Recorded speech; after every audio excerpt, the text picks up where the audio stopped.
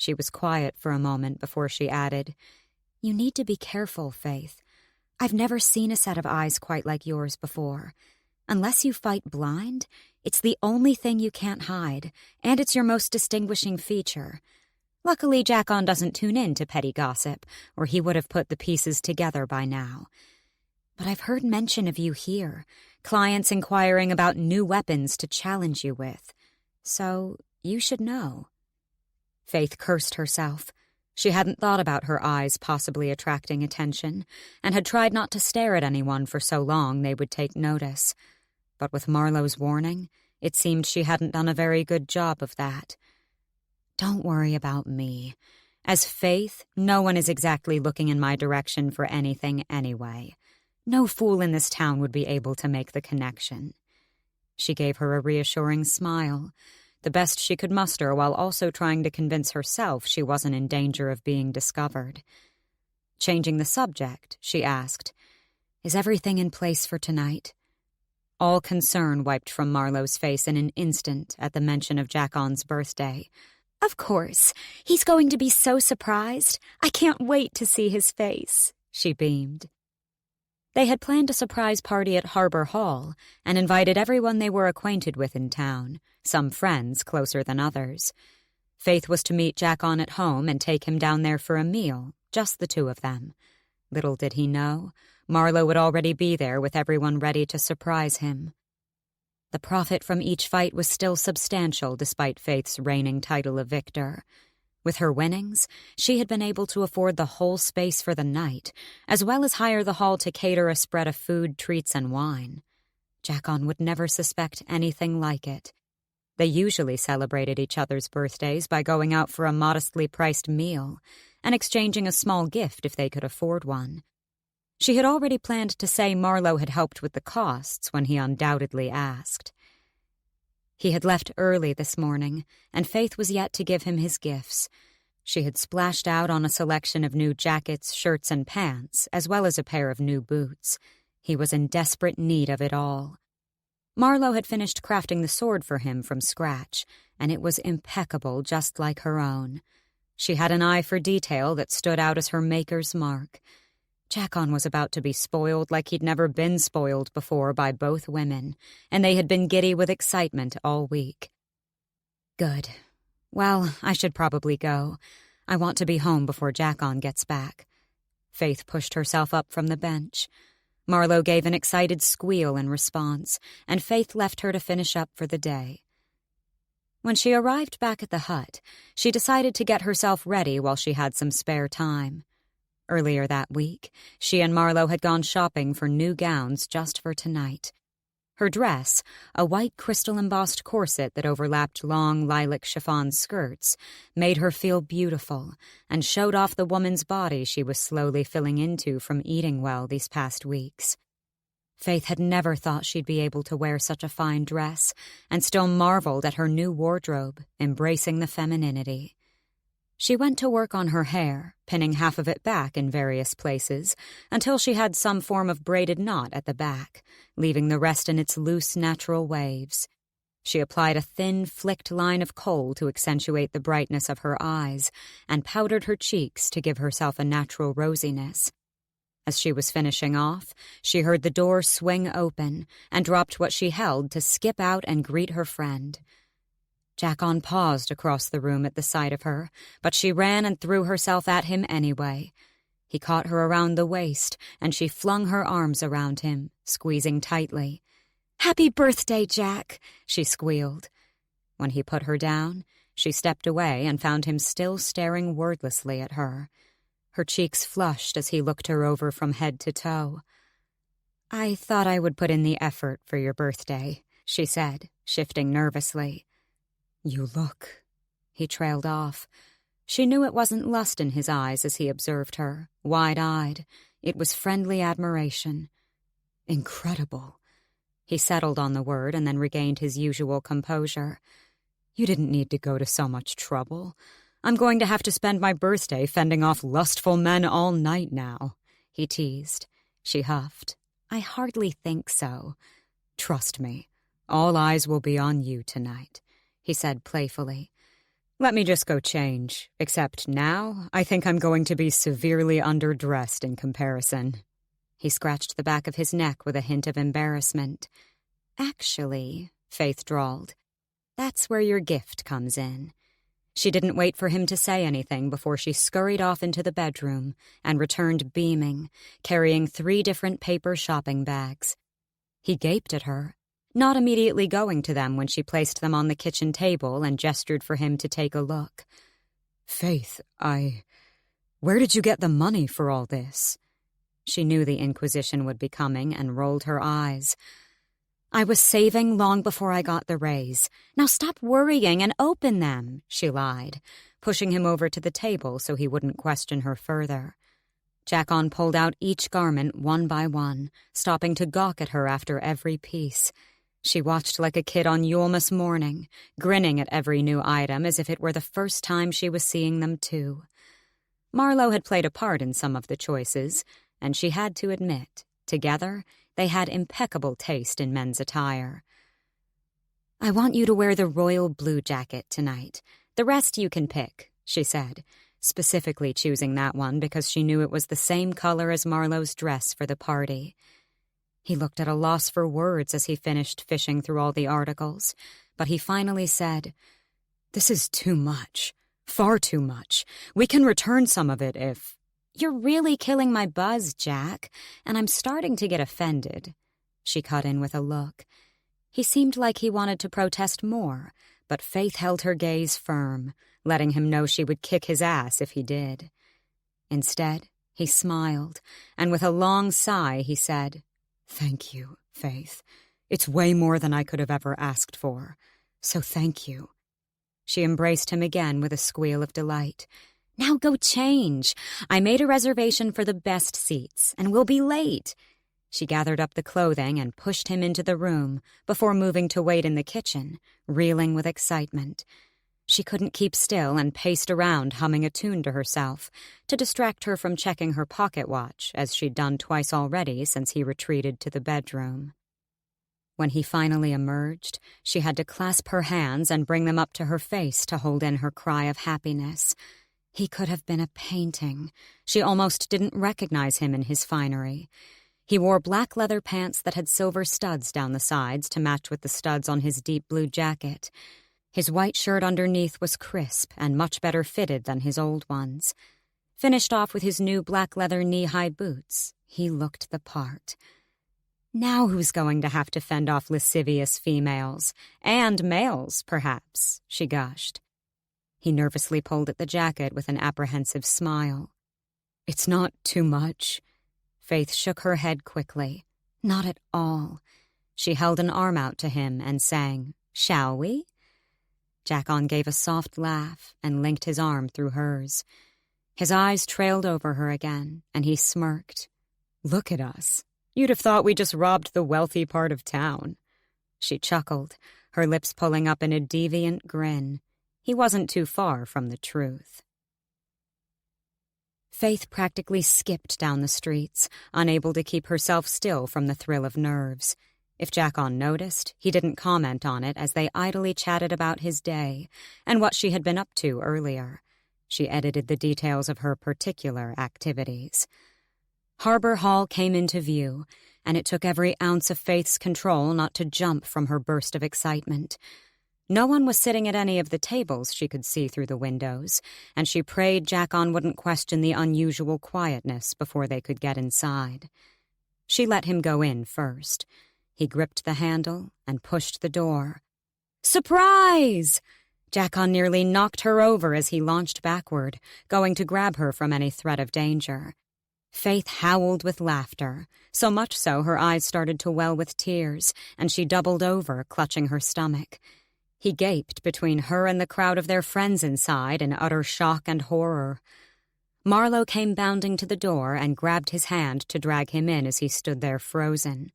Faythe followed inside just as some lute players started their ensemble, and everyone flooded over to wish Jackon a happy birthday. Every ounce of stress and lost nerve had been completely worth it for that moment alone. In fact, Faythe decided she could die right now and be happy that was the last thing she saw. Inside, the party fell into full swing. They had moved the tables away from the center of the hall, allowing space for people to dance and chat together. Candles burned low, and Faythe admired her own handiwork as the glittering decorations made the room sparkle beautifully against the amber flames. The food was delicious. Faythe was already on her second glass of wine, perfectly normal human wine, thankfully, while picking at some finger sandwiches and watching the revelers sway in time with the lute players. "You look magnificent tonight, darling Faythe." Ferris's voice carried over the music as he came up beside her with a glass in one hand. She mumbled her thanks, taking in his own fine attire as they both watched the party. "I see you're not letting a single coin of your hard work go to waste." He gestured around and gave her another look over. She smirked. "I'd barely call it hard work." "How do you make it look so easy in there?" His eyes danced. She shrugged. "Give me some real competition, will you? It's starting to get boring." Smug, she took a casual sip from her cup. "Profits are starting to decline. People expect the gold-eyed shadow to win nowadays," he remarked, using her newfound nickname. She hummed. "I'm not throwing a fight, if that's what you're suggesting." "Never, Faythe. I wouldn't diminish your talents like that." He paused and then said, "But we should find you someone more challenging." She lifted an eyebrow. "And you have someone in mind?" He hesitated as if even he thought it was a dangerous idea. That spoke volumes, yet she still couldn't have braced herself for what came out of his mouth. "How do you think you'd fare against a fae?" She choked into her wine glass and met his insane proposition with wide eyes. "Do you want to get me killed?" she hissed, the music hiding her tone. "All you'd have to do is outsmart him. Go on the defensive until you can get into a killing position," Ferris said nonchalantly. She glared at him, trying to hold back her expression of outrage so people wouldn't question their encounter at the edge of the party. "If that's all, then you can bloody well try it yourself," she snapped. He chuckled in amusement. "It was just a suggestion, and one that could rake in a much higher sum than even your first night." She contemplated, actually gave the senseless, absolutely ridiculous idea some thought. There was no chance of her besting a fae. Their speed alone was simply not a match for any mortal, not even close. She had dabbled in swordplay with Nick, and he had never even been trying. It would be near impossible to dodge their attacks. Unless... Faythe straightened, sucking in a subtle breath. Unless someone possessed the ability to foresee their movements beforehand. Her heart's tempo increased as she thought it over. She had done it once, had caught Nick's leg before he could fully move out of the way, because she'd seen him plan his next move. It would be a risk, a huge risk, and it would be her life on the line if she took it. There was a high chance her death at the hands of a fae would go unpunished, accidental or otherwise, especially as she'd be foolishly and willingly putting herself in the line of peril. She shuddered. This was a very, very dangerous game she was playing. "I'm in," she blurted. His eyebrows raised at her agreement. "But not yet. I'll need a couple of weeks for experience and practice. I'll need to be fully prepared," she said with all the bravado she could muster. She would need to practice, just not in the way Ferris assumed. She had only foreseen movement once, by accident, and since that time with Nick, she hadn't really tried to tap into her conscious abilities and see what else she was capable of. He stared at her for a moment, an eyebrow still cocked in surprise, giving her one last chance to take it back. When she held firm, he gave her a single nod in answer, a phantom handshake for the deadly deal she'd signed. The song slowed, and Faythe stood drinking while she watched couples join and sway to the romantic melody. Her eyes drifted to her friends, and her heart melted at the sight. Their outfits matched perfectly, and together they brought the starry night sky to the dance floor, dark blues and silver accents creating beautiful floating constellations where they swayed. They were laughing, eyes bright, as Marlowe's hands draped behind Jackon's neck, and he held her tightly by her waist. She knew she should look away from their moment of intimacy, but she couldn't help the sting in her heart at the way they looked at each other.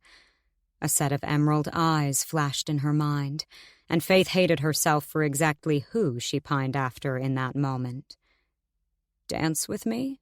Ferris's voice broke through her thoughts. She turned to find his hand held out to her. Grateful for the distraction, she took it and let him lead her into a space where they could join and dance together. After a quiet moment, he said, "You are some woman to behold, Faythe, both on and off the fighting field." His eyes darkened. A playful smile tugged at her lips. "It's a shame I don't mix business with pleasure." He chuckled softly. "A shame indeed." Chapter 28. The party came to an end at 1 a.m, and they all left together while the hall staff cleared up as part of Faythe's generous rental sum.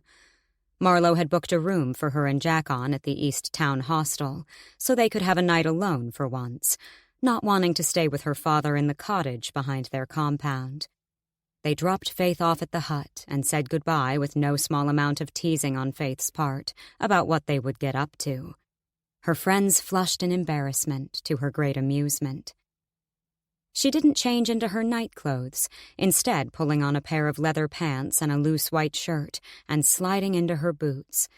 Maybe she was being foolish, but she hadn't been able to get a certain arrogant, annoying, irritatingly handsome Fayguard out of her head all night, and she was tired of waiting to see if he would seek her out, in her head or otherwise. As she slipped into bed fully clothed, she closed her eyes and waited to fall into darkness. Then she awoke, standing in the gold and white mist of her mind. Her hands became slick with sweat, and her heart raced with nerves. The last time she was in the black and gray clouds of Nick's subconscious, she'd had no clue about anything she was or what he was. So much had changed since. That day seemed like another lifetime ago. Nick could very well push her out with half a thought or not let her enter at all. He would be aware the moment she tried to project herself into his mind, just as she was whenever he visited hers. Without giving herself time to cower, she closed her eyes and thought of him. When she felt the pull and didn't immediately hit a mental wall, she knew she had made it through. It didn't stop her from slowly peeling one eye open first to check, though, a part of her hoping to still see gold. But it was the starkly contrasting whorls of black and gray she was met with when she opened her eyes fully, and she wasn't sure if she felt relief or fear at being back. After a short moment, Nick came into view. She almost stumbled, gaping at the sight of him bare-chested, hands casually slid into his sleep pants. His usual loose-fitting white shirts had hinted at his toned upper body, but this... Seeing him bare made Faythe's cheeks catch fire.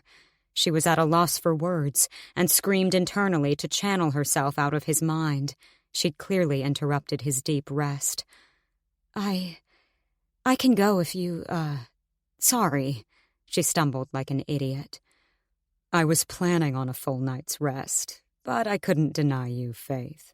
A wicked smile twitched the corners of his lips at her obvious embarrassment. "Why are you here?" At least he was back to his insufferable, cocky ways. Their last awkward encounter hadn't tainted the air between them. "You haven't been around in a while." She trailed off, having no idea where her train of thought was going. "I didn't realize I was needed." "You're not," she snapped instinctively. Then she recovered. "I mean, it would have been nice for you to check in or something," she said lamely. "Why?" Faythe gawked a little. "Sorry, I guess I made the mistake of thinking we might be friends." She turned to leave as if there were an imaginary door, when the mist shifted to wrap around her middle and hold her still. Even her mind felt a weight upon it, as she was held from projecting anywhere. Nick had once told her it was possible to become trapped in another Nightwalker's mind. It was why they didn't often risk it. Now she was stuck here against her will. "You could just as easily have visited me any time as well, you know," he said softly. She turned to him. All the anger she was about to unleash faded at the remark. He was right. She had been just as absent as he, and she hadn't even realized, stupidly waiting on him to make the first contact, thinking he wouldn't want to see her again after their intimate moment in the woods. It had been nothing. "You're right. I'm sorry. I've been distracted," she said with a weak smile. She wouldn't tell him about the cave, not wanting a lecture on the dangers and her recklessness like Jackon would give her. "Can you meet me in the woods?" she asked. Nick curved an eyebrow. "Tonight? It's almost 2 a.m. "Please?" He released a long, dramatic sigh. "Fine, 20 minutes, he said begrudgingly. She felt the mist release her, and then the pressure lifted off her mind, too. He gave a smug smile. "You're free to go." She childishly stuck her tongue out at him and heard the echoes of his chuckle before she was back in her own mind. Rising to consciousness, she immediately shot out of her cot. Faythe arrived first, emerging into the waterfall clearing and taking a big gulp of pure, fresh air. She sat near the water's edge, idly picking at the grass and letting the calming sound of running water hypnotize her. After another few minutes, rustling came from the tree line, and a familiar head of polished black hair and piercing green eyes came into view. She beamed at the sight of Nick. It struck her just how much she had missed his company these past couple of weeks. It felt different, clearer seeing him in person compared to in their minds. "So, what is it you have to tell me that couldn't wait?" he said by way of greeting. He dropped down next to her, casually leaning back on his hands as he observed her with his usual arrogant smile she'd come to love and hate. "I was actually hoping you'd help me with my conscious abilities," she said warily. He looked at her in curiosity, waiting for her to elaborate. "I want to learn how to control them better, in combat specifically." The air was silent as she waited for him to quiz her further. She had no doubt he would force her to reveal her completely futile plan to challenge a fae in a fighting pit. "I suppose I could volunteer to be your test subject," he said casually. She grinned in response.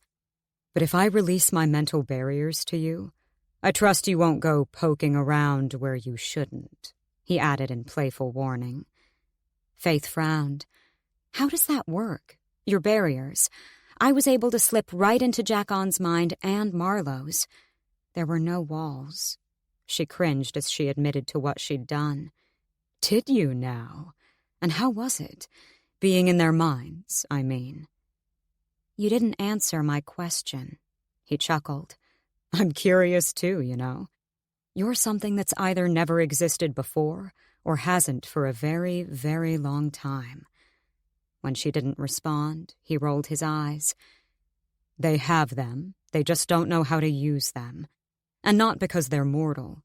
I'm a Nightwalker, and a powerful one," he said, not out of arrogance. "Mastering the mind is part of who I am, and I've centuries of practice.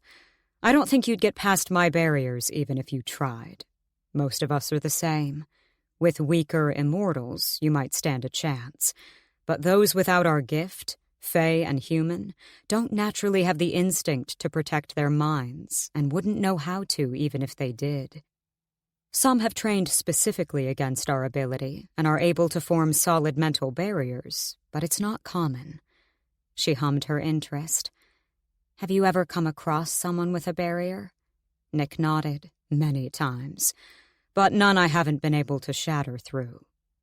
Faythe shuddered. Was he really that strong in his ability? At her unspoken question, he went on. "I guess some may have held out against a lesser Nightwalker." Again, there was no haughtiness in his tone as he explained the facts. "It's risky, though. If the host discovers you're in there, it's as good as killing them. Their fragile mind can't handle the confusion of having two essences consciously present at once. They don't tend to recover mentally. It's also dangerous for us. A lesser Nightwalker might never recover.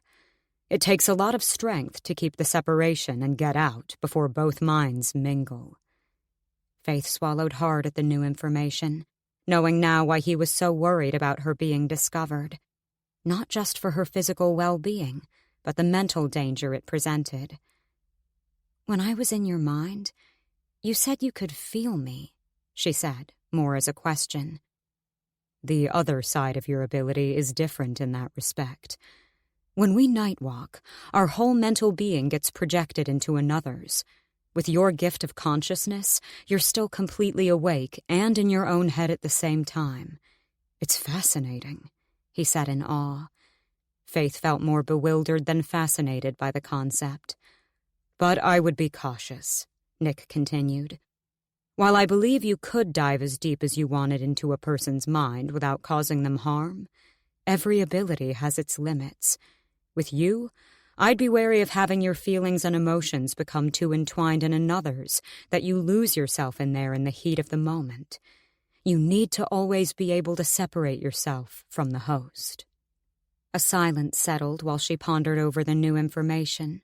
Then she spoke.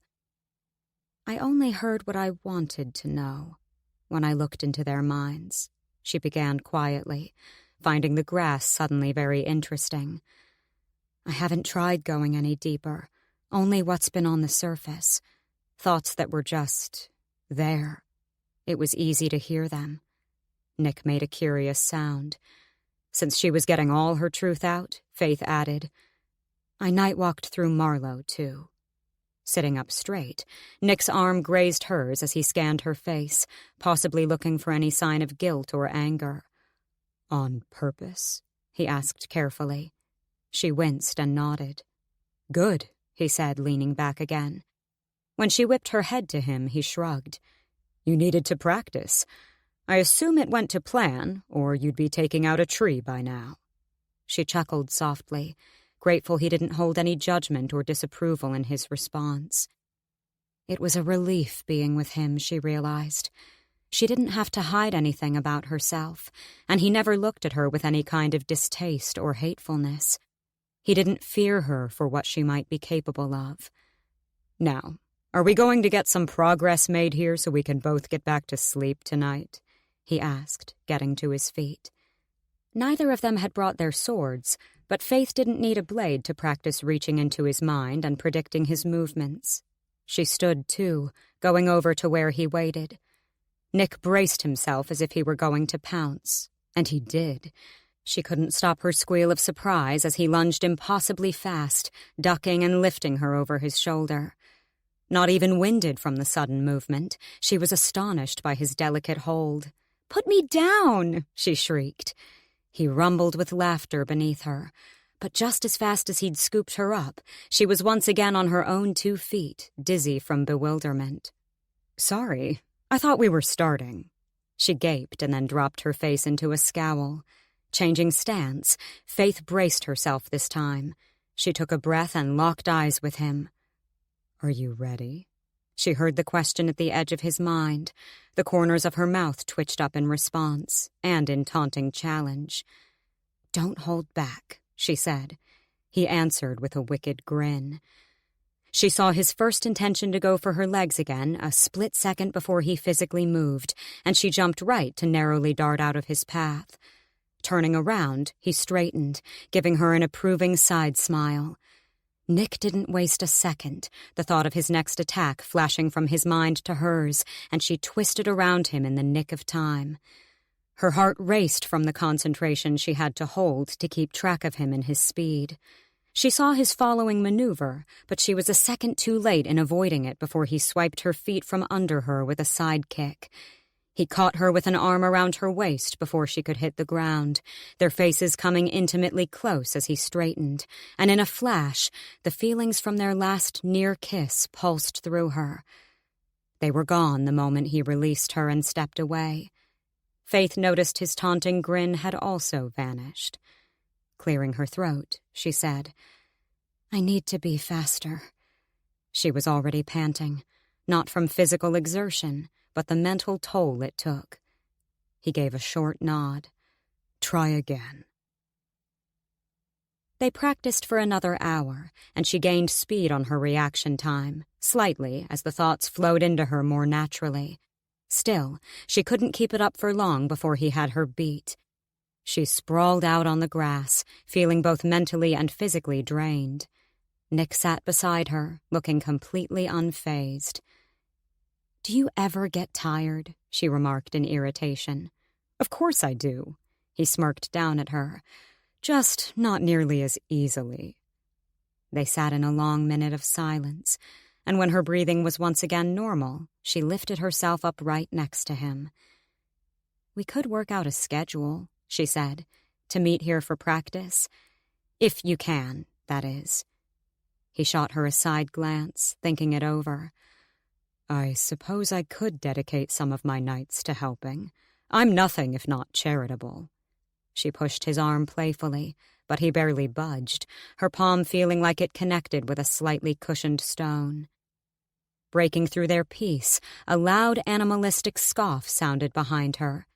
Faythe whipped her head around, then she shot to her feet at the sight. The mighty white stag! It took her a moment in her shock to ask, "You see it too, right?" "The giant beast? Yes, Faythe, I think it's pretty damn hard to miss," he retorted. She didn't respond to his sarcasm, relieved she wasn't hallucinating. "Do you know what it is?" she asked instead. Before he could state the obvious in that irritatingly derisive way of his, she added, "I mean, what it wants." It was uncanny how similar this encounter looked to the last. The stag once again threw its head sideways as if beckoning her to follow. "I would say that's pretty obvious, too. Wouldn't you?"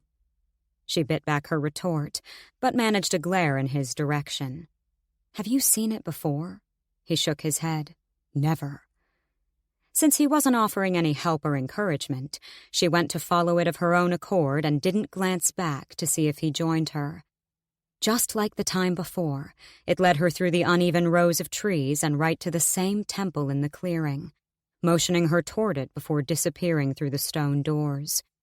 She knew Nick had followed and witnessed the whole encounter from his footsteps nearby, and she shook her head, trying to make sense of what she'd just seen for the second time. Not a movement was different on the stag's part. "It was exactly like before," she mumbled, confusion creasing her forehead. "You mean you've seen it before?" he asked with piqued curiosity, coming to stand beside her. A vacant nod was her only answer, as she trailed up the stairs of the portico and pressed her palms to the doors. "What do you want?" she pondered out loud. Resting her ear against the solid, cold rock, she strained to hear if there was something, or someone, inside. "You need the Riscilius, Faythe." She pushed off the stone with a gasp. "Did you hear that?" "Hear what?" Nick said from behind her. Perhaps she was going crazy. That seemed like the only logical explanation. She dared to press her ear to the door again and waited. Nothing. Huffing her frustration, she marched back down the stairs and turned to look at the structure. It offered no clue or insight as to why she should be here, and she wanted to bellow her annoyance at the still stone building for wasting her time. It must be mere chance. The stag could have appeared to anyone. Maybe it was on some centuries-old magical loop no one had bothered to stop. A message for someone long since passed. These woods were bound to be full of ancient tricks and mysteries. Faythe shuddered, not wanting to stay longer and discover them, or they her, since that was how it seemed to work around here. Yet as she held her eyes on the symbol of Aurealis that branded the door, she swore it started to glow slightly as if beckoning her to discover what lay beyond. She wanted to turn from the structure and vow never to follow the damned stag again, but the reckless, impulsive side of her dominated her sane, rational brain. One word became a chant in her mind that she couldn't silence. The Riscilius. It had to be the key to get inside. Fortunately, there was one book-loving blacksmith in the kingdom who might hold the answer of where to find it. Chapter 29. The early morning air held a chill to it as Faythe made her way to the market for work. Autumnal equinox was only a week away, and eager revelers had already started decorating the buildings with banners of vibrant fall colors in anticipation of the full bloom of the new season. She pulled her dark green cloak tighter around her and glared up at the sun that mocked her by not offering any warmth. Still, she was a little relieved the days were no longer so clammy and dry. Over the past week, she had met with Nick every second night to practice her mind skills for combat, which was a fancy way of saying to get put on her ass every 5 minutes. She was getting better, though, slowly. She was all too aware the fight with her Fae competitor was looming closer. 2 weeks' time, Ferris had told her a few days ago. She'd had to force back her panic that it might not be enough time for her to be competent in her ability to foresee their impossibly fast movements and stand a chance. But she couldn't tell that to Ferris. Rounding the last corner, she strolled up to the bakery stall and offered a cheerful greeting. Her smile fell when Marie looked at her sadly without responding. "We've been thinking, Faythe. I know you've helped us for a long time now, but we just can't afford the cost to keep you any longer. Grace has agreed to help with the deliveries, but we don't expect it to be as busy here with the cooling weather." Marie spoke quickly and nervously. She was being let go. A month ago, Faythe would have perhaps embarrassed herself by falling to her knees and begging Marie to reconsider. The small, insufficient wage was all she had to make ends meet. But now? She smiled warmly. "I understand, Marie. You're doing what's best for your family, and I wish you and your daughters well." It obviously wasn't the reaction Marie expected. Her mouth popped open in surprise. She came around the small counter and took Faith's hands. "You'll be all right, dear," Faythe answered with a squeeze and a nod. The baker embraced her tightly. "Could you run one last errand for me, though?" she asked, shuffling back around the stall and producing a small box. "Mrs. Green hasn't made an order for a while, but would you take this to her? I would hate to think she might have had a bad lot the last time." "Mrs. Green?" Faythe frowned, taking the box. How had she not noticed when Mrs. Green was one of her most frequent and joyous delivery stops? She had been so wrapped up in her own problems, she hadn't even realized how long it was since she last saw her, and Faythe felt riddled with guilt at her selfishness. Then a dark feeling settled over her. The last time she'd seen Mrs. Green. Faythe nodded with a weak smile and offered Marie one last farewell before setting off. She quickened her pace, the urge to get there as fast as she could drowning her with overwhelming dread. Her nerves were irrational, she tried to reassure herself, and she would be breathing in her relief the moment she walked into the mill and saw Mrs. Green sitting in her usual spot at the kitchen table doing something to occupy her hands. Still, she was almost jogging by the time she rounded the next corner, and the large off-white building came into view. She hurled herself through the door, not bothering to knock or call out. When the familiar chirp of Mrs. Green's voice didn't greet her straight away, her stomach dropped further. Faythe walked into the kitchen and found it empty. She called out in the hope someone would echo back. Leaving the box on the table, she continued her search as a daunting feeling set her on edge. Everything was too still and untouched. Too quiet. Hearing movement from the outside, she loosened off slightly. One of the workers, they would know where she was. Out the back door, she spotted an older man by the shed grinding some contraption she assumed was full of grain. She practically ran to him, blurting out, "Have you seen Mrs. Green?" He jumped in surprise at her sudden outburst, and Faythe mumbled a quick apology. "You haven't heard," he said. She blanched immediately. "Heard what?" His face fell grave. "She was taken near 2 months ago now, to the castle. She never came back," he said solemnly. Taken. Just as they had gotten Reuben out. Faythe had told Mrs. Green she would be safe. Her hand shot up to cover her wide mouth. and she backed up a few steps as if the news were a physical blow. The pain was similar. Her chest tightened painfully, and the air around her refused to fill her lungs properly. The man muttered something else, condolences she could faintly hear. Some Fae guards came in the middle of the night. One had a particularly nasty-looking face with a long scar, he recalled. The man tilted. No, it was her own vision that wavered and threatened to make her collapse at the malicious face that flashed to the forefront of her mind. Captain Varys. He had been here, and he had seized Mrs. Green. Had she been brutally handled like the innkeeper's son? Oh, gods! Oh, gods!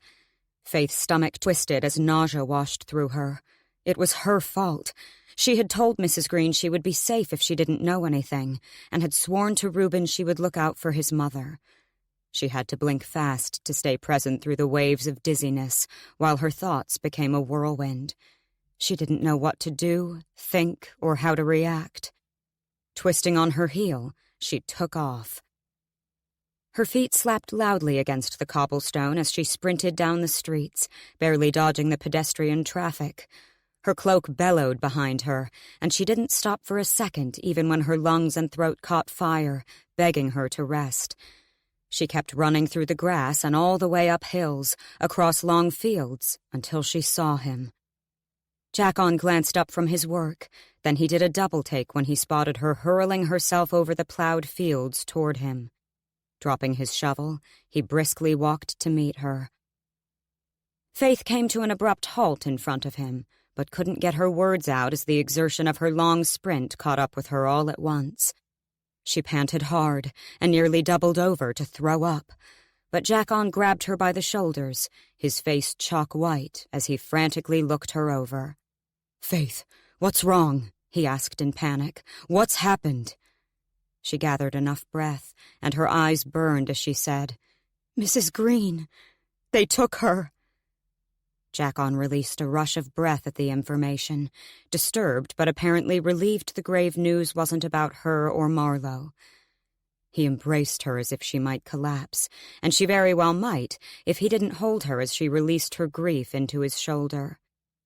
He let Faythe cry and compile herself before pulling back to look at her. "Tell me what happened." They retreated into a barn and sat on stacks of hay, as Faythe relayed the vague information she knew. "Shit," Jackon swore, pouncing to his feet. "What reason would they have for taking her?" He began to pace the floor. Faythe shrugged weakly. "Maybe she knew more than she was letting on. Or maybe they're more ruthless than we thought, and are eliminating whole households that displease them." Jackon ranted a colorful array of curses and insults to portray exactly what he thought of the Fae, their guards, and the royals. Faythe was too hollow in her own grief, her own guilt, to have room for anger. "It's my fault. I should have got them both to leave, but I told her she'd be safe." Jackon sat next to her and put his hand under her chin, tilting her head so she could look him in the eye. His remained fierce as he said, "This is not your fault. Her death is not on your conscience, not even for a second." Neither of them considered the possibility she could still be alive. The Fae didn't take human prisoners, but it still stung Faythe's heart to hear the word that was so final. Death. She must have known they would come, and didn't want to risk ruining Reuben's escape. We can only hope she sacrificed herself with the intention of saving her son. That it wasn't in vain, he said, and Faythe picked up on his slight tone of uncertainty. If they had failed, if Reuben hadn't made it to safety, her death and his would be in vain. Faythe couldn't dwell on it further for fear she would fall apart completely. She left Jackon to finish his workday and headed back to the hut. She didn't plan to tell him she no longer had a job at Marie's stall. She would keep up the pretense to justify her income. It was yet another lie, and she hated herself more every day for the master deceiver she was becoming. At home, she sat in utter silence and let her mind reel. She barely registered Jackon coming home or the small idle chatter he tried to engage in over supper. When he was asleep, snoring next to her, she shot out of her cot and dressed swiftly before leaving and storming all the way to the woods. She spotted the Fae guard with his back to her through the tree line, but he didn't turn when she emerged. "Did you know?" she said with icy calm. Her rage boiled beneath the surface, but she wouldn't release it, not until she heard it from him. Nick twisted slowly around, his face unreadable. "You're going to have to elaborate a little, Faythe." Her anger spiked and then simmered. "Mrs. Green, Reuben's mother. Did you know she was taken the night after we got him out?" He was silent, deliberating, and her patience began to run dangerously thin. "I did." She expected it, but it didn't make the blow any less. "You kept it from me all this time?" "I didn't think it was something you needed to know." She had to close her eyes and breathe for a moment, or else she would erupt. "He was my friend, and I swore I'd look out for her," she seethed, opening her eyes again to blaze at him. His face fell a little, the only display of regret he would show, but then he wiped all expression away and stared at her blankly. "Did you have any part in it?" She braced herself, not sure how she would handle the knowledge if he had. Nick shook his head. "No. But Varys found out about Reuben the night before I did, and had plans to bring him in. When they found he was missing, they took his mother instead. He doesn't like to be made a fool of, so he conjured a story about how he saw the same traitorous actions in her mind, too," he explained plainly. It made Faythe sick. She had never seen him so detached and unreadable. She wanted to believe him, he had no reason to lie, but he was Fae and a king's guard. She would be a fool to think he was any different to his companions when they were all tethered by the same leash. Her anger flared to a reckless rage, and before she could stop herself, she honed in on him, his mind, intending to take the information for herself to be sure. She was met with a stone-hard black wall as anticipated, but she threw herself into it and focused all her mental strength on pulling it down. "Stop," he growled, his voice low in warning. She didn't, and kept trying until sweat trickled down her forehead, and a headache formed from the effort. The woods disappeared into a faint blur as she hurled everything she had into the block on his mind. Her mind was a wrecking ball, slamming into his over and over while she pictured the wall's destruction that would grant her free access to his thoughts, his memories. She could feel it weakening, but not nearly enough for her to get inside. "Faythe, stop! Now!" he barked louder this time. When she didn't back down at his second command, he was upon her in a flash. Her feet were out from under her, and she was airborne for a split second before her back met the cool grass. She breathed heavily as the mental contact severed, and she took in her surroundings again. He was on top of her, one knee applying light pressure to her chest, while his hand held hers locked above her head. Her eyes flashed, and she thrashed to get free, but his hold only tightened, and her eyes burned in frustration. Giving up, Faythe went limp beneath him, squeezing her eyes closed to calm herself. One look in his eyes right now, and she knew she would erupt again. He made her feel like nothing when he enforced his strength, and she hated him for it. "Don't try that again," Nick said in quiet, lethal caution. Then the pressure released completely, and he walked away from her. She lay there a moment longer, gathering herself so she wouldn't lose control again. Then she pounced to her feet and whirled to face him. "I don't need your help anymore. I'll figure it out for myself," she hissed coldly. She didn't wait for his response, twisting on her heel and marching straight out of the woods. He didn't follow, and she didn't look back. Chapter 30. Sitting at a workshop bench surrounded by open books she had no interest in actually reading, Faythe sighed. When she awoke that morning after her blow-up with Nick, she instantly felt guilty for her outburst. Sure, he deserved some of her anger. He had kept information from her when he knew what it meant. But he didn't deserve her attempt to infiltrate his thoughts. In hindsight, she was glad she hadn't been able to break through his firm mental barriers. He had looked quietly furious at her for trying, and she didn't blame him. She sulked because she felt like she had lost a friend. Not just a friend to practice her mind skills with. Faythe felt the loss much more than that, fearing Nick would never forgive her. She had come to the blacksmith since she had nowhere else to go with all her spare days, and would be bouncing off the walls if she stayed in the hut. She'd told Marlowe about her dismissal from the bakery, and her friend had been more than welcoming, had even offered to teach her a thing or two about her trade. Marlowe sat at another bench, still poring over the foreign note Faythe had long since given up caring about. However, the blacksmith was fascinated and spent a lot of her time trying to decipher it. "I think I have it," she exclaimed, making Faythe jump a little as they had been sitting in silence for some time. "Well, there are some words that don't make full sense yet, but I have most of it." She twisted in her seat and beckoned Faythe over with an eager wave. Faythe welcomed the distraction and obliged, going to stand close to where she sat.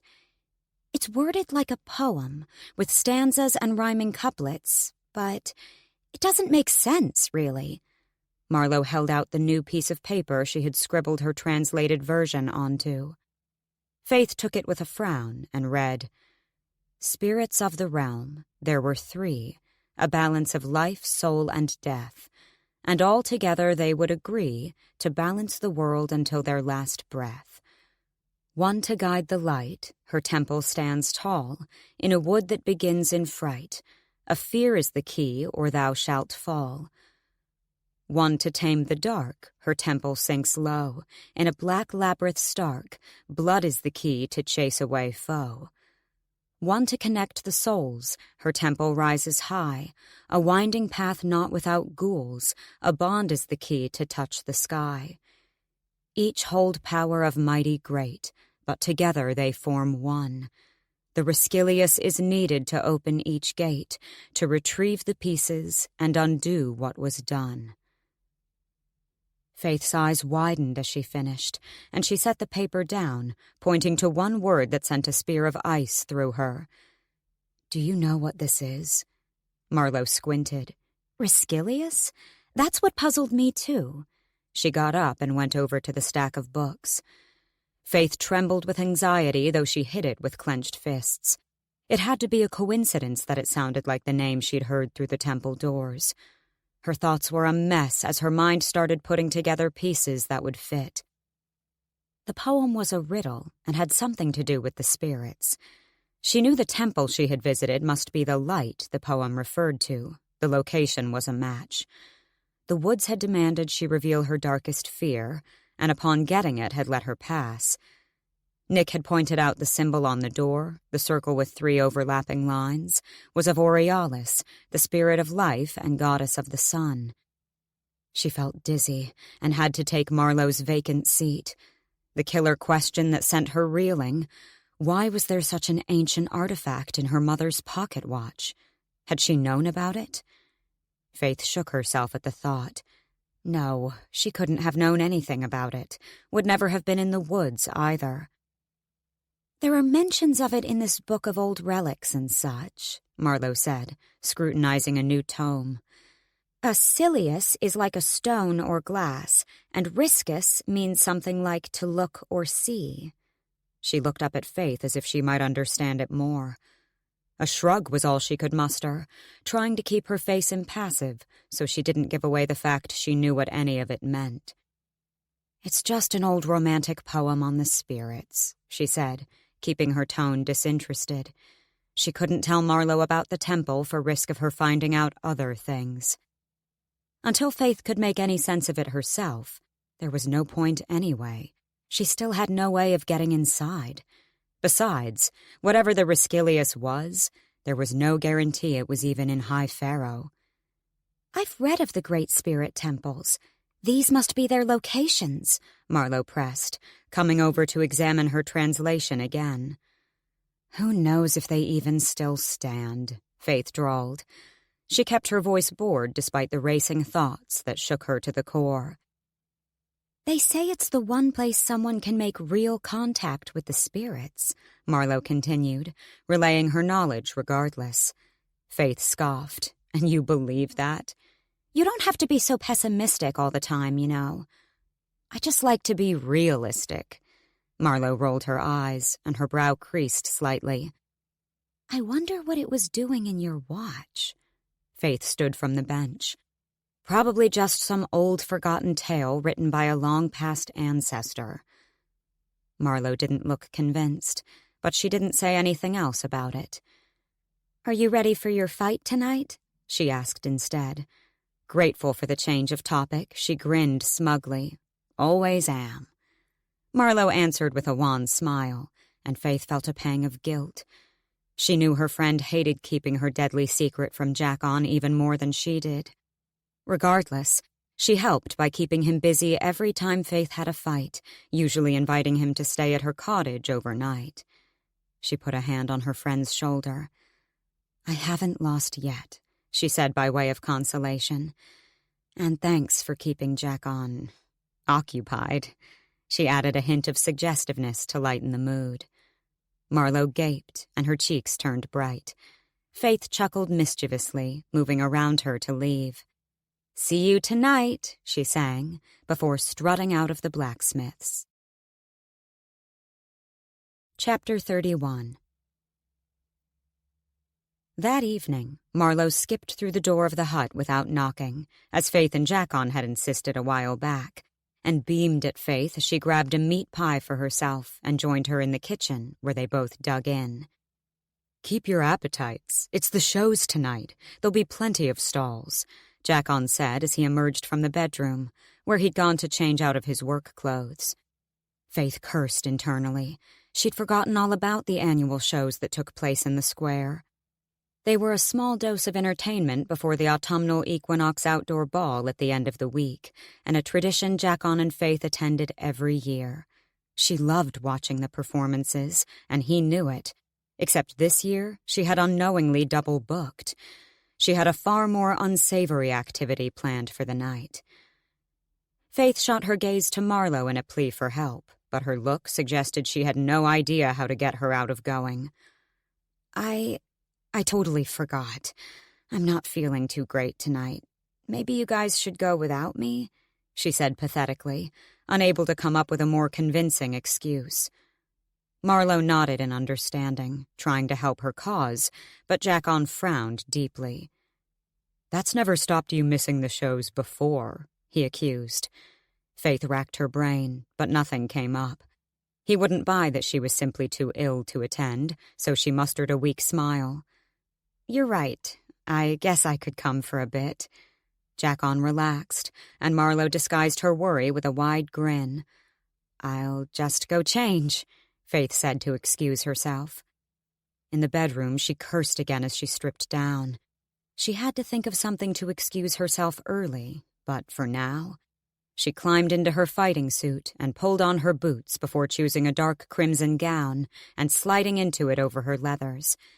It made her a little bulky, but not enough that Jackon would notice, especially not if she wore her black cloak over the top.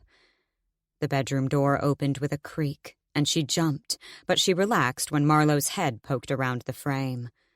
What are you going to do? She whispered. I'll have to leave early. Faythe lifted her gown to show what she wore underneath. Marlowe grinned in appreciation. Can you convince him to leave with you now? I'll need a minute to stash the other things. Marlowe answered with a nod. Good luck, she mumbled before closing the door again. Faythe heard them chatting in the kitchen when she went into the washroom to braid back her hair, and hoped Jackon wouldn't think anything of her hairstyle choice. She usually only pulled all her hair back when she went to practice swordplay, or on particularly hot days. When the door clicked shut, signaling their leave, she slung her cloak on and gathered her other fighting items without a wasted second. Faythe walked hastily through the streets with her hood up. It was unusually busy with the shows going on, and she found herself having to weave and squeeze through small crowds on her way to the square. She concealed her other fighting items under her cloak, but no one paid her any attention.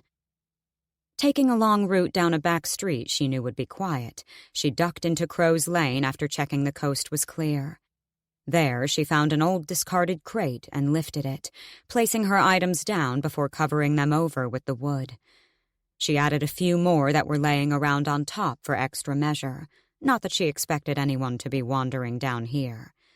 Satisfied, she left the way she came and merged with the flow of traffic on Main Street, headed for the event. When she got to the square, it was packed. A stage had been set up on the far side. Kids sat as close as they could get while the adults stood behind, tightly compacted together. She had no idea how to find her friends in the masses and cursed herself for not anticipating it. An idea came to mind. Faythe darted around the corner. She had never tried to climb the roof in a dress, but she was wearing her suit underneath.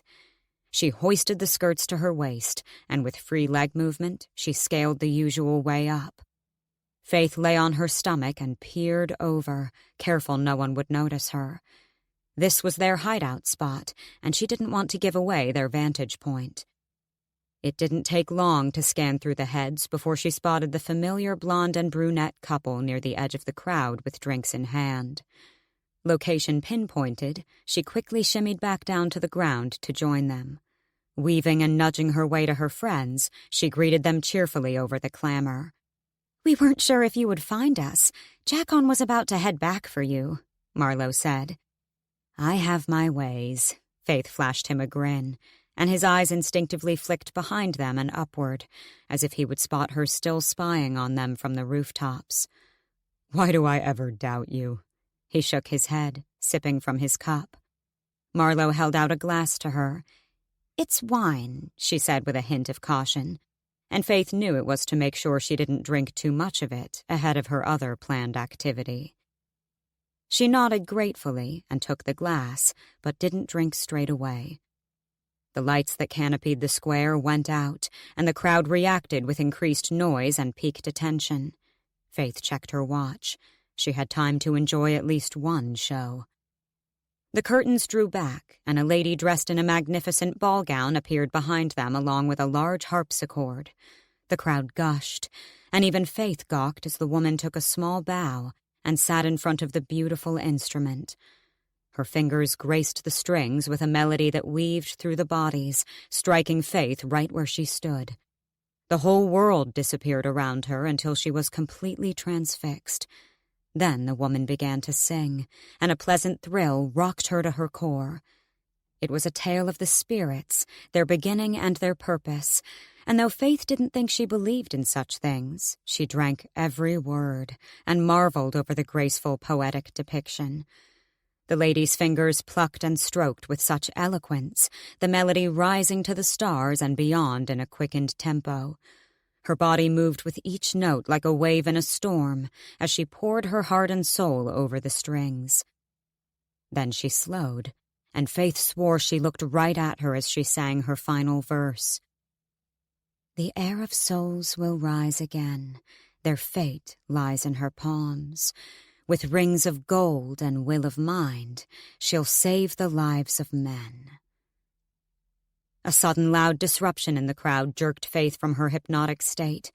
She looked to Marlowe, who was beaming and clapping along. When Faythe returned her attention to the performer, the woman was standing, taking her last bow, and did not look in their direction again as she left the stage. But Faythe was left with a strange, unsettling feeling. Shaking it off, she reached in to check her pocket watch and realized she would be late if she didn't leave now. When no one was looking, she emptied her glass of wine to appear as if she had drunk it before turning to her friends. "I'm really not feeling good. I think the wine had the opposite effect tonight," she said, putting on a drained face. Jackon's brow furrowed. "We can go back." "Aw, but I'd like to stay," Marlowe cut in for her. "I don't usually come to these things. Faythe will be okay, won't you?" She turned to her. Faythe played her part. "Of course, you guys stay. There's no point in us all sulking at home tonight. Enjoy the rest of the shows," she pleaded. Jackon's forehead only creased deeper. She could tell he wanted to protest, but at Marlowe's sad look, he let it go with a sigh. "All right. Well, I'll see you at home then," he said a little reluctantly. She gave them both a quick embrace before weaving her way back out of the mob. She was quick at making it to Crow's Lane in her hurried pace, and soon beheld Ferris leaning casually against the wall, waiting for her as usual. "A little overdressed, don't you think?" he remarked. She didn't deign to respond, and started pulling the crates down, discarding them quickly to get to her hidden items. Not waiting to see if Ferris would turn around, since she was already dressed anyway, she started to untie the back of her gown and let it drop. He didn't flinch, but she knew he was disappointed she wasn't actually standing in her undergarments in the middle of the street. It didn't take her long to be fully equipped with her sword on her back and her hood and scarf concealing her face, fully embodying the gold-eyed shadow she'd come to be known as. She hid her dress just as she had with the other items. Then, not wasting a second as they were already pushed for time, they made haste indoors, refusing to stop for anyone when they stalked past. They arrived in the cave just as the pitmaster was announcing the victor of the previous fight. At the top of the pit entrance, Ferris took Faythe's cloak from her, as was their routine now, and when they announced the next fighters, she descended and let herself fall into her lethal calm. By the time she emerged into the great fighting ring, she was ready.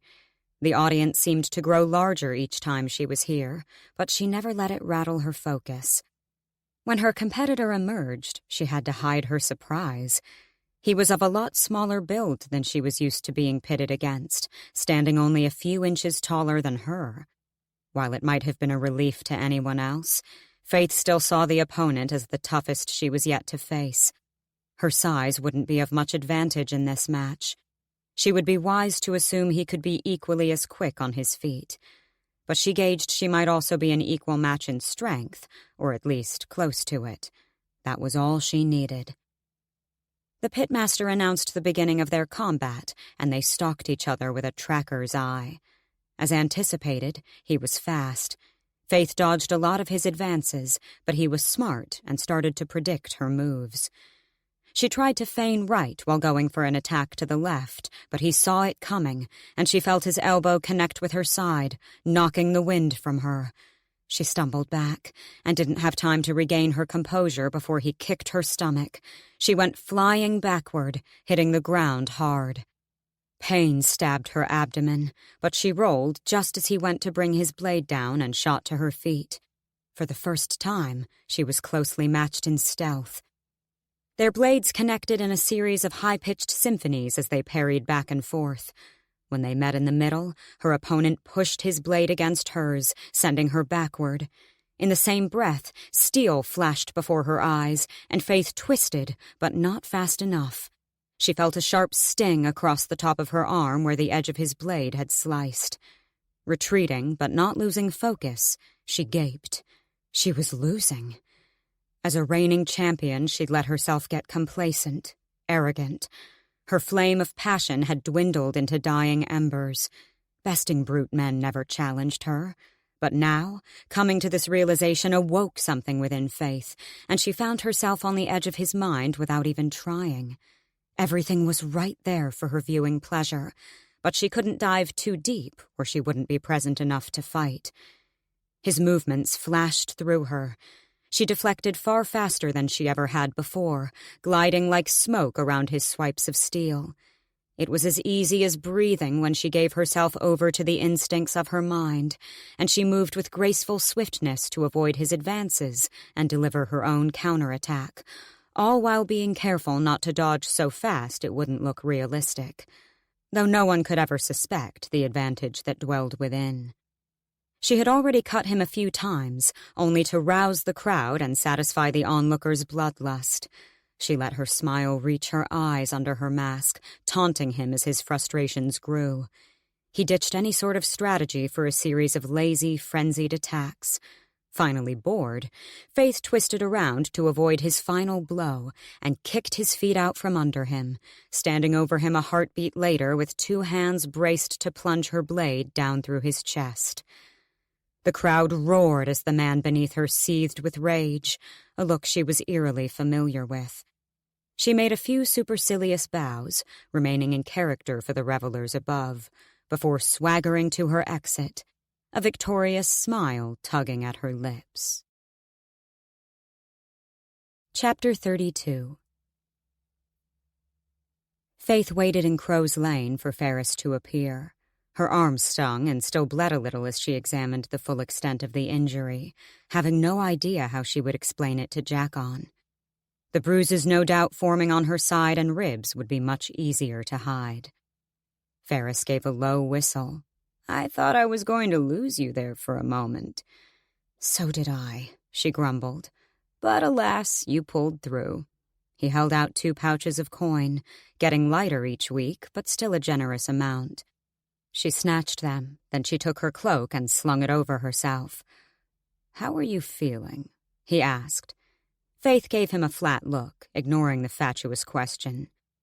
"I need more time to fight the Fae. I won't stand a chance if I'm weakened in the slightest. Another 2 weeks. He opened his mouth to protest, but she gave him a look that said it was reschedule or she would back out completely. Ferris nodded in agreement. "There's already a lot of talk about it. It's going to be a packed night." This wasn't exactly encouraging information. Grabbing her discarded gown, she made to leave, but Ferris grabbed her arm. "Even if you lose, we'll still make good money.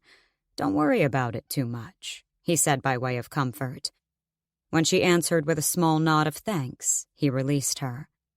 Becoming one with the shadows, Faythe made her way home. Expecting Marlowe and Jackon to still be at the shows or her cottage, Faythe threw the hut door open and halted in shock at the sight of them in the open kitchen, seated at the table. While she gaped, Jackon got to his feet, his face a mask of rage and disappointment. Marlowe met her bewildered look and winced, her face wrinkling in apology. "I'm sorry, Faythe. He knew something wasn't right. I had to tell him," she said quickly, silently begging her forgiveness. Faythe looked at Jackon and swallowed hard, waiting for the shouting to begin. "How long?" he asked quietly. She would rather he shouted at her, if only so she wouldn't have to stare at his completely heartbroken face. Jackon, I'm sorry. We needed the income, and I'm good at it," she stumbled, unable to justify going behind his back. He laughed bitterly, barely able to look at her. "Clearly, if you've been lying to me for as long as I think you have." He shot an icy look at Marlowe. "Both of you." The blacksmith recoiled at the comment, and Faythe stepped between them. "It's me you're angry with, not her. I made her keep the secret. You would have never let me do it." His eyes targeted her again. "It's not for me to let you do anything, but lying to me and getting Marlowe to distract me, that's what you've been doing, isn't it?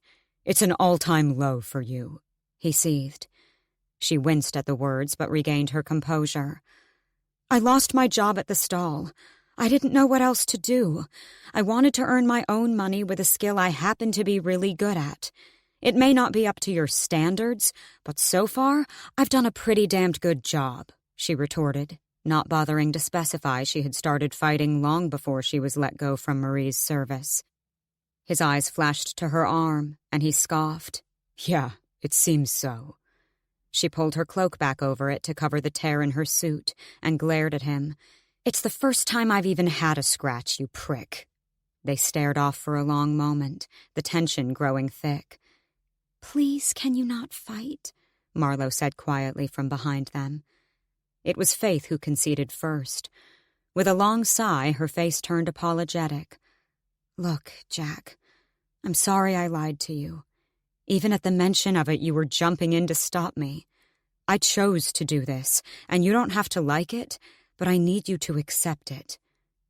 The look of distaste and disappointment didn't leave his face as he huffed in disbelief. He fired Marlowe the same look before turning on his heel and retreating to the bedroom without another word. Faythe whirled to Marlowe, who had tears forming in her eyes. Her shoulders sagged at the sight. This was all her fault. She'd caused friction and distrust between them all.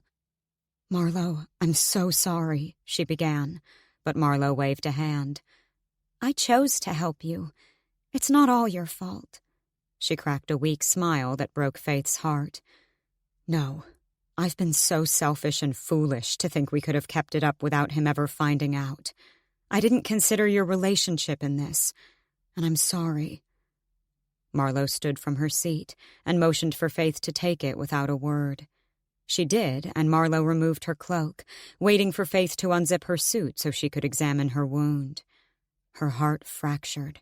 She didn't deserve her tenderness, not now. Faythe winced, pulling her arm free, but sat in her modest black undergarments, while Marlowe filled a small basin with water and grabbed a cloth.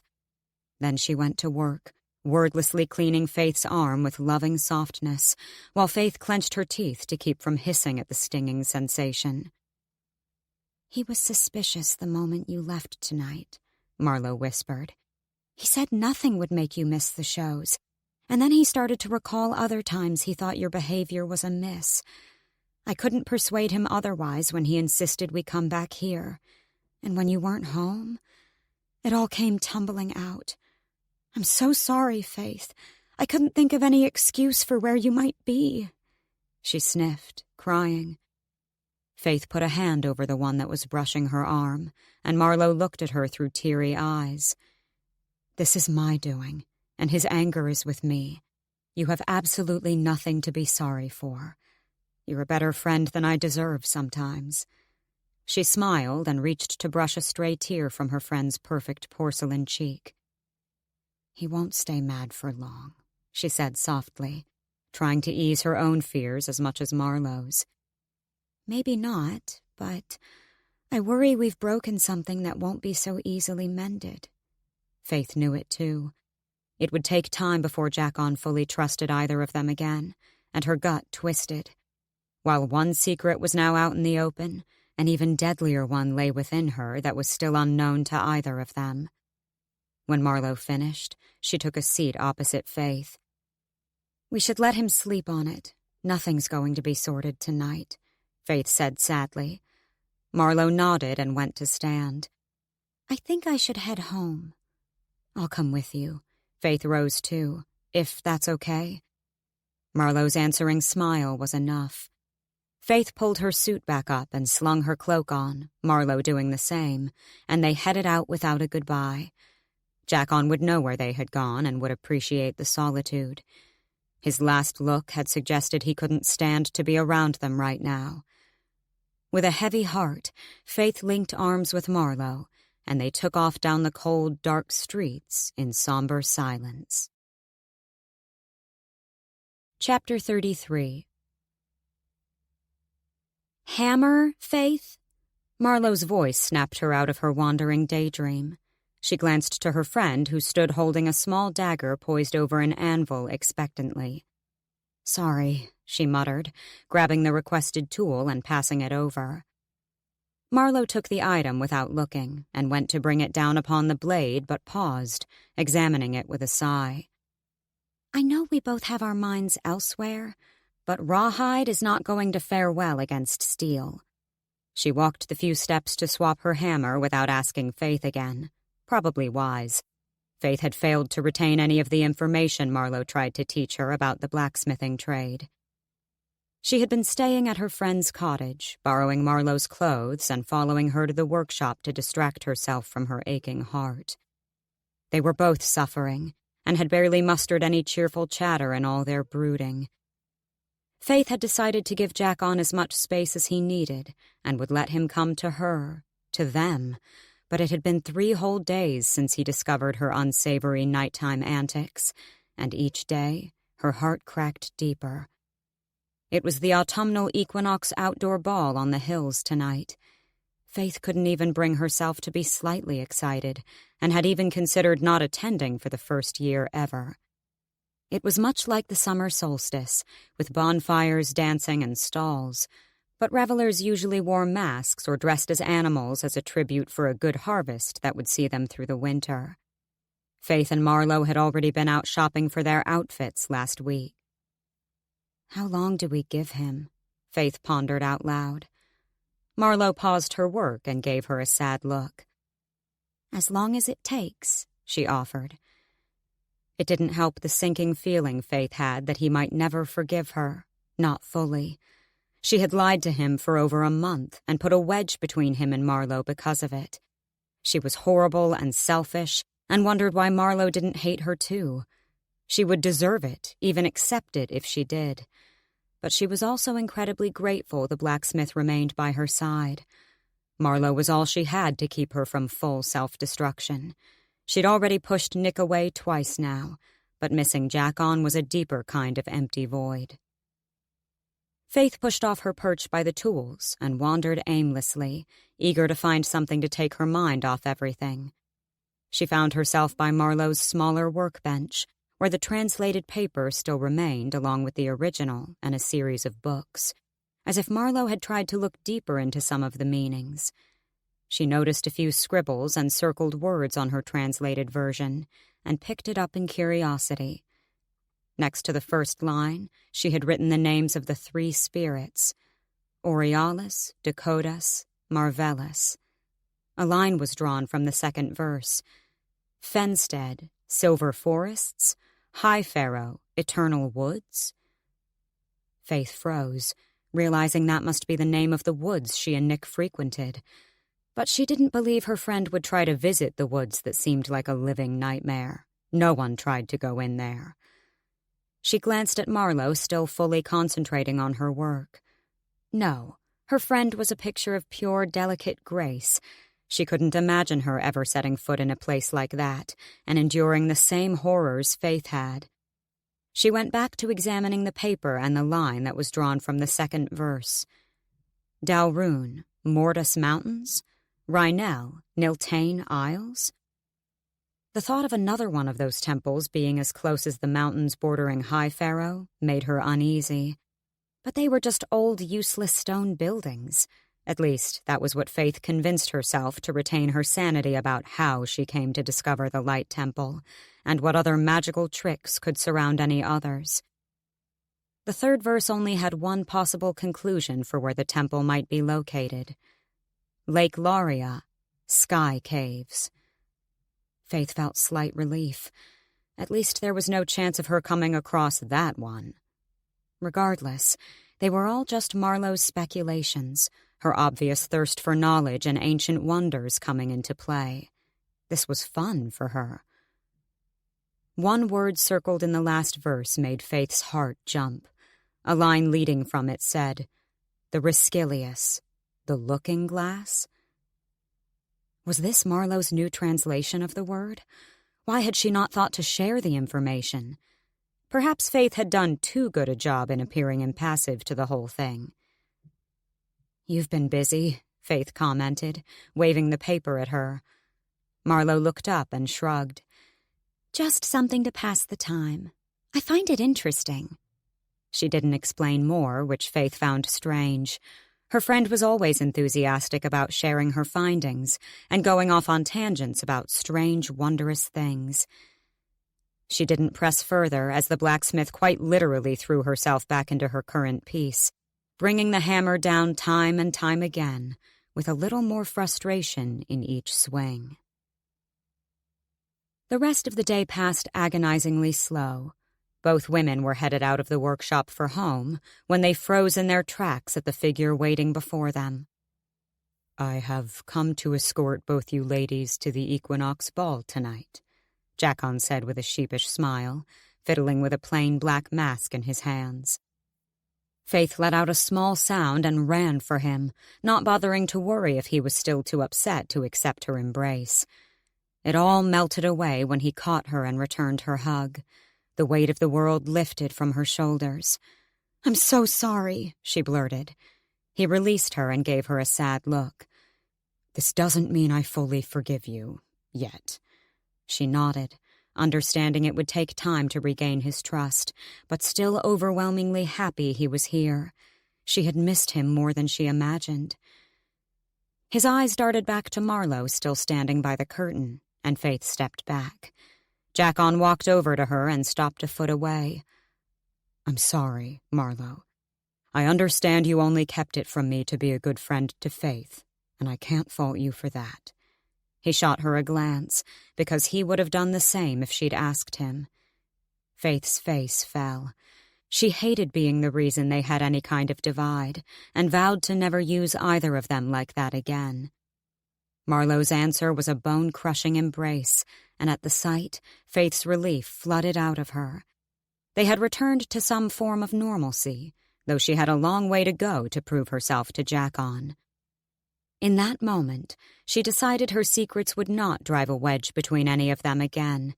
She would find a way to tell them about her abilities, as ludicrous and impossible as they were, and she would pray her friends accepted her as the same person she still was, not view her as the weapon she could become.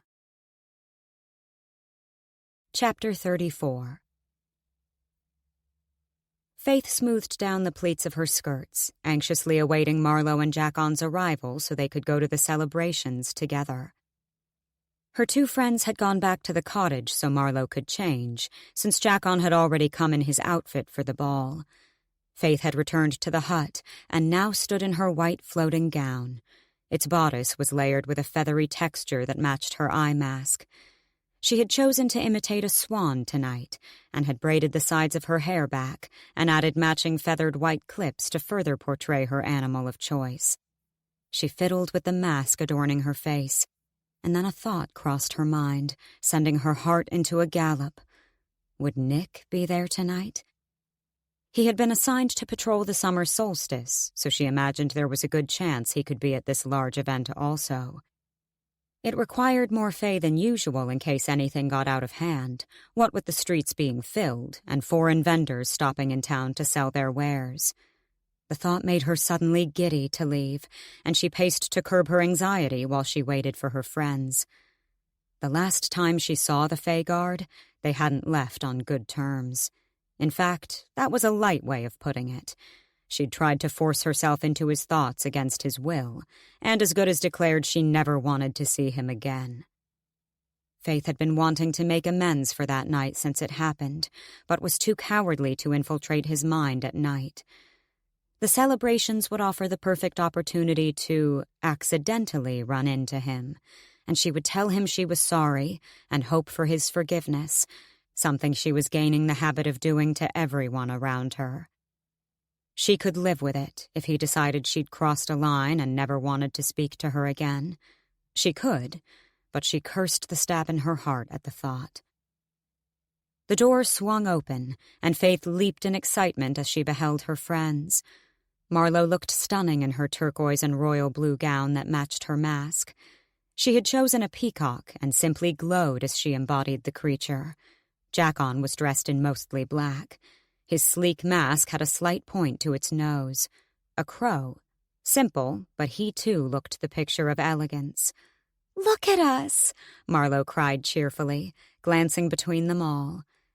Faythe grinned, bounding over to loop her arm through Marlowe's, and they left the hut, emerging onto the bustling streets already thick with revelers in an array of different masks and costumes.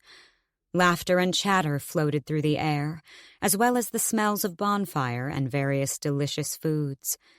They stopped to purchase some chocolates and wine before making their way up to the grassy hills, where the main entertainment would be. In the dark of the autumn night, the hills were alight, diffusing the sky with hues of yellow and orange from the tall stakes that burned with passion and fury. People moved around them, some throwing their own sculptures of wood or bits of cloth into the inferno, with an added prayer to the spirits. Faythe had been subtly scanning the crowds everywhere they went for a certain Fay Guard, but had so far had no luck, and was beginning to think her efforts were futile with the amount of people and Fay patrol out tonight. Though the Fay did stand out as the only ones who were unmasked and in uniform. They made their way over to a large gathering that had formed around some fire-breathers performing dangerous tricks that had everyone transfixed. "I've always wondered how they do that," Marlowe commented. Faythe only hummed in agreement. She watched for a while longer before she felt compelled to scan the masses again. Colorful masks were everywhere. Couples danced, children played, women chanted, and then she sucked in a breath as her eyes met with a familiar emerald-green pair. He wore a black mask and had his hood up on his cloak, but there was no mistaking him. Nick stared right at her on the edge of the audience to her left. He angled his head, beckoning for her to follow, and then he turned to leave the spectacle. Faythe looked to her friends who were still immersed in the show. Jackon had his arm lazily draped around Marlowe's waist. "I'm going to get more wine. Do you want anything?" she asked. Marlowe tore her eyes away to answer, "No, I'm good. Meet us right back here?" She nodded and didn't hesitate as she turned and pushed her way out of the growing cluster of people. When she was in a more open space, she stopped to scan the mob again, but couldn't see Nick. "Up the hills." From his voice in her head, she knew he had to be close and watching her to be able to project the thought. She twisted her head around, and sure enough, he was standing at the top of the hills. Once she spotted him, he turned and kept walking further toward the woods. Faythe hastened her pace to catch up, weaving her way past scattered bodies and dodging children who ran through her path. They continued until the clamor was faint and there were no people this far back. Nick stopped at the tree line and leaned against one, casually folding his arms. "You look very eager to find someone tonight," he said in greeting when she caught up. She scoffed. "Don't flatter yourself." Her cheeks flamed, and he gave her a knowing smirk. Desperate to change the subject, she asked, "You're not on duty tonight?" as she noted his casual attire beneath his cloak. He didn't plan to stay long. Nick didn't respond straight away. His eyes grazed over her. "No, I am not," he said at last. Thinning her lips, she was about to cower out, but she blurted, "I'm sorry." At his surprised look, she continued, "I tried to push into your mind, and I crossed a line. So, I'm sorry," she finished awkwardly, adjusting her mask as her skin grew clammy beneath it. He laughed, and she gaped at him. "How much sleep have you lost over that?" he teased. "None. I just thought it would be polite to apologize, you prick." She turned on her heel to leave, but was stopped by his call. "Wait." She paused with her back to him. "You did try to cross a line, but you didn't succeed. I understand why you wanted to, but I promise you, Faythe, I had nothing to do with that woman's death, and I would have stopped it if I could have," he said sincerely. She slowly turned to him. She thought she would be the one doing all the apologizing, so she couldn't hide her surprise at this turn of events. His face spoke volumes, too. He was sorry, and all this time she had tormented herself over what she'd done and would need to atone for. "You're different, Nick, from the rest of them," she said quietly. His lips curled up. "I don't know if that's entirely true." "I do." He looked at her with an intensity that made her pulse race. Averting her eyes, she cleared her throat. "What are you doing here tonight?" It was the first diversion that came to mind. "Am I not allowed to enjoy the celebrations like everyone else?" She didn't want to point out that his casual clothing, aside from the mask, suggested he wasn't here as just another reveler. "If you came all this way to apologize, consider me flattered." His eyes danced beneath his mask. "Maybe I did." He paused, looking her over again with deliberate slowness, and spirits be damned, it set off all kinds of scandalous thoughts. Or maybe I came to see just what great spectacles the outer town had to offer. She didn't balk at his gaze, lifting her chin. "And how do they fare in comparison to your fancy inner city?" His smile widened, and his eyes flashed. He straightened and stalked over to her, coming so close she could take one last daring step and close the gap between their bodies. Leaning his head in close, his warm breath on her neck sent ripples of desire down her spine to pool at her core. "I think I much prefer the sights to behold here," he said, each word vibrating wonderfully over her skin. She had to suck in a breath when she felt his fingers graze slowly over the feathers of her bodice, trailing right between her breasts to finish at her navel. "How fitting," he mumbled quietly. She didn't know what he meant by it, or really care in that moment, as his lips hovered below her ear. The whisper of a kiss lay there, and she wanted him to make contact so desperately she thought she would come apart. Then he stepped back swiftly with a wicked smile. She must have looked as dazed as she felt. He slid his hands into his pockets, amused, while he watched her try to clear her head and calm her frenzied heartbeat.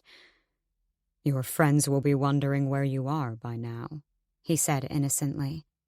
Her mouth popped open, trying to form a retort, but when nothing came, all she could mutter was, "Prick." She turned on her heel to stalk back down the hills, while the echoes of his laughter followed her.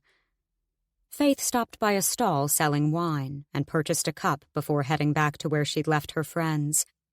Jackon and Marlowe were at the edge of the fire show, out from the crowd, laughing with each other. She almost didn't want to interrupt their moment of carefree joy. Still, she approached in a haste.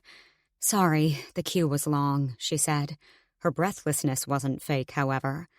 "You didn't miss much. We were going to watch the magicians next," Marlowe beamed. Faythe rolled her eyes. "You know it's not real magic, right?" she teased. Only the Fae possessed magic, and it was usually confined to one form. These magicians were merely cunning human tricksters. "Don't be such a killjoy," Marlowe grumbled, grabbing her arm and dragging her in that direction anyway. They stayed for another hour, trailing around and visiting different stalls and entertainers, until they started to get tired of all the flamboyance. They removed their masks as they left the greenery, and Faythe moaned at the fresh air that cooled her face where the material had clung to her eyes and nose. The streets were quieter as they strolled back to the hut. They were about to turn the last corner when 4 figures came into view like dark, looming shadows. Faythe didn't even have a second to react before the largest grabbed her and started to drag her down the dark alley opposite where they stood. His hand clamped over her mouth, and to her horror, she caught sight of another brute grabbing Marlowe the same, while the other 2 tackled a thrashing Jackon. Once they were all out of sight down the alley, she was thrown against the wall. The impact ricocheted down her spine, and stars danced across her eyes from the blow to her head. When her vision returned, she recognized every one of them, to her absolute terror. The men she'd fought and beat in the cave. They had figured out who she really was, and were now seeking revenge for their humiliation and disgrace at her hand. And her friends would suffer for it, too. The one she'd bested on her first night held her. "You think we wouldn't find you, gold-eyed shadow?" His breath reeked from the closeness while he spat the words in her face. She had no weapons on her tonight, none of them did, and she could see no way out of their compromised position, at least not with her companions. They would be able to kill her right here, and no one would stop them. But Faythe wasn't afraid for herself as she looked to her friends in cold panic. "Your fight is with me. Let them go," she seethed through her teeth. Marlowe was crying and near hysteric under the grip of the tall, built man, her second combatant, and Jackon was so frantic in his struggle that the other 2 had already hit him several times in an attempt to silence him. His lip bled, and there was a cut above his eyebrow. Faythe saw red and snapped her eyes back to the crook who held her. "Hurts even more now you see the girl who beat you beneath the mask, huh?" she taunted. Anything to get their attention off Marlowe and Jackon. "It gave me great delight to take you all down," she laughed haughtily. "You can't handle that I stripped back your guise and exposed you for what you really are. A coward." His face contorted with inhuman rage, and he slammed her against the wall again before sending his fist into her gut. The breath was knocked from her, but before she could double over in pain, he grabbed her by the throat, his grip tightening. "Not so brave now," he sneered. "You're nothing without your fancy sword tricks." Faythe clawed at his arms as he began to close off her airway. Her throat burned from the restricted breath, and a loud pounding filled her ears. She barely heard the commotion of Jackon fighting the others, but then Marlowe's blood-curdling scream sent a wave of wild panic through her. She was completely and utterly helpless under the strength of his grip. She would die right here, under his hands, in a few short minutes. She had failed them. Air flooded down her throat all at once, and she spluttered as the brute was suddenly ripped away from her. Faythe fell to her hands and knees, gasping for her lungs to fill with oxygen once again. She allowed herself all of a few seconds to let the dizziness pass and her vision to clear before she looked up in time to see a familiar dark-haired Faythe take out the final man. They all lay unconscious or dead where they had stood just a moment ago. She couldn't even begin to wonder how Nick got here or managed to find her just in time. Marlowe's hysteric cries rang through her, and her eyes returned to the alley floor, where she saw her leaning over Jackon. Then she beheld the dagger protruding from his abdomen, and the world stopped. She stared in wide-eyed horror for a second, before she scrambled to her feet, falling back to her knees beside him in bone-trembling shock. His breath was severely weak and labored, but he was still conscious, and when his eyes met hers, they held nothing but blind dread. She couldn't speak, couldn't move, and didn't know what to do. It was Nick who spoke finally. "We need to get him inside. Do you live far?" His voice was calm, calculating, like a warrior on a battlefield to his comrades.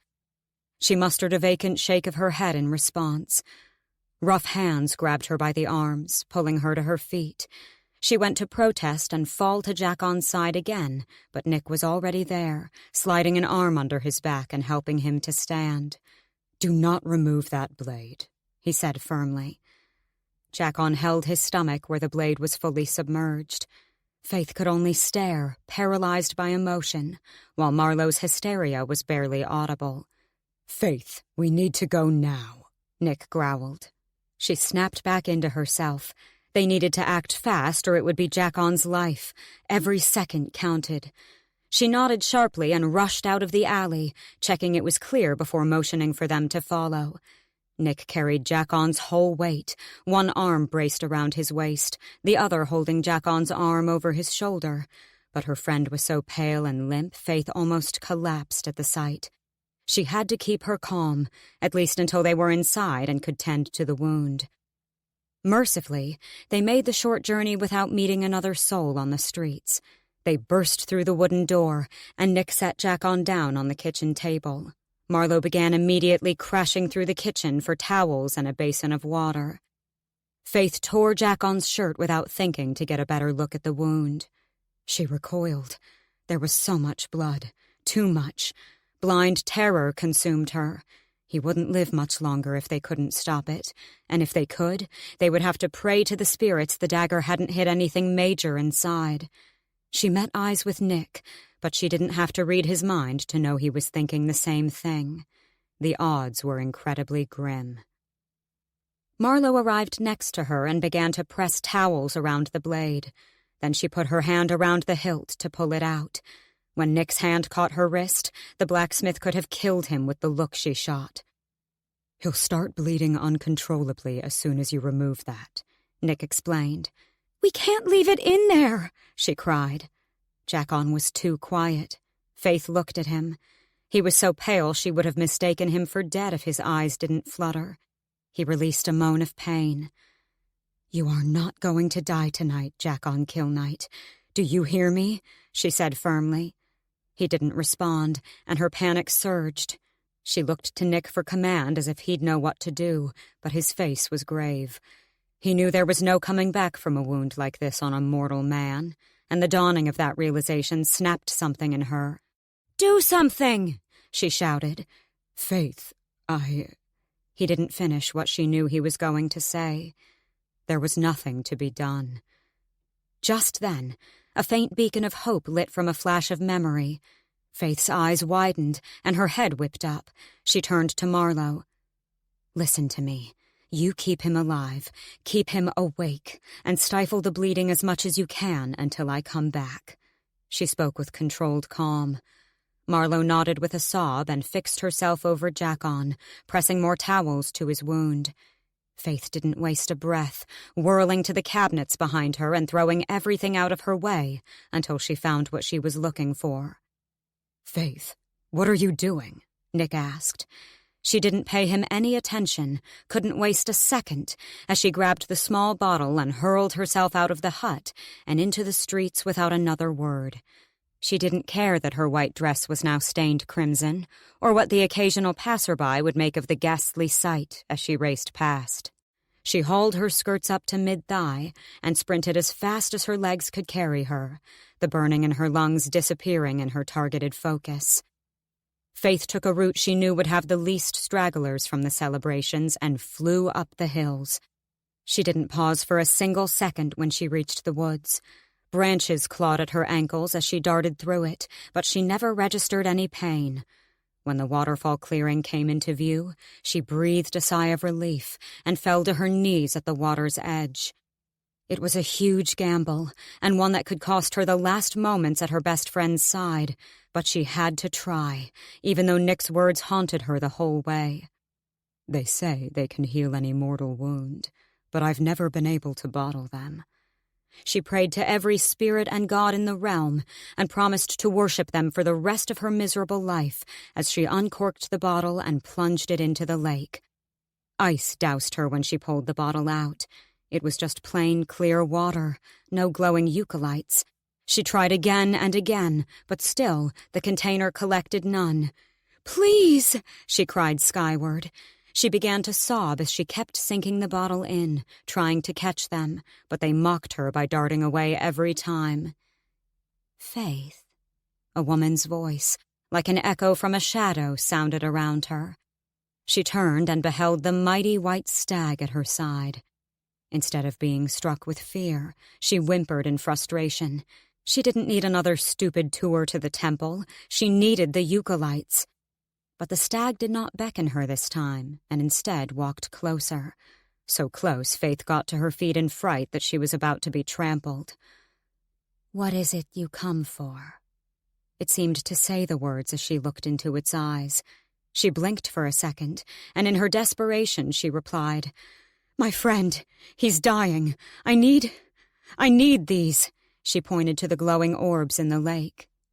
"There is no give without take, Faythe." "I'll give anything you want." "Be careful what you say." "Please," was all she could cry. She had no time to play this game. "You will have to return something that was once stolen from here," it said. "It dwells now within the palace of High Pharaoh, the Light Temple ruin." Faythe didn't have a second to spare, or she would have laughed at the impossible task. "I will." "If you do not, your soul will belong to my woods for all eternity."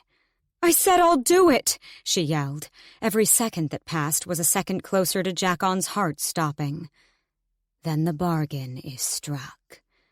She couldn't contain her gasp as she felt a sharp tug within her, a chain that anchored her to this place and would remain until she fulfilled her end of the deal. Not wasting another breath, Faythe dropped to her knees and dunked her bottle into the water once more. When she pulled it back out, a whimper of relief came from her at the dozens of eucalypts that now floated within. "Thank you."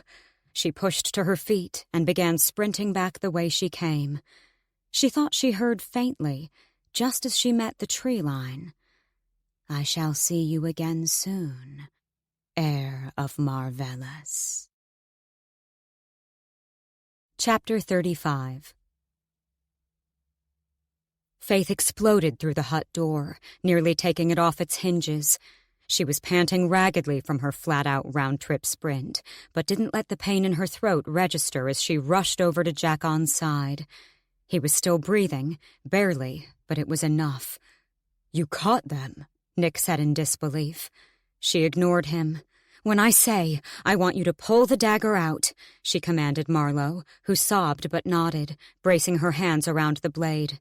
"Nick, I need you to be ready to apply pressure with a towel immediately," Faythe ordered. He didn't say anything, and braced himself with a cloth, ready to tame the immediate blood flow. She felt a hand weakly curl around her wrist, and her eyes met Jackon's tired gaze. Pain laced his eyes, but she couldn't let it break her in that moment. He needed her. She cupped his face and leaned down to say, "You're going to be okay, but this is going to hurt." He managed a slight nod, and then his head went limp to the side, eyes closing, as his fingers left her wrist to dangle over the table. Faythe went cold. "Now, Marlowe!" To her credit, Marlowe didn't hesitate for a second, and Nick was right there applying the necessary pressure when blood started to pour. Faythe couldn't be too late. She yanked the cork off the bottle and, as precisely as she could with her trembling hand, poured the liquid over the deep gash. Straight away, the eucalypts came together as one over the wound and formed a glowing seal. The blood dramatically ceased, but still fell slightly while the light magic did its healing work. The three of them stepped back to watch in awe, but then Faythe lunged forward to examine Jackon's face. She felt for a pulse and recoiled in world-shattering horror when she couldn't find one. Marlowe sobbed loudly again and fell back against the cabinets as Faythe went rigid in shock. "Give it a moment to work," Nick said softly. Faythe met his eyes as if it would calm her, and it did. His waves of comfort smoothed the edges of her sharp panic. It relaxed her enough that she was able to go back to Jackon. She grabbed his limp hand in hers and stroked his hair while she waited in painstaking agony for him to take a breath. The seconds felt like hours, and she focused on his mind as best she could without his eyes to open the doors, coaxing him to come back. "You can't leave me, Jackon. I won't survive it," she said into his empty mind. Silent tears fell down her cheeks when she didn't hear anything in there. It was dark and hollow. She was too late, and now she would pay the ultimate price. Her worst fear was coming true. Not only could she not protect those she loved, but she was responsible for bringing perilous danger right to them. Just as she began to spiral into a bottomless pit of guilt and grief, she caught the echoes of a faint voice. "I won't ever leave you, Faythe." She sucked in a sharp breath at Jackon's mental response, so quiet she thought she imagined it in her desperation. But his chest started a low rise and fall again. She let go of that breath in relief. Marlowe shot over. "Thank the spirits," she sobbed. After a few more tense seconds, Jackon groaned. His eyes flickered open. He blinked a few times before he turned to look at Faythe, and a small noise came from her. "You can't get rid of me that easily." He gave her hand a weak squeeze. "It seems not," she said quietly, a smile tugging at her lips. Marlowe came up beside her, and she smiled at her friend, moving out of the way so she could take the spot. The deep wound on Jackon's stomach still glowed, and she had no idea how long it would take for the eucalypts to fully heal him, if they could. She ran her hands over her face and breathed her first relaxed breath in what felt like a lifetime. Nick was right in front of her, and she couldn't stop herself as she fell into him, wrapping her arms around his waist. He held her tightly. She closed her eyes in silent solace as the events and reality finally caught up with her. None of them would have made it out of that alley alive if Nick hadn't showed. He'd taken out all 4 men in less than a minute. They wouldn't have gotten Jackon here if it weren't for Nick either.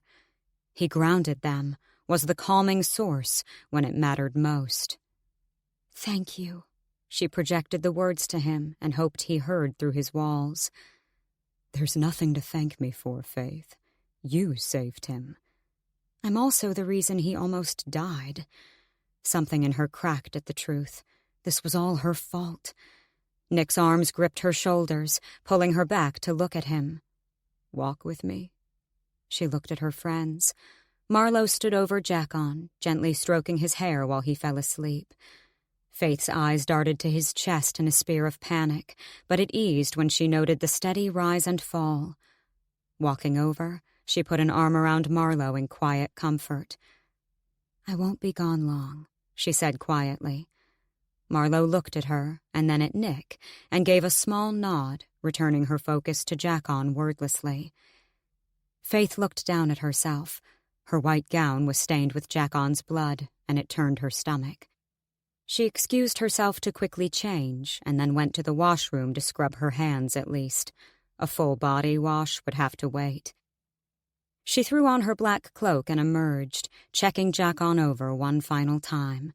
Assessing that he was in good hands, with the Eucalypts still working their magic, she followed Nick out into the night.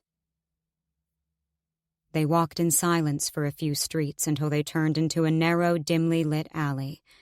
Nick stopped to turn to her. When he didn't immediately speak, she did.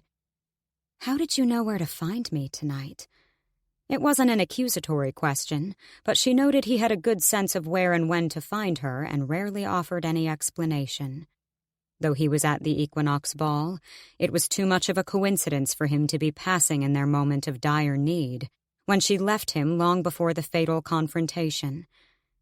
He stayed quiet for a moment, brow creasing in deliberation. "I've been keeping an eye on you, ever since you started fighting in the cave," he spoke at last. Her mouth opened in shock.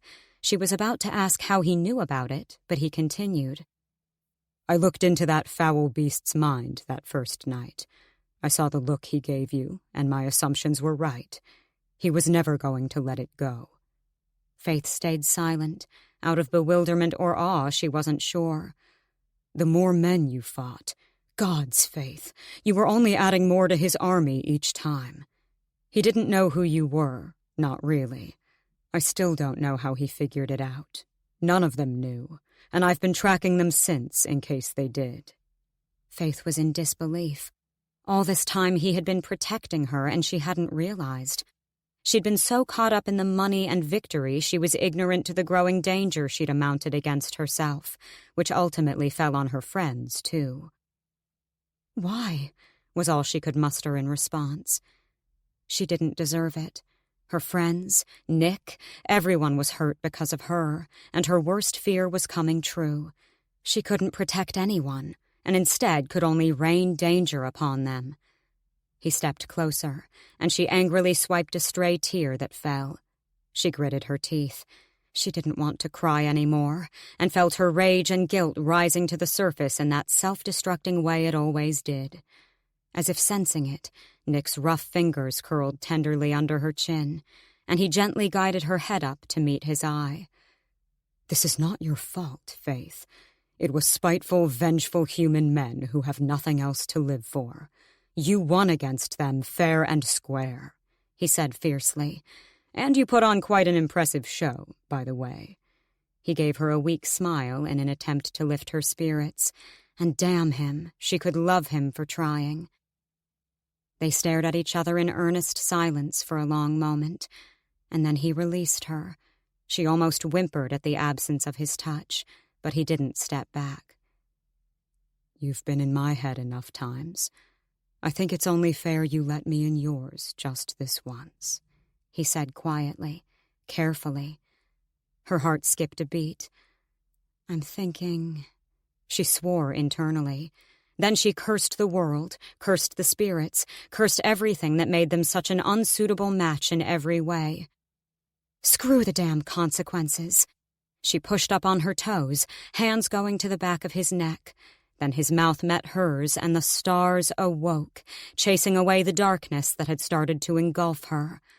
Nick's hands glided across her waist in response, leaving trails of fire where he touched. She was about to pull back, only needing to kiss him once to know she wasn't alone in her feelings, but his grip tightened, pulling her flush against his body as if he knew her intention. She didn't object. Instead, she leaned in further, arching her back and feeling like she could never be close enough to him. Their lips moved together passionately, almost desperately, every impulse and desire that had been mounting since the day they met pouring out of her and into that kiss.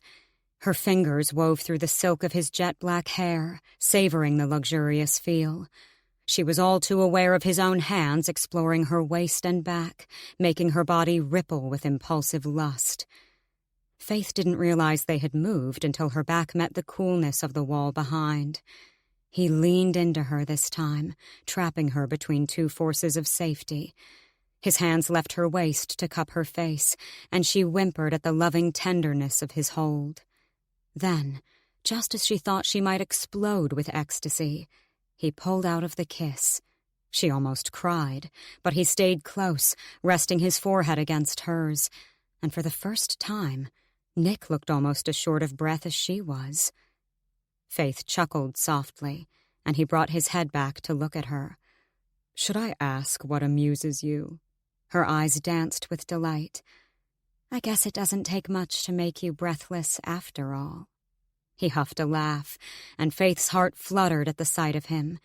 He looked happy in a way she'd not seen him before. It lit a small beacon in her among all the negative emotions. Knowing she could make him happy, it might just be her salvation.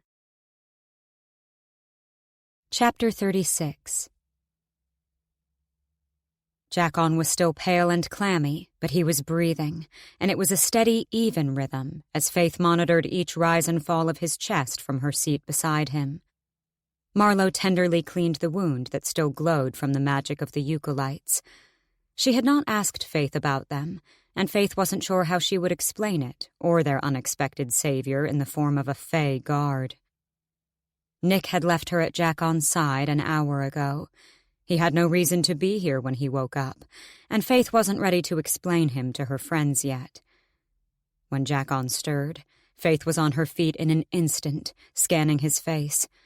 With a weak tilt, he turned his head, and his eyes fluttered open. After a few blinks, he went to sit up, but Faythe held his shoulder. "Just a bit longer," she said quietly. He looked at her then, brow creasing in confusion. It took a moment, but she knew the events of the night had caught up with him when his eyes widened in horror. "Are you hurt?" His voice was hoarse. He studied her over, and then Marlowe. "No, but you were, Jack. I'm so sorry." Faythe's lip wobbled. He propped himself on his elbows against Faythe's protests and beheld the glowing line on his abdomen.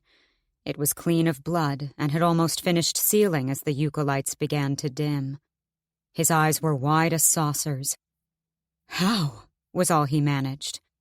"I'll explain everything." She would have to. It scared the rutting dam out of her, but there would be no more secrets between any of them. She would find a way to live with their judgment of what she was and what she had kept from them these past months, because her friends deserved to know.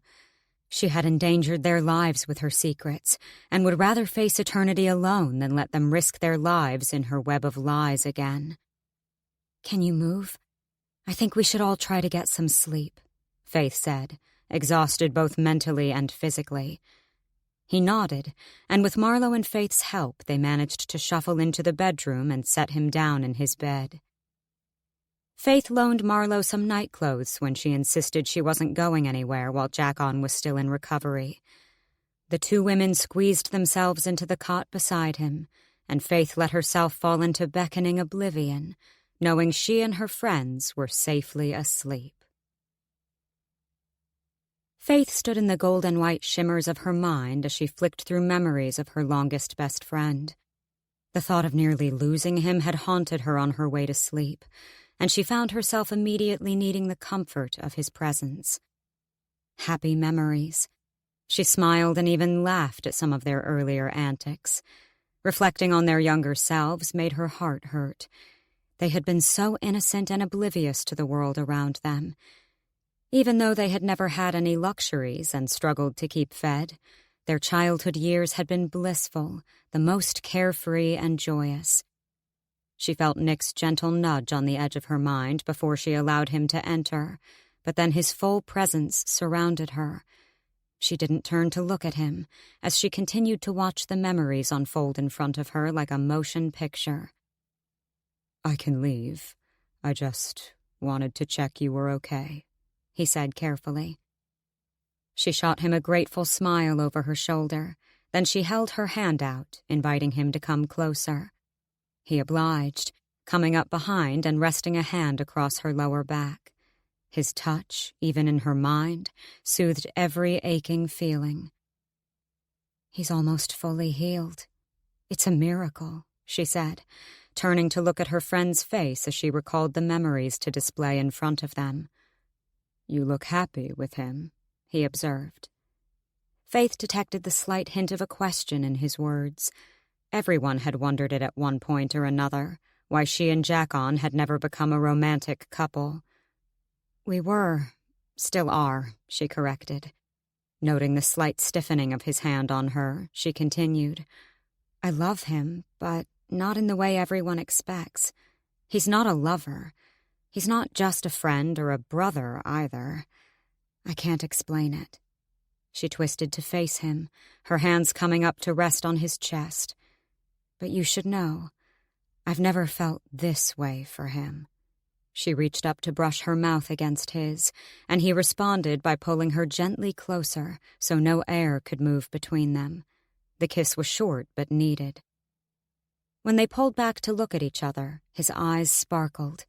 He smiled down at her, and it made her heart flutter wonderfully. It felt right with Nick. She hated that she had ever denied herself before.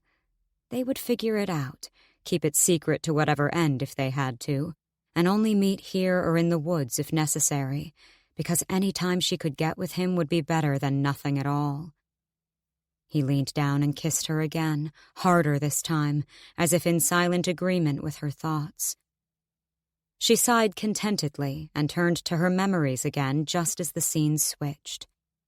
A much more recent memory. The day of the summer solstice when Jacon had just arrived home, about to present her with the sword she'd come to call Lumarius. She tuned in to hear the excitement in his voice when he gave her the one thing she'd wanted most, now her dearest possession. Faythe closely examined it while Jacon explained its craftsmanship. She grinned at the recollection, as she had yet to know the brilliant mind behind the sword, and how close she would become to the blacksmith. The blacksmith kindly offered the stone with no charge, called it the looking glass, some ancient stone that's supposed to bring good fortune and all that. Faythe sucked in a sharp breath, and her mouth popped open. She couldn't have heard it right. She rewound the memory, convinced her mind was possibly mixing up words from another event. But then she heard it again, unmistakably. The looking glass. She froze, and Nick noted her stiffness. "What is it?" he asked in concern. How could she not have made the connection earlier? If Marlowe had indeed translated the word correctly, it meant the Rescilius required to open the temple. Looking over the blade in her memory again, Faythe was astonished she'd never paid heed to the markings etched on the guard of her own sword before. 3 similar symbols in a vertical line. Blended in with the tone of the metal, it would take a keen eye to distinguish them. But when she did, a cold chill went through her as she identified the top one to be the mark of Aurealis. Why would the blacksmith put such a thing on her sword? She knew her friend had a guilty pleasure for the spirits and other mythical lore, but it made no sense to incorporate it into her work. Faythe felt shaken with dread at the recurring sight of that damned symbol. She cursed herself for her own slowness in not making the connection sooner. But had she really held the real thing in her sword this whole time? Her stomach fell slightly. There was a good chance it was only a replica from some nonsense merchant trying to get more coin. A simple rock with no abilities whatsoever. There would only be one way to find out. But did she really want to discover what dwelled inside the temple? Perhaps there was a damned good reason it was sealed, and could only be opened with one very specific, very ancient stone. She might risk awakening something that had been asleep for centuries. "Faythe, what's wrong?" Nick pressed again. She twisted to him. "Nothing," she said sweetly, though her mind was reeling. If there was danger behind those doors, she didn't need to risk anyone else finding out the hard, possibly deadly, way. "I think I'm going to get some sleep. It's been a whirl of a night." He gave her a smile of understanding and ran the back of his hand down her cheek. His fingers settled under her chin, angling her face up to kiss him again. She would never get tired of the feeling it gave her and the light it brightened inside of her. "I'll see you soon," he promised when he pulled back. She answered with a nod, and then watched as he faded into her swirls of gold mist before disappearing altogether. When she could no longer feel his presence, she forced herself awake. Chapter 37. Faythe's eyes snapped open, adjusting to the darkness of the small bedroom. She didn't have to glance at Jackon to know he was asleep from the familiar sound of his light snoring. She cautiously tilted her head to the blonde beside her, also sound asleep. She slowly rose from the bed and tiptoed out of the bedroom in a deliberate pattern to avoid the uneven spots on the floorboards that creaked loudly. In the main room, she didn't dare move or breathe too loudly while she maneuvered the space with stealth, swinging on her cloak and snatching Lumarius. Then Faythe misted into the night, giddy with an adventurer's thrill. Logical reasoning didn't come into play as she darted in and out of shadowed streets before scaling the hills to the eternal woods. If she really held the key to those doors, the Resquilius, all this time, it could just be a simple rock. Then I can let go of my fixation on the damned thing. But the reckless dark side of her hoped the looking glass needed to open the temple was indeed within her grasp. Her fingers flexed tighter around the hilt of her sword in adrenaline-fueled anticipation while she marched through the trees to the waterfall clearing. She halted abruptly when she emerged, her heart skipping a beat as she stared incredulously across the open space. The mighty white stag stood in wait as if it knew her intentions. She didn't let the thought rattle her nerves and pressed forward, following the beast for the third, and hopefully final, time. She would either come to find what it so eagerly wanted to guide her to, or she was foolishly trailing behind the Grim Reaper incarnate, happily escorting her to a sure death beyond those doors, ready to claim her soul that was still bound to the cursed woodland. The temple glade unfolded in front of her, and the loud pounding of her pulse thrummed in her ears as she watched the stag float up the steps and disappear through the stone doors once again. Realizing this time she might truly hold the key to follow it all the way, Faythe pulled her sword free from its scabbard without looking, taking slow steps toward the looming structure. The cry of steel awoke her senses, turning her attention to the rational thoughts that screamed the danger of what she was about to do. There was only one glaring problem: how to use the Resquilius. She held up the hilt of Lumarius and squinted at it. There was no obvious lock on the door, and even if there were, the thought of having to ruin Marlowe's perfect craftsmanship to remove the stone pained her. Her sword was more than just a key. It was strange to think she could be bonded to an item, but her attachment to Lumarius was strong. She stalked up the portico and held out the rock, pressing it against the door at all angles and feeling over the rough surface for any unusual marks or dips that could indicate a slot for the Resquilius. Nothing revealed itself, and Faythe's frustrations grew. Why lead me here and not offer a clue to get inside? In her moment of anguish, she growled loudly and slammed a palm against the hard stone. It did nothing but sting her skin and send a hideous jolt of pain up her arm. She rested her forehead against the cold stone floor, about to cry out to no one in particular, when a soft female voice made her whirl around. "It's a lens."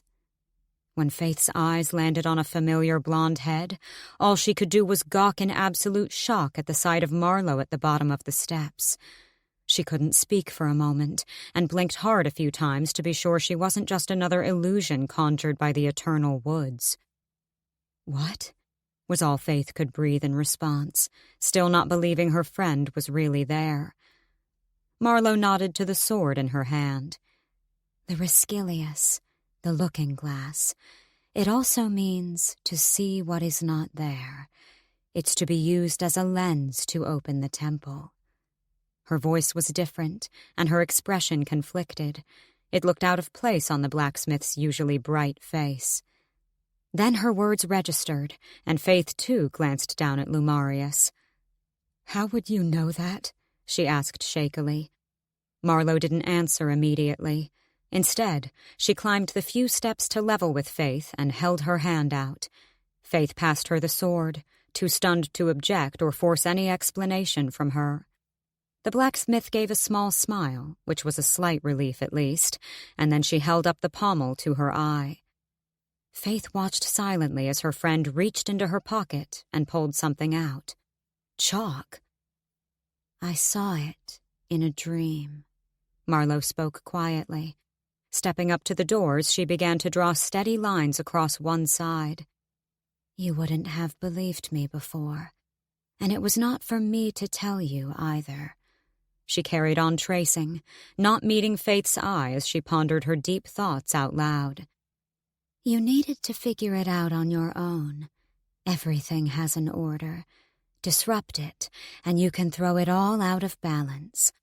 One small alteration to the chain of events can change the fate of the world. Faythe's heart hammered in her chest.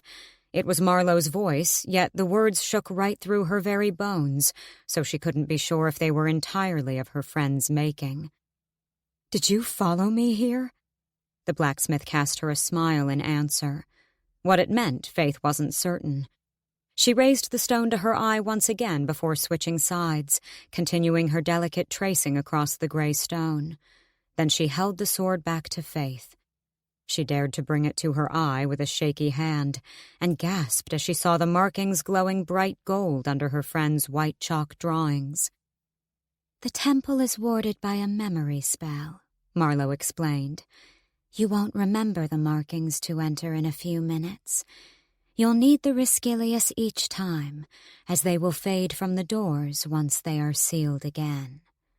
Did her friend know this all along? Faythe looked at Marlowe through new eyes, caught between heartbreak and admiration that she had kept such knowledge from Faythe throughout their friendship. But she decided she had no right to be angry for the deception, when she harbored a deadly secret of her own. Then another thought froze her still, and she stared at her friend. Did Marlowe know about her abilities too? It would be impossible.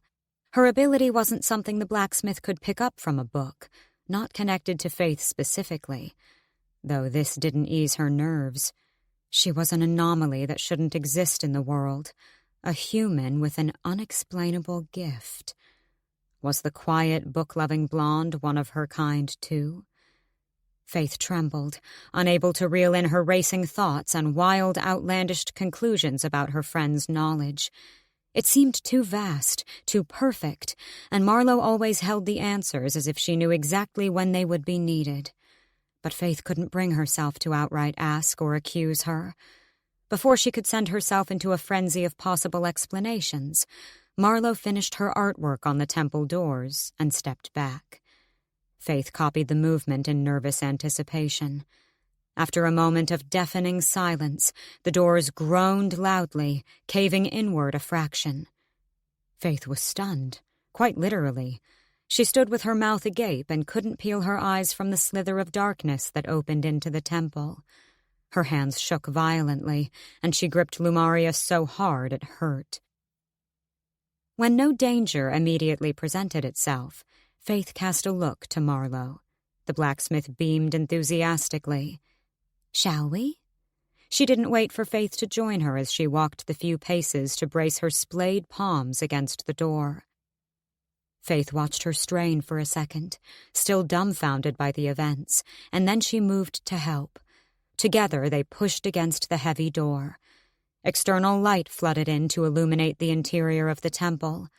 Marlowe moved to enter first, unfaltering, unflinching, while Faythe remained on the edge of caution, eyes darting to scan every inch of the place as she took her first wary steps inside. She kept her sword poised. But it was not at all what Faythe was expecting. There were no rows of benches or any sign this was ever intended as a place of worship. Instead, the great hall was surprisingly empty. The first thing that caught her eye was the symbol engraved into the center of the ground, the Mark of Aurealis, identical to the one on the door. It became the focal point of the room, shimmering gold under the light emanating from a dome in the roof that allowed the eternal sun to penetrate a perfect circle. The walls were lined with rows of sunken alcoves, each holding various old books and artifacts. Marlowe found herself at home with the treasure trove of knowledge, already scanning the pages of a thick volume. A deep frown creased her perfect skin. Luckily, no threats were triggered in her boldness to tamper with the long-forgotten items. Despite its abandonment, the temple didn't choke Faythe's lungs with dust or sting her nose with damp stone rot. The air was surprisingly clear and bright. She breathed deeply to calm her racing heart and allow herself to admire the beauty of it now it was clear no foul creatures or deathly traps lay inside. Though the latter still kept her slightly vigilant, nothing was certain with ancient magical dwellings. Spying a podium past the circle of light, Faythe stalked for it. As she stepped over Aurealis's crest, Marlowe called out, "Wait!" Faythe halted on command, bringing her sword up in a spike of fear. But when she did, what startled her was the laser beam of light that shot out from the pommel, from the Riscilius. Marlowe stared at it wide-eyed too, an indication her friend didn't hold the answers this time. Faythe's eyes followed the line of white light, but it struck nothing except the gray stone of the wall near the exit. When she moved her sword, the beam moved with it, always channeling through the looking-glass. Then she saw it. Right above the stone doors, she spotted a protruding sculpture in the shape of an eye, and within it, a stone identical to the one she held. She didn't need Marlowe to conclude the obvious. Without overthinking it, Faythe took a firm stance and braced Lumarius in both palms, blade pointing to the ground. The laser wavered slightly, and she gripped the hilt tighter to steady her trembling hands. She didn't look to Marlowe again, and the blacksmith made no call to stop her as she began to guide the light to connect it to the crystal above. She tuned in to the sound of her own heartbeat, cast out all thoughts of reservation, and then, when the light met its destination, all went blindingly white. Marlowe no longer stood beside her as she was encased in an impenetrable veil of the brightest white light. She dropped her hands, keeping her blade poised, and twisted to look for any sign of the grim stone walls that were around her a second ago. She looked to the floor, relieved when it confirmed she was indeed still inside the temple. The symbol of Aurealis remained under her feet, now glowing brightly. She called out to Marlowe, but her name only echoed off the phantom walls, and her panic surged. She was about to reach out and touch the white sheet that surrounded her, when a voice spoke. "Hello, Faythe." She whirled to meet a tall, slender woman, only she wasn't fully there. The figure appeared slightly opaque and glowed around the edges. Despite this, Faythe's breath left her as she stared at the ethereal beauty. Her hair was moon-white and poker straight down her long, slim face. A silver ornate band adorned the top of her head, over her forehead, and she wore a gown of layered, flowing white. "Who are you?" Faythe managed to get out, though her throat had turned paper dry. "My name is Aurealis. Your people call me the Spirit of Life and Goddess of the Sun," she answered, her voice like a melody. Faythe's face blanched. She was convinced the form in front of her was nothing but a mind trick triggered by the stones. "We don't have long.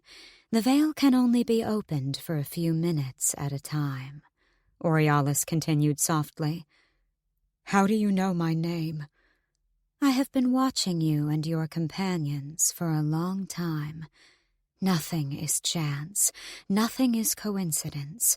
Your destiny has led you here, and you must trust your instincts and the people around you to guide you." Faythe shook her head. "I think you're mistaken." Her objection was interrupted as the spirit continued. "No, heir of Marvellus. You are exactly where you are meant to be." "Why do you call me that?" she snapped. It was not the first time she had heard the name in these woods. "Because it is what you are, golden-eyed child. Your power is what the land has been waiting for." Faythe's eyes narrowed. "What do you know of my power?" "Those with abilities of the mind among the Fae are bloodline blessed by Marvellus, the spirit of souls, from her time as a spirit of your world. When she joined you, her direct human descendants also inherited powerful forms of her gift," she explained, her tone and expression unchanging. The spirit's eyes were the lightest shade of blue, almost white, and Faythe's gold eyes were transfixed.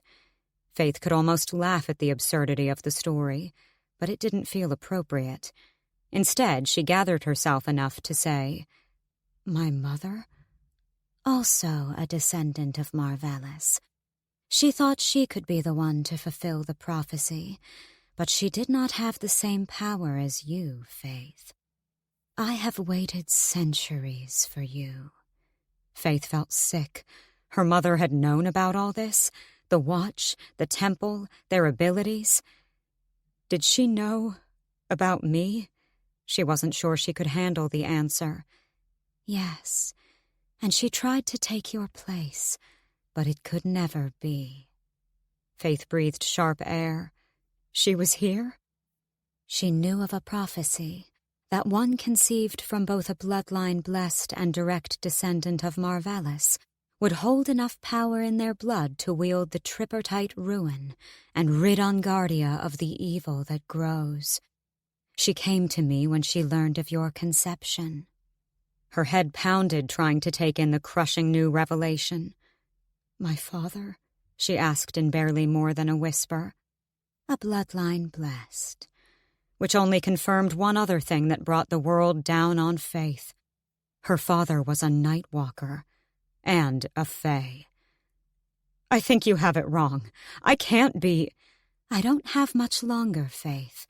This is the only way I can speak to you directly for now, but I still have ways of communicating with your world.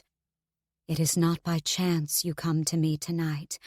I have been working through your companion to help guide you here when the time was right." Dawning flooded over Faythe. "Marlowe?" The spirit raised her chin, and Faythe braced herself for what she was about to be told. "She is an oracle. She has the gift of foresight through the spirits. She is your knowledge." The word repeated over and over in Faythe's mind, and she swayed with the weight of it. Oracle. She didn't believe such a thing existed, not in this realm, and certainly not in the form of a harmless, beautifully natured human. Was anything legend anymore, or had every inconceivable myth once derived from some distorted truth?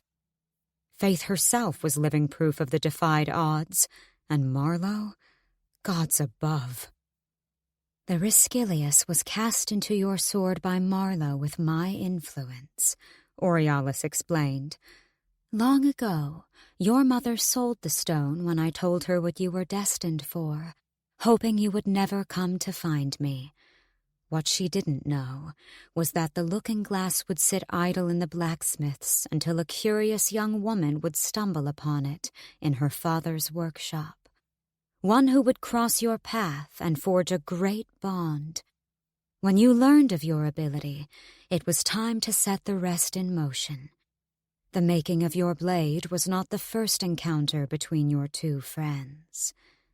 Faythe gasped at the knowledge Jakon was involved too. This couldn't be true.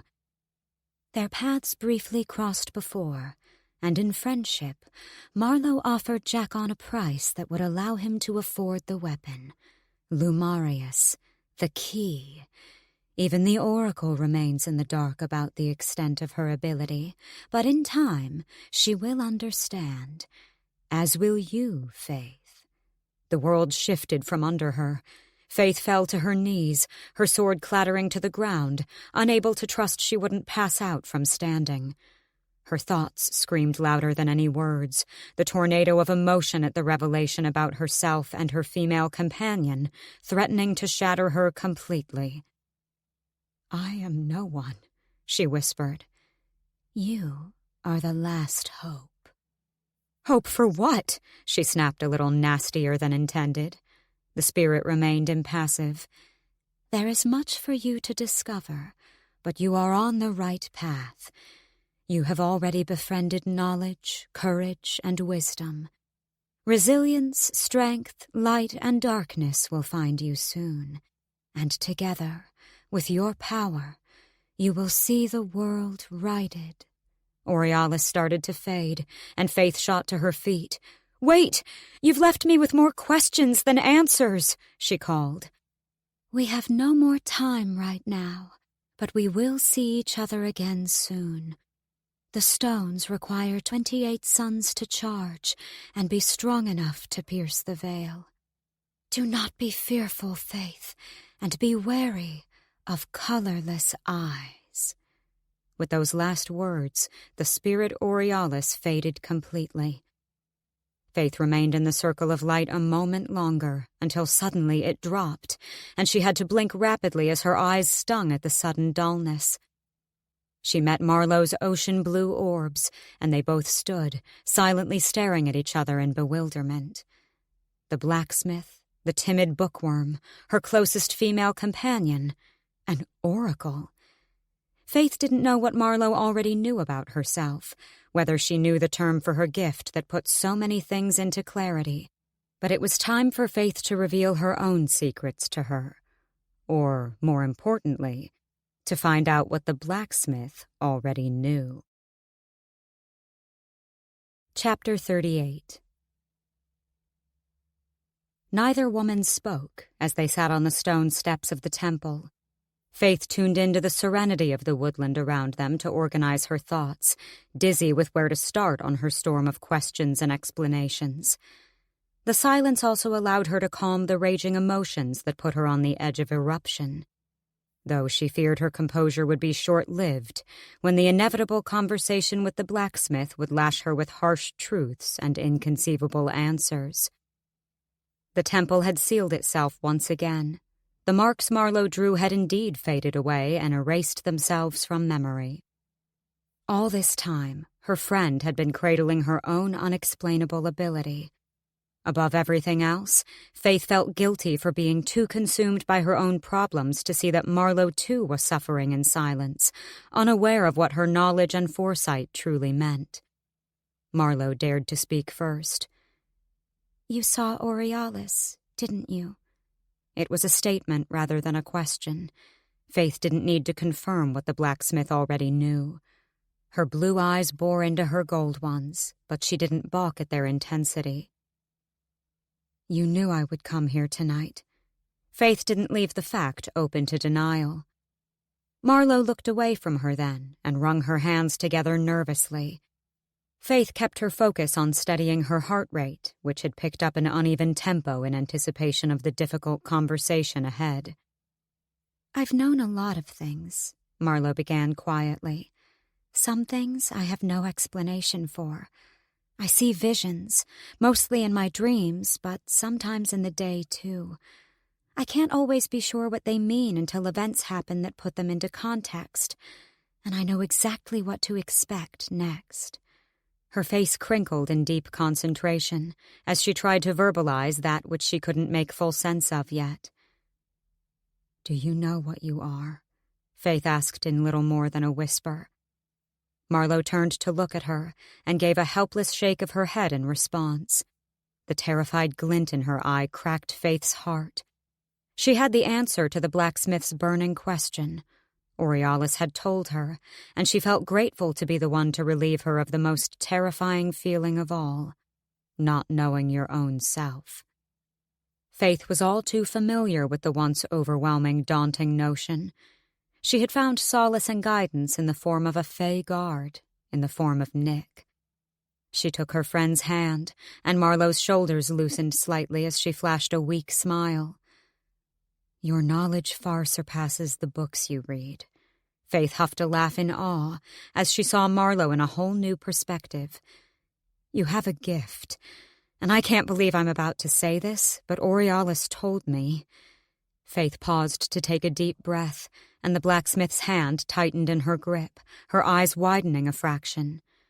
"She told me, you're an oracle, Marlowe. As insane as it sounds, I'm not surprised by the concept. Not with you." The blacksmith was quietly stunned. Mouth popping open, she averted her gaze from Faythe as she mulled over the revelation. She didn't look horrified or fearful or worried. Rather, she looked content. Faythe could almost see the internal cogs at work as Marlowe pieced together loose ends to explain her visions. She could only imagine how frustrating it must be for her friend to see so much, know so much, and not be able to make any sense of it. Finally, the blacksmith inhaled a long breath, straightening as she let it out through her nose. Her face brightened in liberation at the light shed on her gift, the purpose she now had for it. I think a part of me always knew I was different, yet I didn't want to believe it. I've read many, many things, myths, legends, histories, but I could never comprehend that any of it might apply to me. I'm just... Incredible, Faythe finished for her, beaming in admiration. Marlowe gave a timid smile, but then a sad frown creased her forehead. I haven't been entirely truthful with you, Faythe. I knew about the Riscilius, what it really was, from the moment I translated its mundane name, the Looking Glass. And I knew exactly where it was. I cast it into your sword, though I didn't know at the time what it would come to be used for. I didn't know about you. Marlowe fidgeted with the folds of her tunic, still unable to meet her eye as she told the story. Faythe stayed silent, absorbing every word. Then, after that day you came to me at the compound, the visions started to get more frequent, but they came in riddles. Marlowe nodded her head to where Lumarius lay across the step below them. I cast the marks of the 3 spirits into that sword before I even knew you would be its wielder. Then, when we met, I can't explain it, Faythe, but I knew it was important you learned about the spirits. You needed to believe. Why didn't you tell me? She couldn't hide the hurt in her voice as it cracked slightly. A pained look flashed across the ocean of Marlowe's eyes. It wasn't for me to tell you, only to guide you. As I've said, everything has an order, and there are far bigger fates at stake than just ours. I can only interpret the visions and offer guidance in the right direction. I'm sorry I lied to you. I'm sorry I kept it from you, everything I truly knew. But I hope you can forgive me and trust me. The blacksmith went rigid under her touch, bracing for Faythe's possible rejection. Faythe felt the need to squeeze her hand in reassurance and consolation, but didn't respond with words to confirm nothing could make her turn her back on her. Something was burning a hole through her chest that she had to get out first. Do you know about my... Your abilities? Marlowe said, and Faythe recoiled in wide-eyed shock. Before she could say anything, the blacksmith continued. Not at first. Not for a long time, actually. Then, one day, I felt compelled to read an ancient text about prophecies and mythical abilities. It was fascinating, but I thought nothing more of it. Then a few days went by, and you showed up at the compound, asking about the one thing I couldn't get off my mind, the Nightwalker's higher power. That was when it clicked. I'd once read a story about the heirs of Marvellus, the gold-eyed children, humans with a unique talent, control of the mind both conscious and unconscious. Marlowe's eyes twinkled in disbelief, and Faythe shifted nervously. By the spirits, Faythe. I couldn't believe it at first. It's still hard to wrap my head around. You're a miracle. Her cheeks flushed crimson, and she had to avert her eyes. At least I'm not the only one. I knew you were a lover of books and wonders, Marlowe, but you had to blow all expectations out of the water and be an oracle? It's a tad overdramatic, don't you think? Marlowe laughed, a genuine humble laugh that lifted the heavy weight in the air that threatened to suffocate Faythe if they stayed so somber. It elated her to see the wide grin on the blacksmith's face, and she knew they didn't need verbal acceptances then. Their souls were fused. Faythe could see it now clearer than ever. They'd both defied the odds to exist. It was a relief Marlowe already knew about her abilities. Faythe didn't feel like such a freak of nature. She would find a way to tell Jackon about them too, about both of them. After everything he had gone through, everything he had sacrificed for them, he deserved to know. One final question battered her mind restlessly, almost painfully, as she fought against forming the words. She didn't know if she could handle the answer or even want to know it. But the only other person who might possibly be able to give it to her, other than Aurealis, was Marlowe with her gift. When the silence settled, she lost the fight and blurted, "Do you know who my father is?" Marlowe gave her a grim look. Faythe's blood pounded in her ears as if trying to block her from hearing the blacksmith's response. When her friend shook her head, Faythe's stomach dropped. She couldn't be sure what was more crippling, the disappointment or the relief. A part of her longed to discover her true heritage, her Fae heritage, but an even bigger part, she realized, wanted to remain blissfully ignorant for a while longer. Marlowe spoke. "I don't know who he is, but I do believe it's not yet the time for you to find out. You have to trust in the order." Screw the damned order. It suddenly made her anger boil that perhaps nothing was in her control anymore. It twisted her gut to feel like she wasn't dealing the cards in her own life. She may be an heir of Marvellus, whatever that truly meant, but she also felt the tether to another ethereal being, to Aurealis. She had tied herself to the very roots of this woodland in her desperation to gain the Eucalypts and save her friend. It had been a trap, and she now felt in a tug-of-war between two all-powerful beings. "I need to gain access to the castle," Faythe said, her tone turning dark. Marlowe's brow furrowed. She raised her chin in a flare of determination, staring out over the vibrant, glittering woodland. Despite its beauty, she was intent on freeing her soul from its prison. "I made a bargain to get the Eucalypts that saved Jacon. I need to return Aurealis's ruin to her temple, and it's within the castle." She dared a look at her friend, though she didn't seem at all surprised by the foolhardy errand. Faythe's brow relaxed and rose in realization. "But you already know that, don't you?" Marlowe smiled sheepishly. "I knew your path would lead you to the royal household. That is all," she admitted. Faythe huffed a laugh. Her friend would always be one step ahead of them all, solving conflicts that were yet to arise. "There's one person we both know who is cunning enough to know of a route in, who happens to work for a high household that has unsavory dealings with the Fae beyond the wall." A light switched on, and Faythe slowly turned her head away, reluctantly grumbling, "Ferris Archer." "My girlfriend is a what? And my best friend? Gods above!"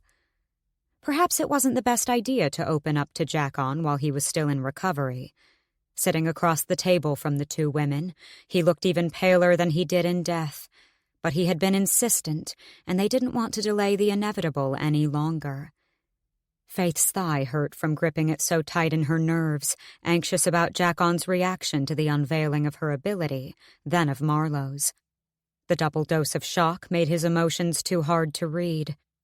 Faythe felt as if she were teetering on the edge of a cliff, waiting for confirmation he didn't think of her any differently, didn't hate her for keeping it from him, and didn't fear her for what she was.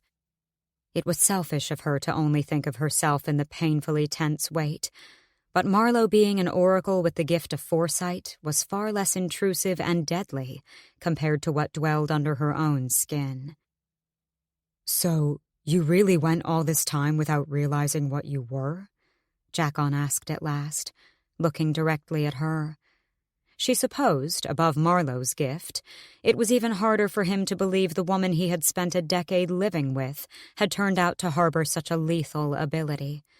She could only imagine the shock of it, but he remained curious, and it was a relief he wasn't displaying any distaste or horror toward her. She shook her head sheepishly. "Once Nick explained it, you can imagine my reaction. It didn't make sense, but at the same time, it did." Jacon shifted, his face turning defensive, and she knew exactly what triggered it before he spoke. "So, you and this Fae guard?" He trailed off with a hint of wariness. Faythe sighed. "His name is Nick, and I didn't intend for anything to happen between us, but it did."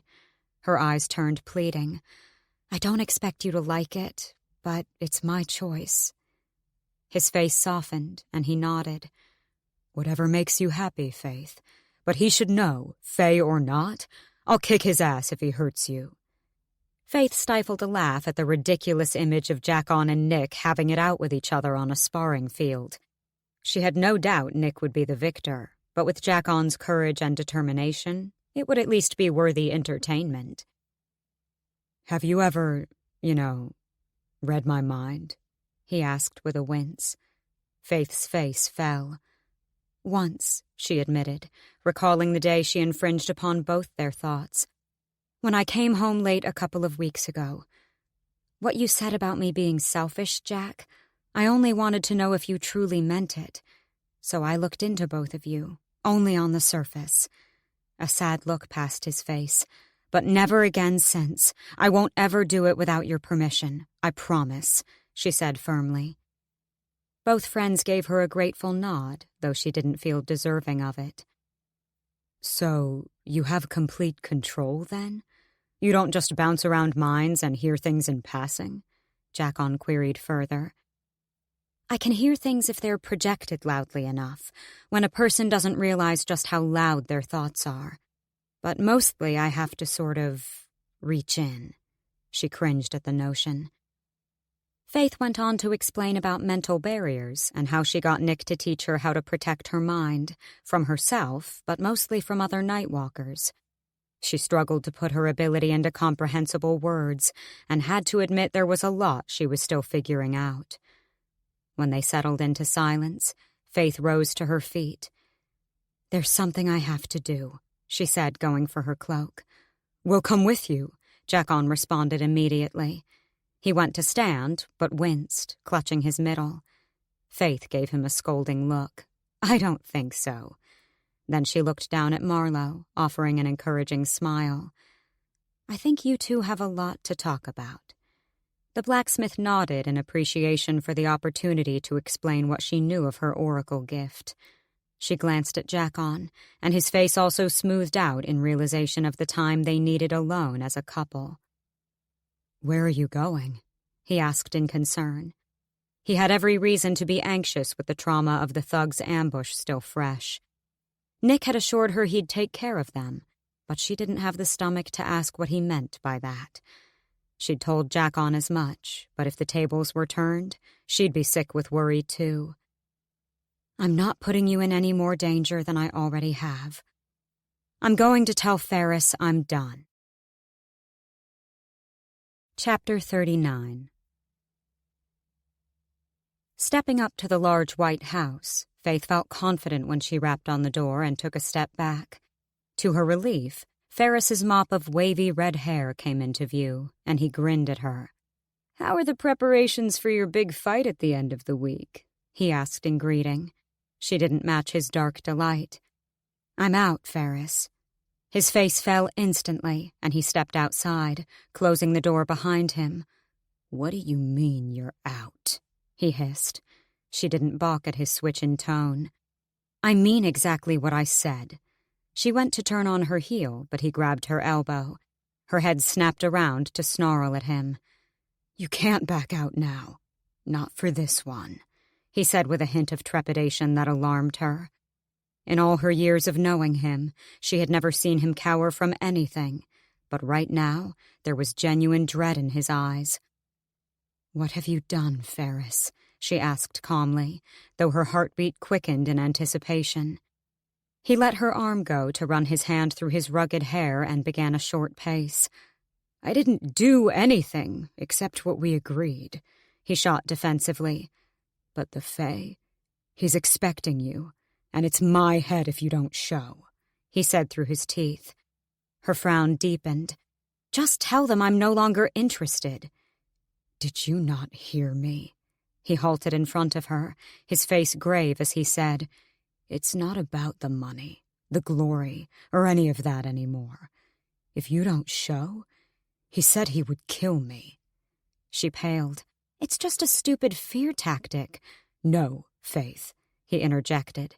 "He was deadly serious. He's one of them. You know he can get away with it." Horror clung to her like a frozen blanket. "I was attacked last night, Ferris. Jackon was stabbed by one of those vengeful monsters I fought in the cave, and he almost died because of it. Do you understand? I won't risk his safety again for others' entertainment." She tried to keep her voice low, conscious of the occupants in the household behind them. Now it was Ferris who blanched chalk white. I didn't know." Faythe shook her head in disbelief, turning to walk away again. "You don't have to win. Just be fast enough to dodge until he can get you to submit," he said desperately. She huffed a humorless laugh. "Is that all? And what if he decides he wants to kill me?" Faythe wanted to shout and rage at him. It was his crazy plan to challenge a fae in the first place. But frustratingly, she realized she couldn't.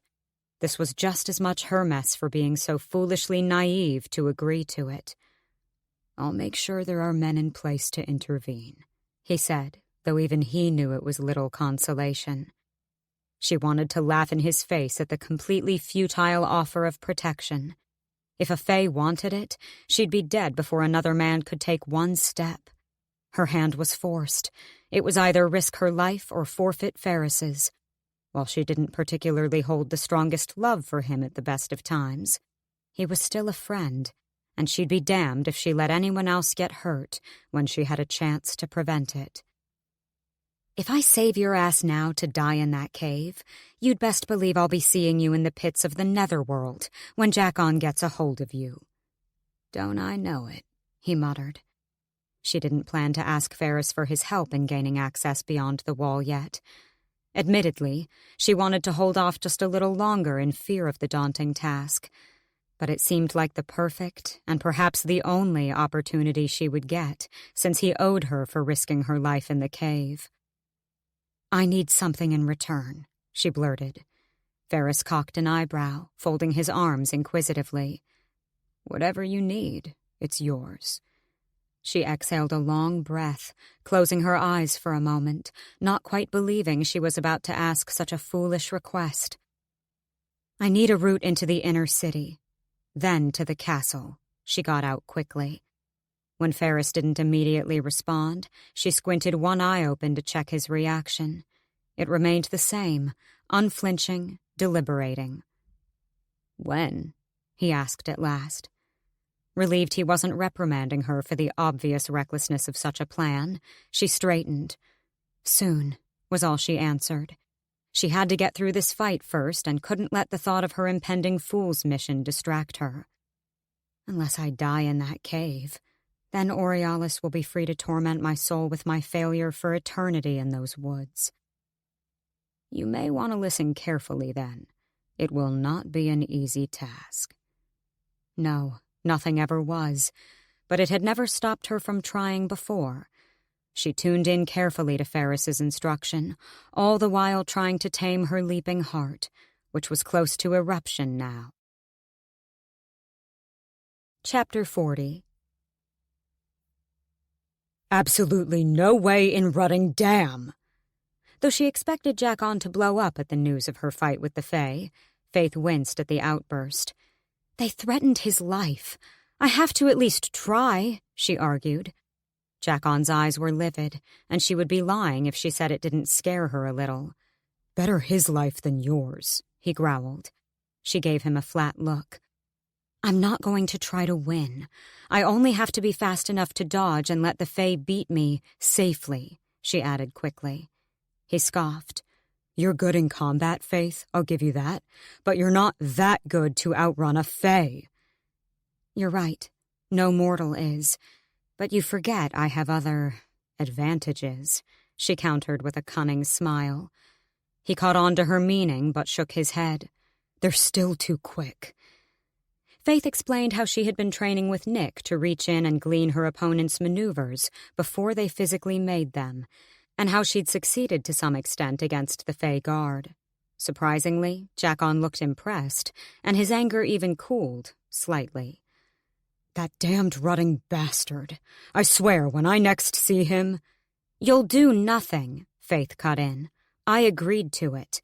If I can just get past this one last fight, I promise there will be no more." She held his stare, and she could see he was fighting against the will to protest further, but he conceded with a reluctant nod. Marlowe had gone back to her cottage for the night after much persuasion from Jackon that he was almost in full health and didn't need coddling. Her two friends had worked over everything, and it was an immense consolation to know nothing had changed between them because of what Marlowe was. Jackon had always had a heart of gold, and Faythe felt horribly guilty she ever doubted his acceptance of either of them. She was relieved when the blacksmith hesitantly agreed to stay at home for the night. Faythe's cot was much too small for the two women to get a comfortable sleep, and she had been dealing with a stiff neck and back all day from the previous night. It was also liberating that Faythe could tell Jackon about her plans to meet with Nick. Although she didn't need to sneak out anymore, Nick still insisted they meet after midnight. She didn't press the reasons why, but hated the uneasy feeling he wasn't being entirely open about his assignments in the guard beyond the wall. He still never spoke of it. She quickly dismissed any thoughts of suspicion. He had given her no reason to be paranoid or distrust him. She swallowed the feelings of caution and passed them off as nerves for what was blooming between them. She had yet to fully understand what it was. Jackon retired for the night after a long lecture on being safe and careful, throwing in a few threats to Nick should anything happen to her. Faythe rolled her eyes the whole time at his overprotective nonsense, the irritating downside to him knowing everything. She envied his soft snoring she could hear from the kitchen, where she stood cloaked and ready to leave. She was mentally exhausted from the beating of emotions she'd taken after her confession to Jackon and confrontation with Ferris, both piled on top of an abundance of new information she'd received from a spirit she'd long believed to be a myth. Faythe was surprised she was still sane, and she craved a long, restful sleep to keep it that way. But she longed even more to see Nick, she realized, and it made her giddy with excitement. She forced everything else she had to deal with to the back of her mind. She had to find a way to ask him if he'd agree to meet her every night this week for practice. She only had 5 nights left before she would face off with a Fae opponent in the cave, and she needed every second of learning to tune into her abilities if she were even to stand a chance of not being annihilated. She only hoped she wouldn't have to tell him exactly why she was so eager to exercise her mind so much. She feared his reaction would be far worse than Jackon's. When the hands of her watch hit midnight, she left the cottage quietly to not disturb her friend, and made off down the streets, stealthy under the cover of the shadows. In the woods, she made out Nick's figure with his back to her as the clearing drew close, and her heart leapt with a thrill at the sight of him. He turned to her when she emerged past the tree line, and his greeting smile was enough to make her breathless. He took a few steps forward to meet her, and they stopped within arm's reach. "How are your friends?" he asked quietly, his emerald eyes sparkling as he looked down at her. "I don't think I want to talk about them right now," she said, taking the last step to close the space between their bodies. Her hands reached up, fingers curling in the back of his hair, as she pushed up on her toes to kiss him.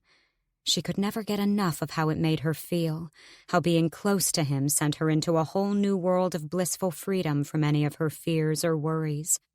He kissed her back fiercely, and she felt the longing in him, too. When they broke apart, neither stepped back. Nick traced his fingers along the side of her face, and she leaned in to the touch. "I've been waiting quite a while to do this," he mumbled softly. Her eyes bore into his, telling him she had long desired it too. She kissed his palm at her cheek and then abruptly stepped back, out of his hold. At his look of protest, she chuckled in amusement. "As much as I'd love to do that all night, I need your help." He didn't answer, instead folding his arms and tilting his head inquisitively. She nervously shifted her weight. "I need to work on my mind abilities in combat. Will you go back to being my test subject?" He curved an eyebrow. "I'm sure we could dedicate a couple of nights to—" "Every night?" she blurted before she could stop herself. His face fell into a frown, and she cursed inwardly. "I mean, the sooner I get acquainted with what I already know I can do, the better I can get at exploring other things." She recovered quickly. Faythe knew she'd ruined it when his eyes narrowed a fraction. Why so eager for it to be in combat? He questioned accusingly. She cursed herself again and racked her brain for an excuse, but nothing came that would withhold the inevitable reveal of her foolish mission. His frown deepened at her floundering silence. What aren't you telling me? A look of hurt crossed his eyes, that she would attempt to hide something from him. She sighed in defeat.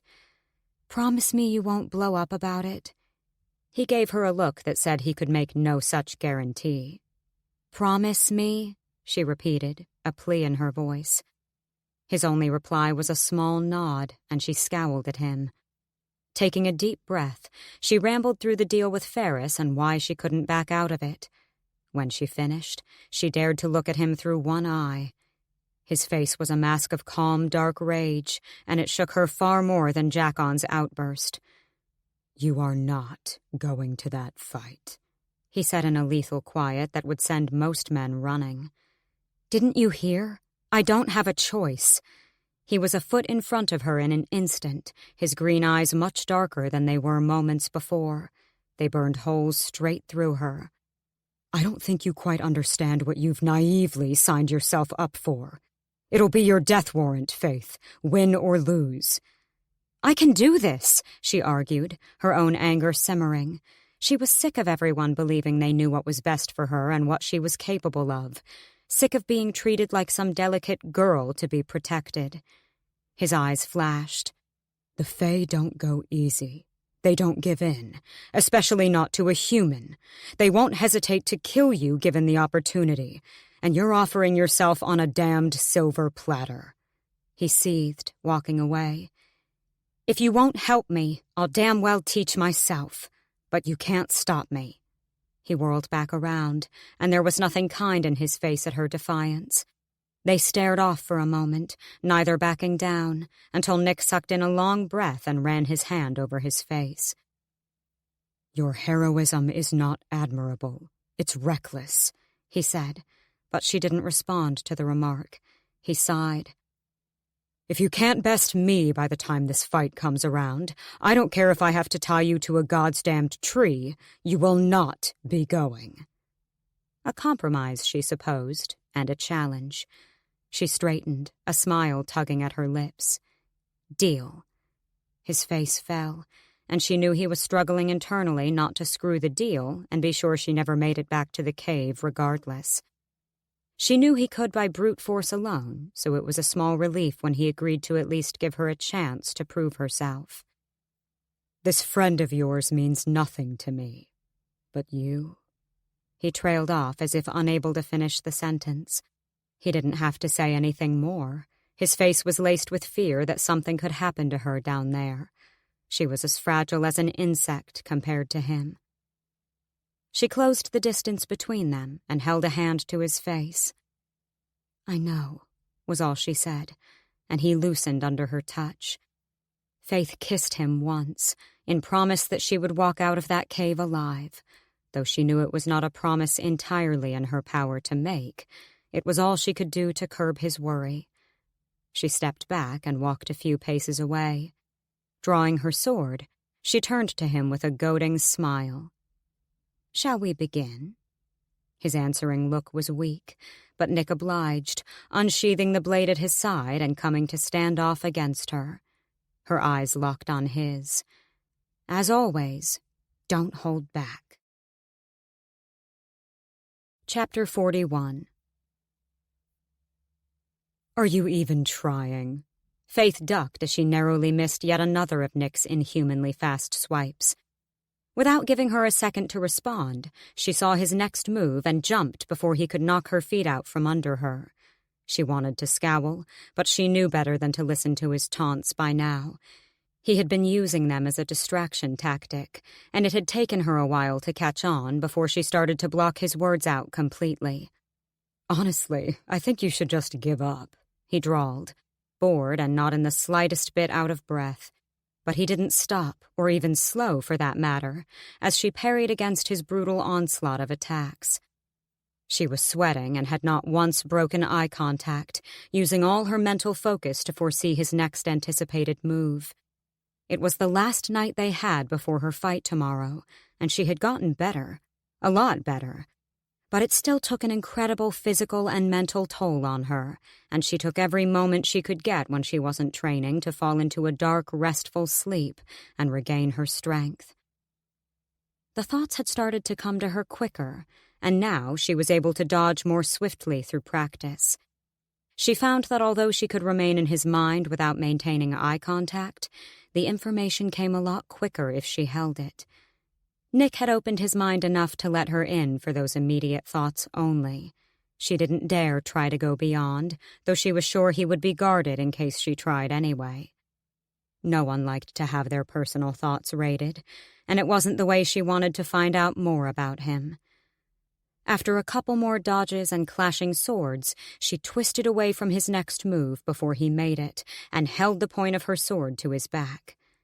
She let out a breathy laugh of victory and began to lower her blade, but the moment she let her guard down, he twirled, taking her feet out from under her.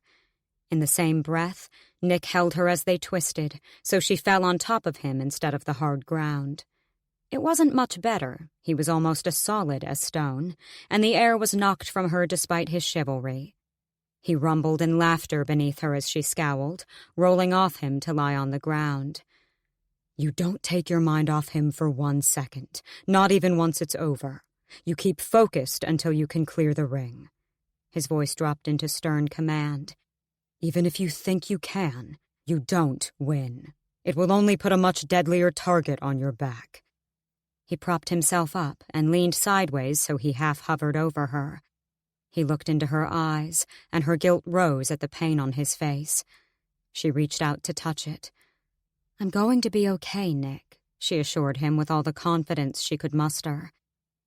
It was hard to comfort those around her when she had her own fears and doubts about how she would fare in the cave.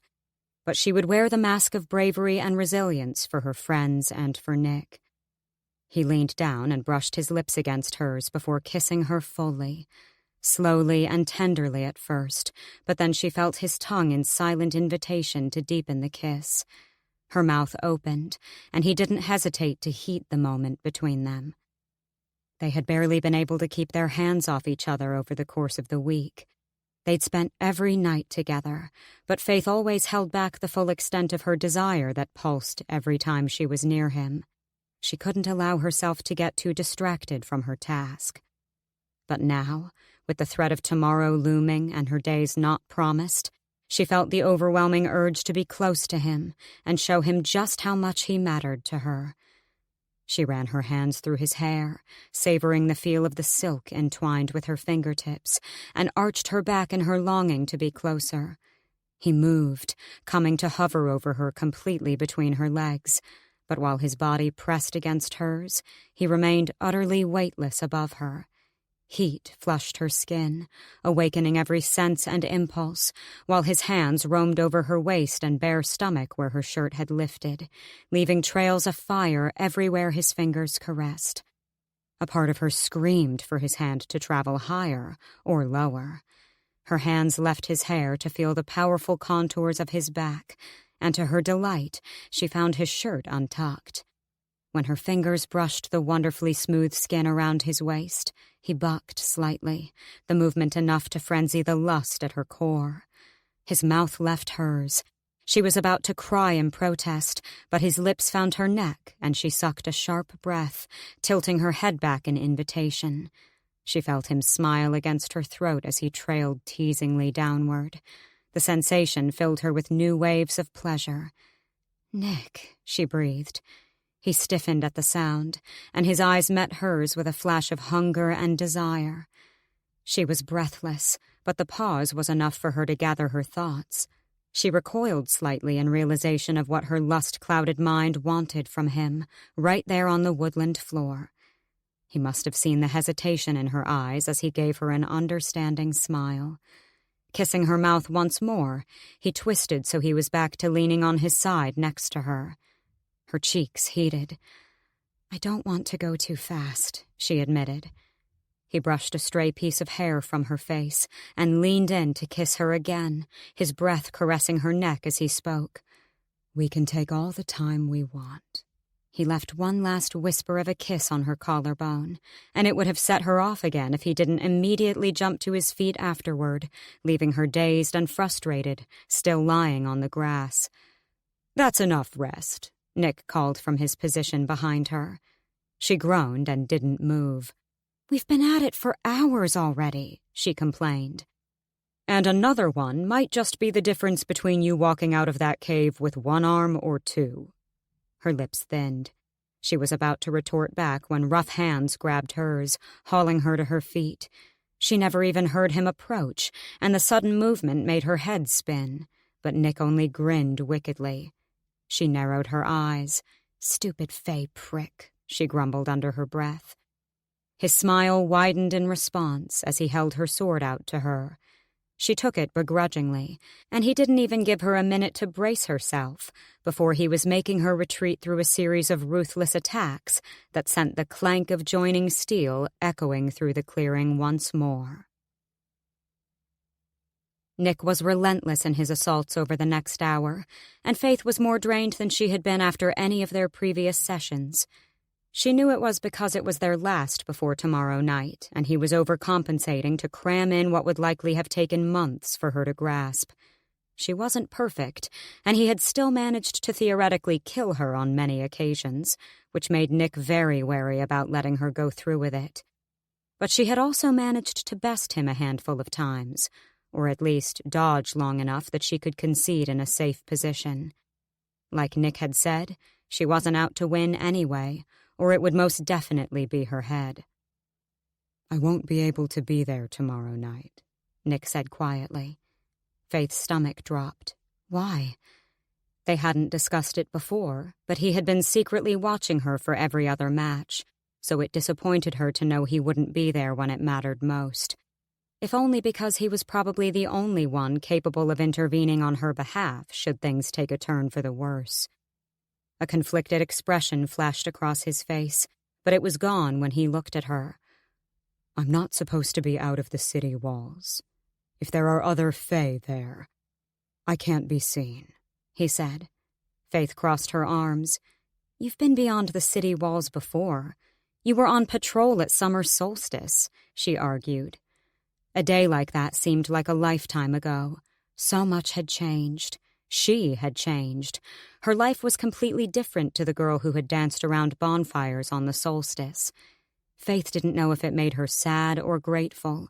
Her life before was safe, carefree even, but it was also a lie that had held her back from discovering who she truly was. "That was an exception," he said carefully. She knew there was something he was holding back from her, and she wanted to push. Maybe it was her nerves for the fight tomorrow, or anger that he would abandon her when danger was imminent. But she realized how little she really knew about the Fae Guard she spent so much time with, and had come to care deeply for. "What do you really do behind those walls, Nick?" A dark look flashed across his face so fast she could have missed it. He didn't reply. She huffed a humorless laugh. "Right, of course. Not something you could share with a lowly human."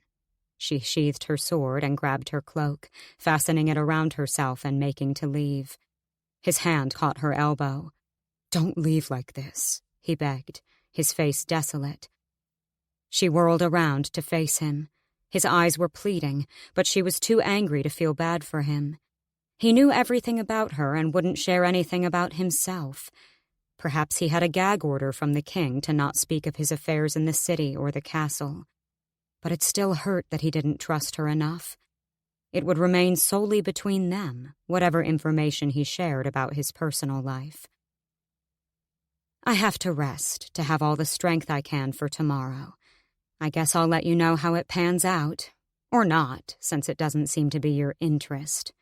She knew it was a low blow. He had been on edge all week and had to refrain from outright banning her from going. Yet she couldn't stop the nastiness that came from her. His grip on her arm tightened slightly. "I won't be there, but I've made sure other guards will be. Whoever you fight tomorrow will not get the chance to seriously hurt you, certainly not kill you, before they have orders to intervene." His voice was low and stern. Her brow furrowed. Orders from who? His jaw twitched. "Let's just say I have influence," he said in a way that told her the conversation was over. She was wise enough to note it and gave him a small nod in understanding. His face softened then, and he sighed, twisting her around fully and pulling her to him. She embraced him around the waist, inhaling his comforting scent when he wrapped his arms around her shoulders and rested his chin over her head. Just like that, all her negative feelings melted away. "You mean a great deal to me now, Faythe. I won't let anyone harm you," he said, his words so hushed they tugged at her heart. She pulled her head back to look him in the eye. "You mean a great deal to me too, Nick." His hand held her chin as he kissed her one last time. Chapter 42. Daylight fell to welcome twilight, and Faythe watched the hues of pink and orange diffuse the sky from her position on the rooftop. It was serene, and could almost distract her from the fight of her life that would take place in just a few hours. She looked all the way out, past the harbor and over the unwavering line of the horizon, where the water shimmered confidently under the last fleeting rays of the bold descending sun. The air was clear, and the streets below silent as the town settled before dusk chased away the last drops of the day. She was already dressed in her black suit, which had been mended by Marlowe the day after her last appearance in the cave. Her cloak billowed behind her slightly in the cool night breeze, but she never registered the cold. She had told Jackon she wanted a moment alone, and came up here in the hope the tranquil air would help to sedate her nerves. And it did, to an extent, while she reflected on everything she had learned with Nick, and his assurance the fight could not get out of hand thanks to his friends in the guard. Now she'd had time to calm, she was glad Nick would not be there. She would likely take a beating of some sort, and she knew firsthand the pain of seeing a close companion hurt. If it were the other way around, gods, she wouldn't be of much help, but she would damn well try to intervene.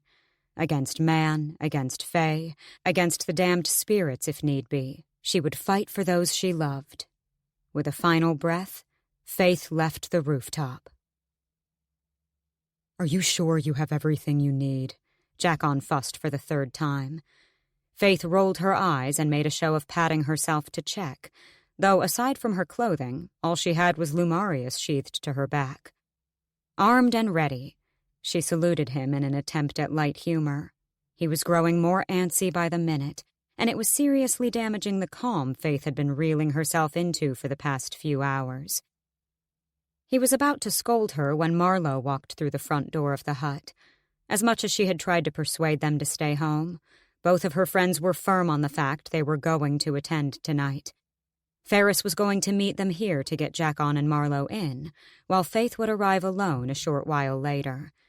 She didn't want to be seen entering with them as the gold-eyed shadow, in case anyone looked closely enough to make the connection. "I made this for you," Marlowe said as she approached Faythe, holding something in her palms.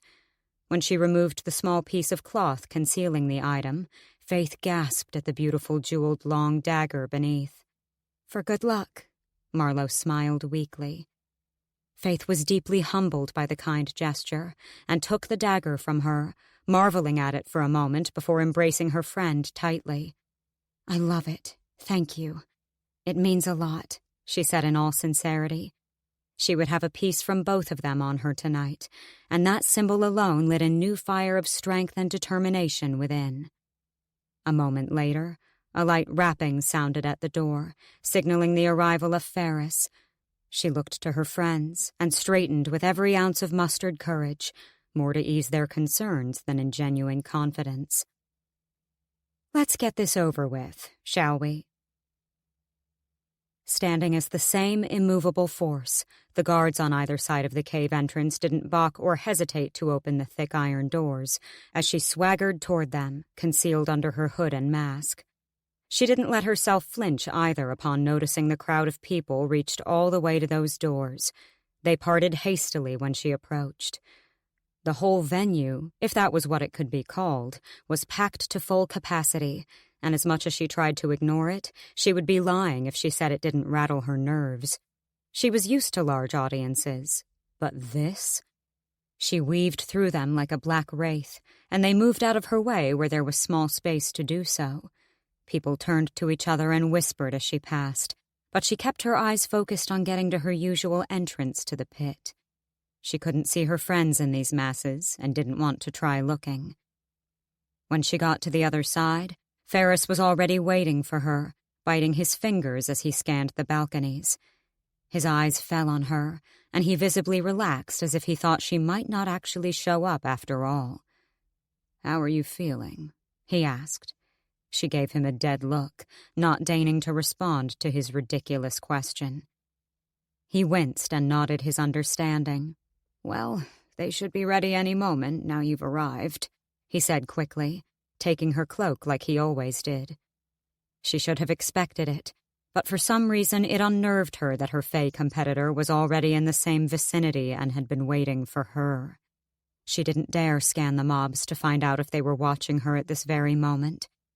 The place was packed mostly with humans, but she hadn't failed to notice the few pointed ears standing on the front line of the balcony. Humans left space around them, not bold enough to stand too close.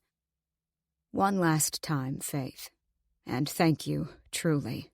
You're the bravest person I know," Ferris said, putting his hand on her shoulder. If there weren't so many eyes on her, she would have embraced the bastard, if only as one last comfort before she went down there, and to show her appreciation at the comment. "We bring you the fight of the decade!" the pitmaster bellowed from below. Faythe stiffened, and Ferris noted her surge of nerves at the announcement. He braced his hands on both her shoulders and forced her to keep looking at him. "It'll be over quick. You won't be harmed too badly. I've seen Fae guards posted down below." Faythe sagged in relief a little. Not that she doubted Nick's word, but it was reassuring to know they'd be so close and were already stationed down there. "I introduce the notorious Gold-Eyed Shadow!" The revelers roared at her mention, and she breathed consciously, willing her heart to slow as she did before every fight. Ferris muttered a brief, "Good luck," as she turned to walk down the stone stairs, right into the lion's den. She descended with deliberate slowness, letting the jeering sounds of the crowd above fade, then tuned out completely with each step down she took. She plunged herself deep into the well of calm that would allow her to focus solely on her target and the sword she would wield. Faythe called on Nick's teachings, Jackon's courage, and Marlowe's confidence, and set fire to the embers of her own determination to succeed. She closed her eyes, steadying her heart rate to still her trembling hands. By the time she reached the bottom, she'd opened them, completely embodying the ego of the gold-eyed shadow one last time. She didn't look up and risk her nerve, especially if she were to spot her undoubtedly anxious friends. Instead, she took in the familiar surroundings of gruesome, blood-stained stone walls and the entrance where her opponent would appear. The pitmaster stood in the middle, looking more shaken than usual. She supposed it had something to do with the presence of the 3 Fae guards who were evenly spaced around the circular arena, each looking rather bored, but standing straight with their hands over their swords should they be needed. She swallowed hard to moisten her paper-dry throat. Was her opposer that dangerous? She knew the Fae were fast and strong, but even this seemed a little excessive for one being. "And now, I present the challenger!" The pitmaster's voice faltered a little as he paused, already taking a step toward his exit. "Captain Varys of the Royal Guard!" Everything around Faythe stopped the moment she heard the words. She recoiled in cold horror when the captain emerged from the entrance, his face taunting in malice as he stared directly at her with his first steps into the ring. His wicked scar gleamed under the lights of the pit, making him look all the more terrifying. She had to remember to breathe. She couldn't lose her valor now, or the fight would be over before it even started. Then she recalled something about the captain Nick had warned her about so long ago. It was almost her undoing. He's one of the king's most talented nightwalkers. Don't ever underestimate him." It shot a spear of ice-cold dread down her spine, threatening her sedated composure. All of her practice and training could be for nothing if he had mental barriers like Nick's.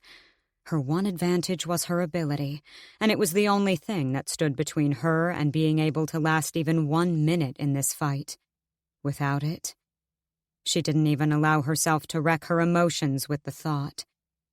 It wasn't humiliation she was afraid of. It was the look in the captain's eye that told her he wasn't going to end it that quickly. No, he wanted to make her suffer, and no one would stop him since that wasn't against the rules. She was only protected against excessive brutality and a death strike, but she knew he'd be smart and would play it to look as if every hit he dealt her was fair game. The pitmaster called for them to draw their weapons and take stands. She was running out of time, and as she unsheathed her blade, she held his black stare and gently pushed into his mind in case he could feel her. She almost buckled in panic when she met a similar black barrier wall. But then, cracks. There were gaps in his mental barrier, unlike Nick's. She could only assume that by some small mercy of the spirits, Captain Varys hadn't reinforced his mental shields in the daytime, because he wouldn't expect to need to guard himself against someone like her. A slight relief, but she knew it would be twice as difficult to see his movements through the tight spaces in the wall. The pitmaster had already retreated to the stairwell as the captain approached her with a predatory grin. Inside, she trembled violently like feeble prey, but her exterior embodied the laser-focused combatant she needed to be to make it out alive. He began to circle with his blade angled, stalking her, and she kept her complete focus on him as she mirrored his movements. Before the announcement could be made for the fight to begin, she saw his intention to strike and spun to narrowly avoid the swing of his sword. He had no plans to wait for a formal invitation. His eyes flashed at her unexpected swiftness, but he composed himself and sized her up again. She tracked him.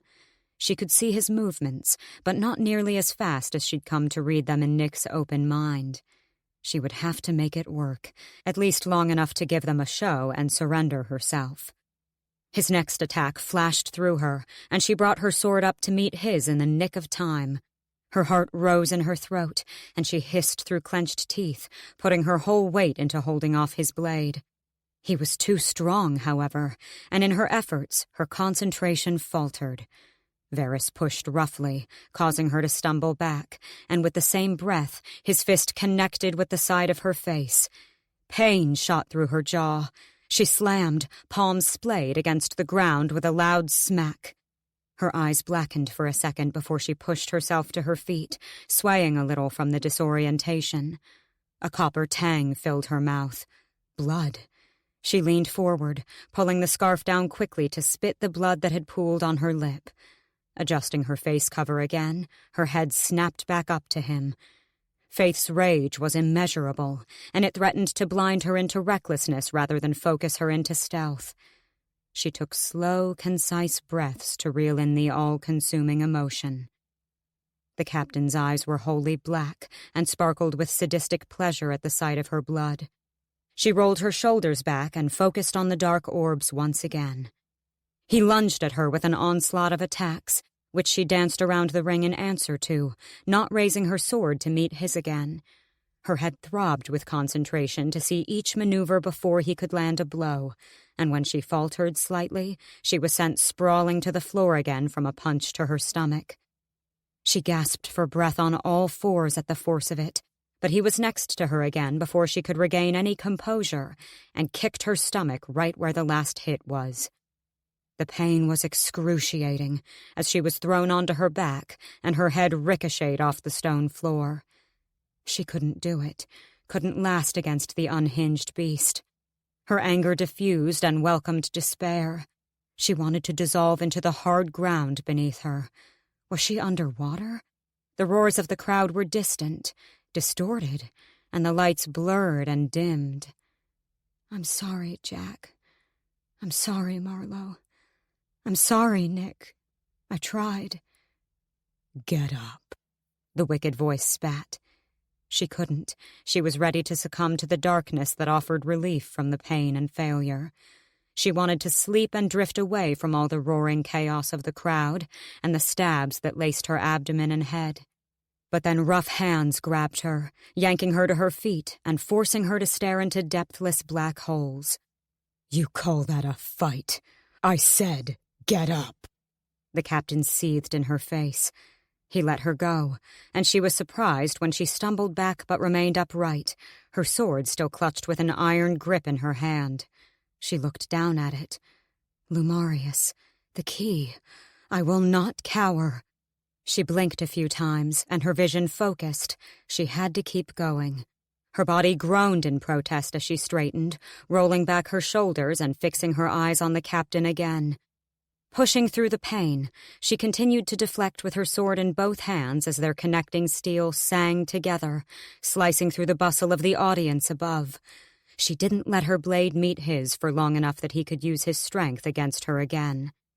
His blade caught her leg at one point, and she was forced to retreat when fire ripped up her thigh. Still, he stalked her with predatory slowness, relishing in her pain as he played with her. He didn't give her long to recover, and their swords crossed once again. She was fast, but he was faster, and his stamina never faltered in the slightest, whereas hers was on the verge of full depletion. He landed another sharp jab with his elbow to her side. Faythe was a mere second from missing it completely. While it winded her, she stood her ground. After another round of quick parry, she failed to see his next move, and his fist connected with her sword hand, sending Lumarius flying from her grip. In the same breath, he lunged for her, the killing blow. Not even the Fae standing close by would be fast enough to stop it. Time slowed as she tracked the blade that promised her death rising above her head. But the image of his intention flashed in her mind a second earlier than he acted. Right before he could bring his sword down fully, she took one step forward to meet him, pulling Marlowe's gifted dagger from her side. Then, everything went quiet. He halted, his sword mere inches from her neck, as she held the point of her dagger under his chin. A mutual defeat. The crowd fell mute. Her breathing was ragged, her pulse erratic. She held the captain's stare as his nostrils flared and his eyes turned wild. It should have been over, but she saw something snap in him. He was so close she never stood a chance to react when he grabbed the wrist that held her dagger so hard she dropped it. He let go of his own blade as both his hands curled tightly around her throat, lifting her to her toes, and he leaned into her. "You think I don't know who you are, girl?" he hissed in her ear. Faythe choked against the vice-like grip of his hands, which squeezed harder to restrict her airway. "Captain Varys, the fight is won," she heard one of the guards call as they all took a step closer. Faythe clawed at his hands that didn't loosen off at the warning. It would take minimal effort to crush her throat in a second. "Who do you think sent those men after you? Foolish girl. You can hide everything but your eyes and that damned sword of yours," he spat. "Only a fool would believe a weak, pathetic human girl could best a man, and especially not a fae." "Captain Varys!" a guard called again in final warning. She gasped for air as blackness started to cloud her vision. "You're hiding something, Faythe, and I'm going to find out exactly what it is. You made the biggest mistake of your miserable life tonight." He released her with a forceful shove, and she collapsed to the ground, sputtering for air in agony under her mask. Varys crouched down to retrieve his sword and leaned in close again.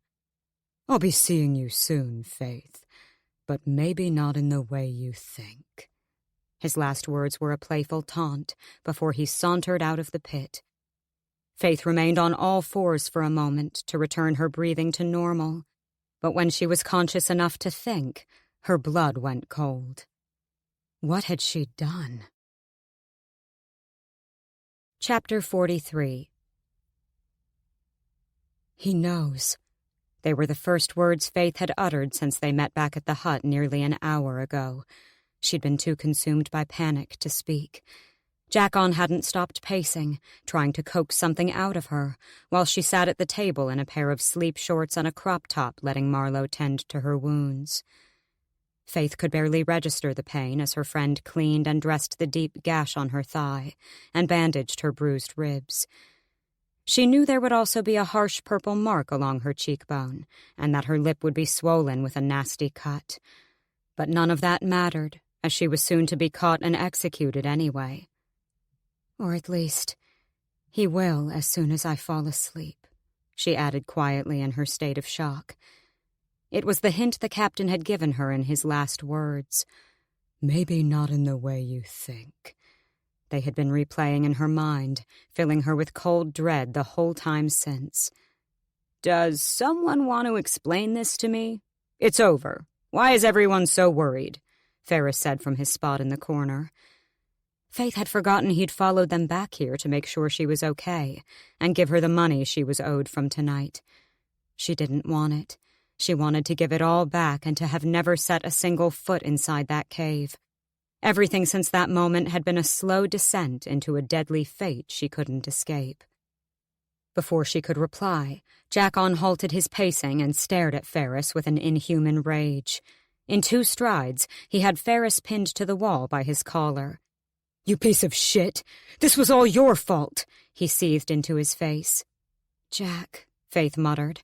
He didn't respond and continued his stare down as if deciding whether he should swing.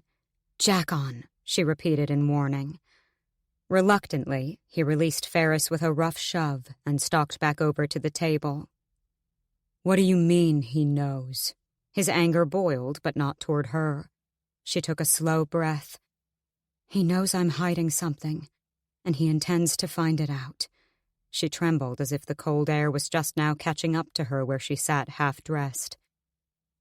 Marlowe draped a blanket gently over her shoulders, and Faythe smiled gratefully as she dropped into the seat next to her, satisfied her injuries were the best she could make them. Jack-On cursed, a lot, and she watched the wheels turn in his head as he tried to figure out what to do. It pained her, but she wouldn't have any of them dragged into her mess. An idea came to her. I have a tonic. Nick gave it to me when I was still learning to control my ability. It will stifle it when I sleep, and also protect me from others. She winced, not able to say the captain's name without seeing the vicious scar and malice that laced his face. It was a temporary solution. She only had 2 nights left of the tonic at best, and Nick had said it could have fatal consequences if used for long periods. It'll give me 2 days at least. She couldn't bring herself to think of what she would do after. Then what? Jack-On pressed. Faythe knew what she would have to do to keep herself and them safe. The thought of stowing away in a barrel like her friend Reuben made her stomach turn, and she had to cover her face with her hands and breathe for a moment. She had never left High Pharaoh. This was her home, and she would have to abandon the kingdom and, worst of all, her friends.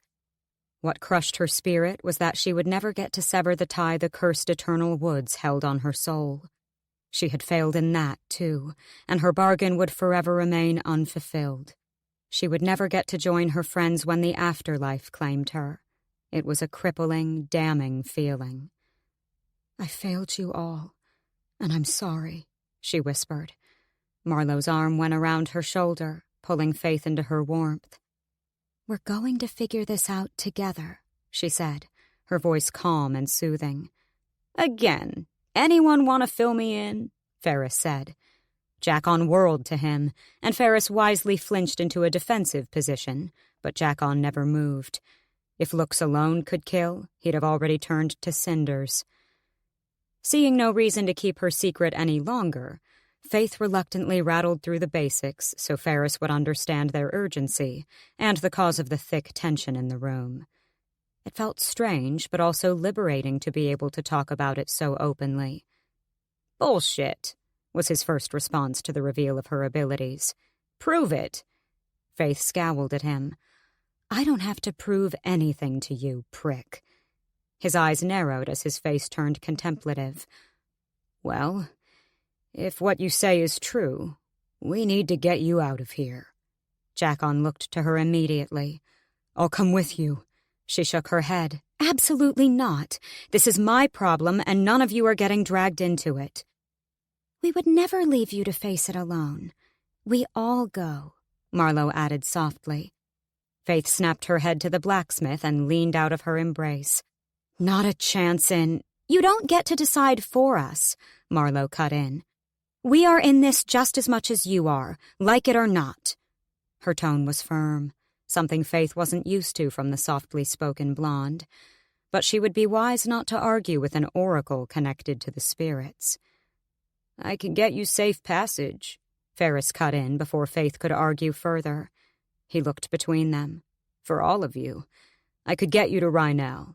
You're not traitors. You could stand a chance of being let in as citizens. Marlowe has a trade skill that could be useful to them. Jackon is a farmer, and, well, dance a little with your sword, Faythe, and they might see use for you. Faythe bit back her retort since the offer was exactly what she needed, but her heart dropped at the inclusion of her friends. I can't ask you to give up your lives here, she pleaded. Jackon's face softened, and he took a seat in front of her, reaching a hand over to take hers. You don't have to ask. Wherever you go, I go. Marlowe nodded in fierce agreement. They were willing to sacrifice everything they had built here to follow her on a road of uncertainty, and it was a debt Faythe would spend the rest of her life, however short or long, repaying. I'll make the arrangements for 2 days' time. This should be enough, with the rest of your earnings, to get you all by for a while on the road and help you settle in when you arrive.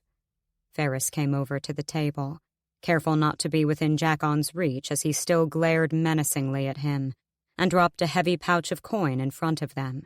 His portion from tonight, Faythe realized.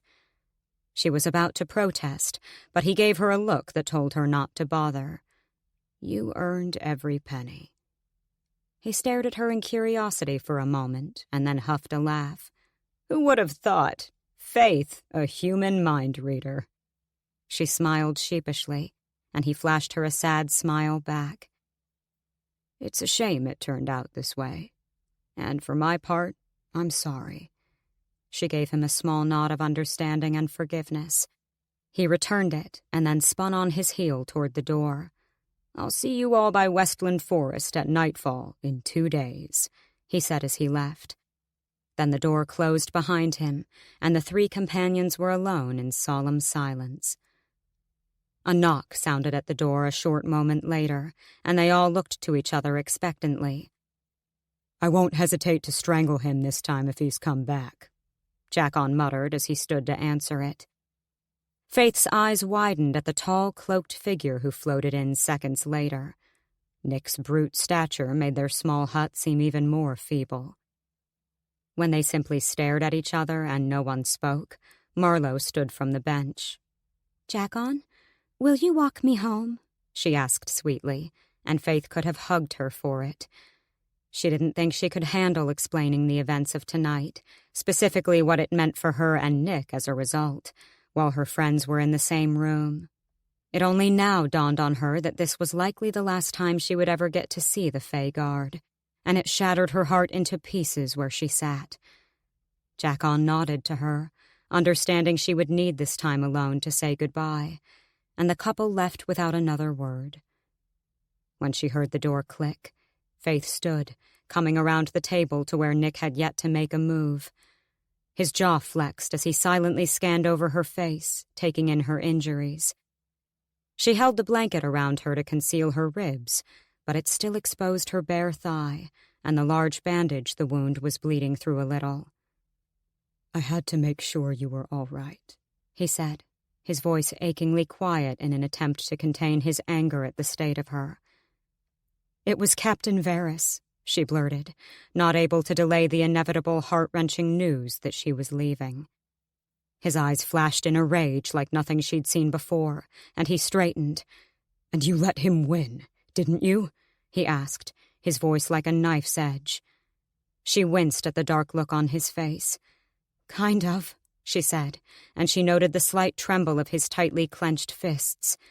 He was going to kill me. I saw it. None of your guards would have been fast enough to stop him. So, we came to a mutual defeat."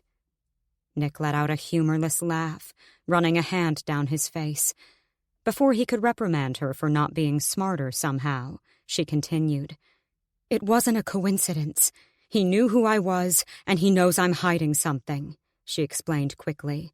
She didn't have to go further as realization immediately clouded his face, and his rage turned to horror.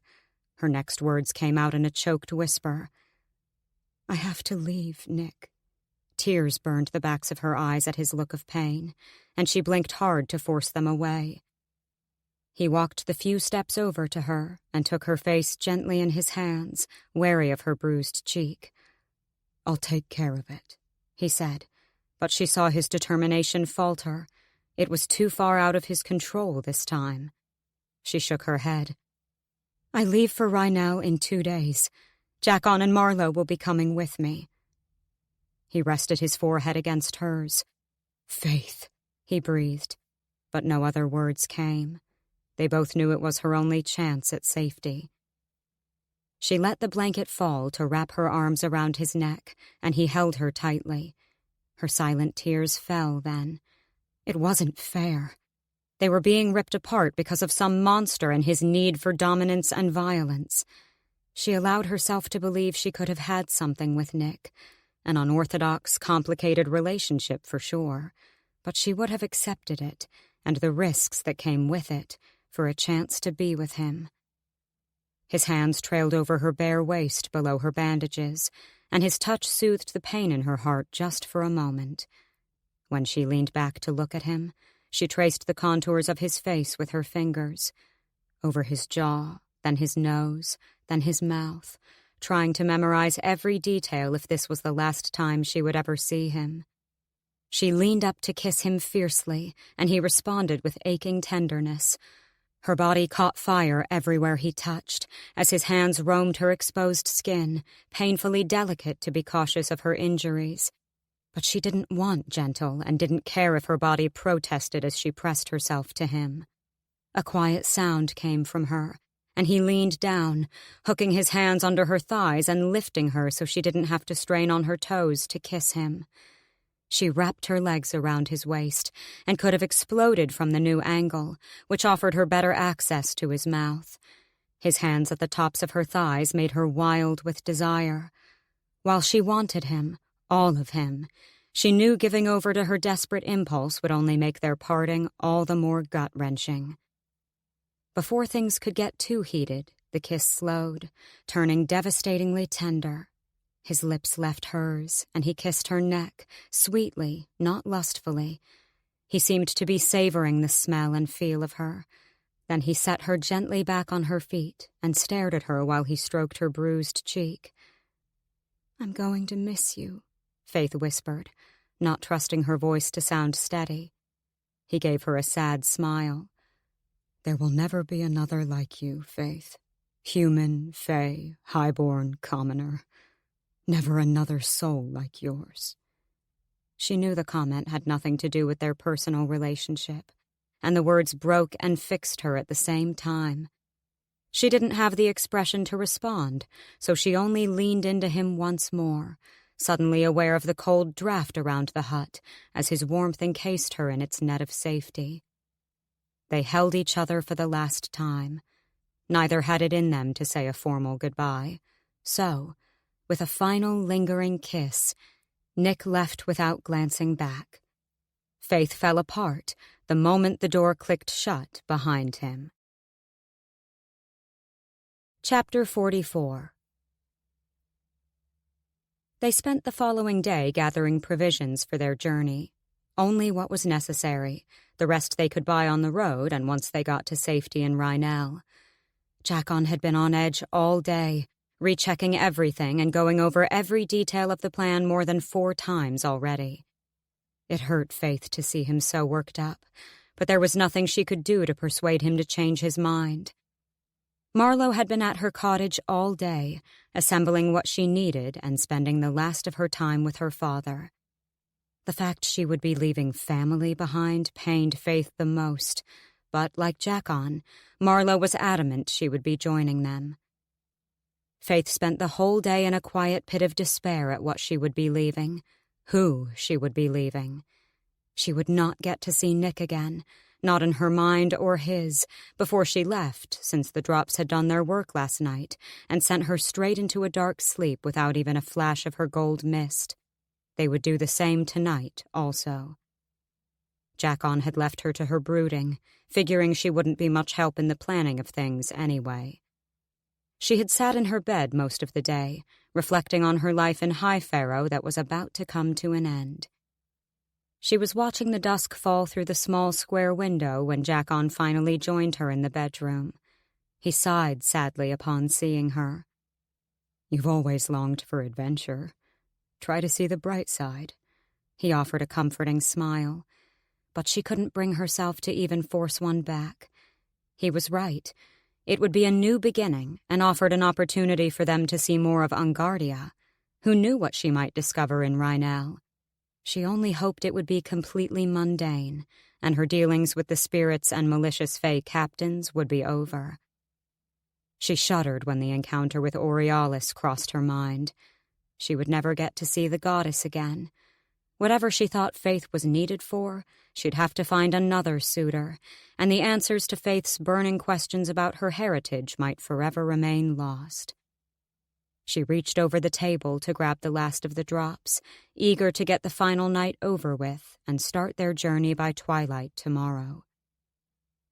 A loud banging out front made her jolt, and she almost knocked the glass bottle right off the nightstand. Jackon frowned, turning to leave the bedroom. Faythe shot up too as the frantic banging continued, and her heart started to race. She grabbed Jackon's elbow.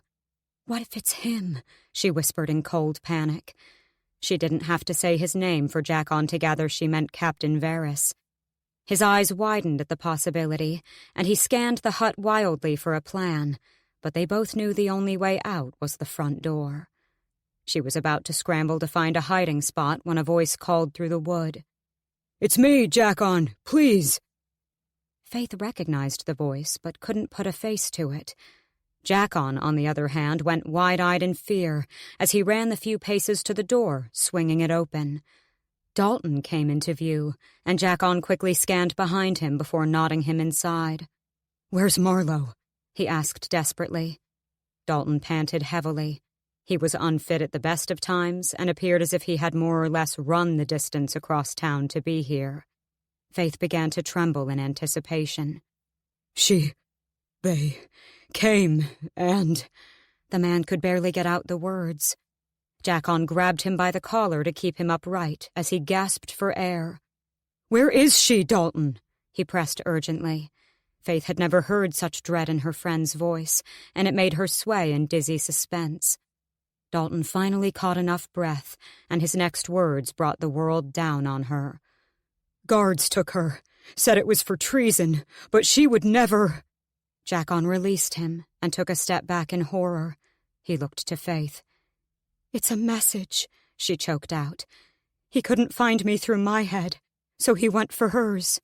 The final dawning came out in hushed terror. "He took her because he found out it would hurt more than anything he could do to me physically." The realization crippled her. She looked between the two horrified men, completely at a loss for what to do. Captain Varys would have taken Marlowe to where all those detained for judgment ended up, the castle prison. She refused to accept there was no saving her friend, and Faythe knew exactly how she would gain access past the wall to pledge for her life. She had already been briefed by Ferris on a sure path through. It was unpatrolled, a secret labyrinth that tunneled through the inner city. The red-headed deviant was many distasteful things, but she thanked the spirits for his cunning brilliance in that moment. This was a route used by very few in the know to smuggle unsavory and often unlawful items into the city, right under the king's nose. Faythe twisted, heading into the bedroom without another word. Everything around her went still as she fell into a cool, calculating calm. Her eyes flashed to her empty cot, and she contemplated contacting Nick. He was in the Royal Guard, and could at least ensure Marlowe stayed alive long enough for Faythe to infiltrate the castle and gain an audience with the king to beg for her release. But she had nothing to send her into a quick sleep that would awaken her night-walking ability, and there was no guarantee Nick was even asleep himself. The night was still young. Every minute that ticked by was too precious to risk. No, she didn't have time to attempt a message to him that way. Her rage was a storm of fire and ice under her skin. If the captain wanted Faythe, he would damn well get her. And my dagger won't halt before slitting his throat if given a second chance.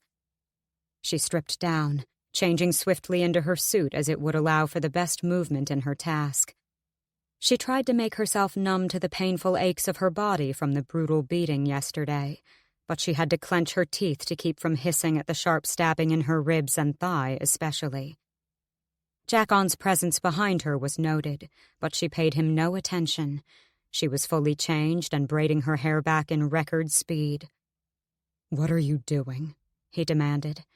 She strapped Lumarius around her hips and equipped her dagger in a few swift movements, charging back out of the bedroom. "I'm going to get her out." Faythe swung her cloak on and was pulling up her hood when Jackon caught her elbow. She almost snarled at his move to delay her. Every ounce of kindness and mercy had left her moments ago. "And how exactly do you plan to do that?" he hissed. "There's a way into the city, underground," she said quickly. "I would ask you to stay, but I know you're not going to, so don't slow me down." She ripped her arm from his grasp and didn't wait for his response or for him to equip his own sword and cloak. Faythe glided back into the main room and stopped just for a second to rest a hand on Dalton's shoulder. "Go home. We'll bring her back. I promise," Faythe said as confidently as she could, though her own uncertainties threatened her calm demeanor. Then she left the hut, intending to walk straight into the trap the captain had laid and bring the hunter down with her. Chapter 45. Waves thrashed violently against the jagged rocks Faythe and Jackon clung to in desperation. The entrance to the tunnels was far away from the town dwellings, on the opposite side of the great inner-city wall, at the edge of the kingdom by the wicked Black Sea. There was a far easier way into the large cave that began the underground labyrinth into the city, other than the completely insane route Faythe had taken them on that had them putting their lives at risk. But when they stopped to scan the footpath Ferris had pinpointed, she immediately spotted the Fae halfway down the road and was forced to retreat. They weren't uniformed guards. They appeared to be some of the rookies Ferris had warned her about. The only alternative route had been to scale the deadly, steep, and nauseatingly high coastline. Any other day, Faythe would have shut down the impossible idea. But with Marlowe's life on the line, all logical thought had left her. Clawing over the next uneven bulge in the wall, her gloved fingers ached hideously with the iron grip she held at all times. She cautiously shuffled her way across the next relatively flat side. It was made all the more difficult by her already injured body, but the bitter cold wind helped to numb the stabbing in her chest with every movement. More than once, her foot or hand slipped slightly against the slime and dampness of the sea-battered rocks, and each time her heart leapt in her throat. Adrenaline kept her moving. To let clumsy, misjudged footing end her life to the monstrous sea below would be embarrassingly tragic now. Finally, Faythe hauled herself high enough that she was able to peek over the edge and check the entrance straight ahead. "Clear. Thank the spirits." No Fae lingered around the mouth of the cave. She whipped her head down in a surge of panic, but let it go the moment she spied Jackon, as safe as he could be with the waves that crashed higher each time, as if desperate to claim his body in their black waters. She shuddered violently at the thought. Taking the final stretch upward to level with her, Jackon also halted to investigate the area of solid ground. "How the nether-damned did you find this?" His voice was barely audible against the howling wind and storm below. Knowing Ferris's name had become something of a trigger for Jackon's violence, Faythe didn't answer. Instead, she steadily maneuvered her footing, bracing her arms and pulling herself up and over to lie flat against the oddly comforting, firm ground. Jackon copied her, and they both stayed down, her heart galloping now they were semi-exposed and at greater risk of being caught. They still had bush cover, but in the autumn they had shed their leaves and offered little hiding. Faythe commando crawled forward on her forearms until she came to the edge of the bushes. When no lingering Fae came into view, she sagged a little in relief. A torch flickered in its hold outside the cave, burning a vibrant blue instead of amber. She didn't have time to admire the wonders of the magic that made it so, only noted it as an indication that the labyrinth was indeed in use tonight. They would have to be vigilant inside. She jumped into a crouch, every sense on high alert, before slowly rising to her full height. She was terrified as she stared into the black void of the cave mouth. The unknown dwelled inside. They had no map other than Ferris's vague description of what to expect and where to turn. She only prayed her recall of his directions wouldn't turn up blank when it mattered most. Faythe felt a hand graze her lower back and jerked hard in fear, her hand shooting to her side for Lumarius. Her eyes fell on Jackon, and she winced, muttering an apology when he recoiled. "Are you sure you want to do this?" he asked worriedly.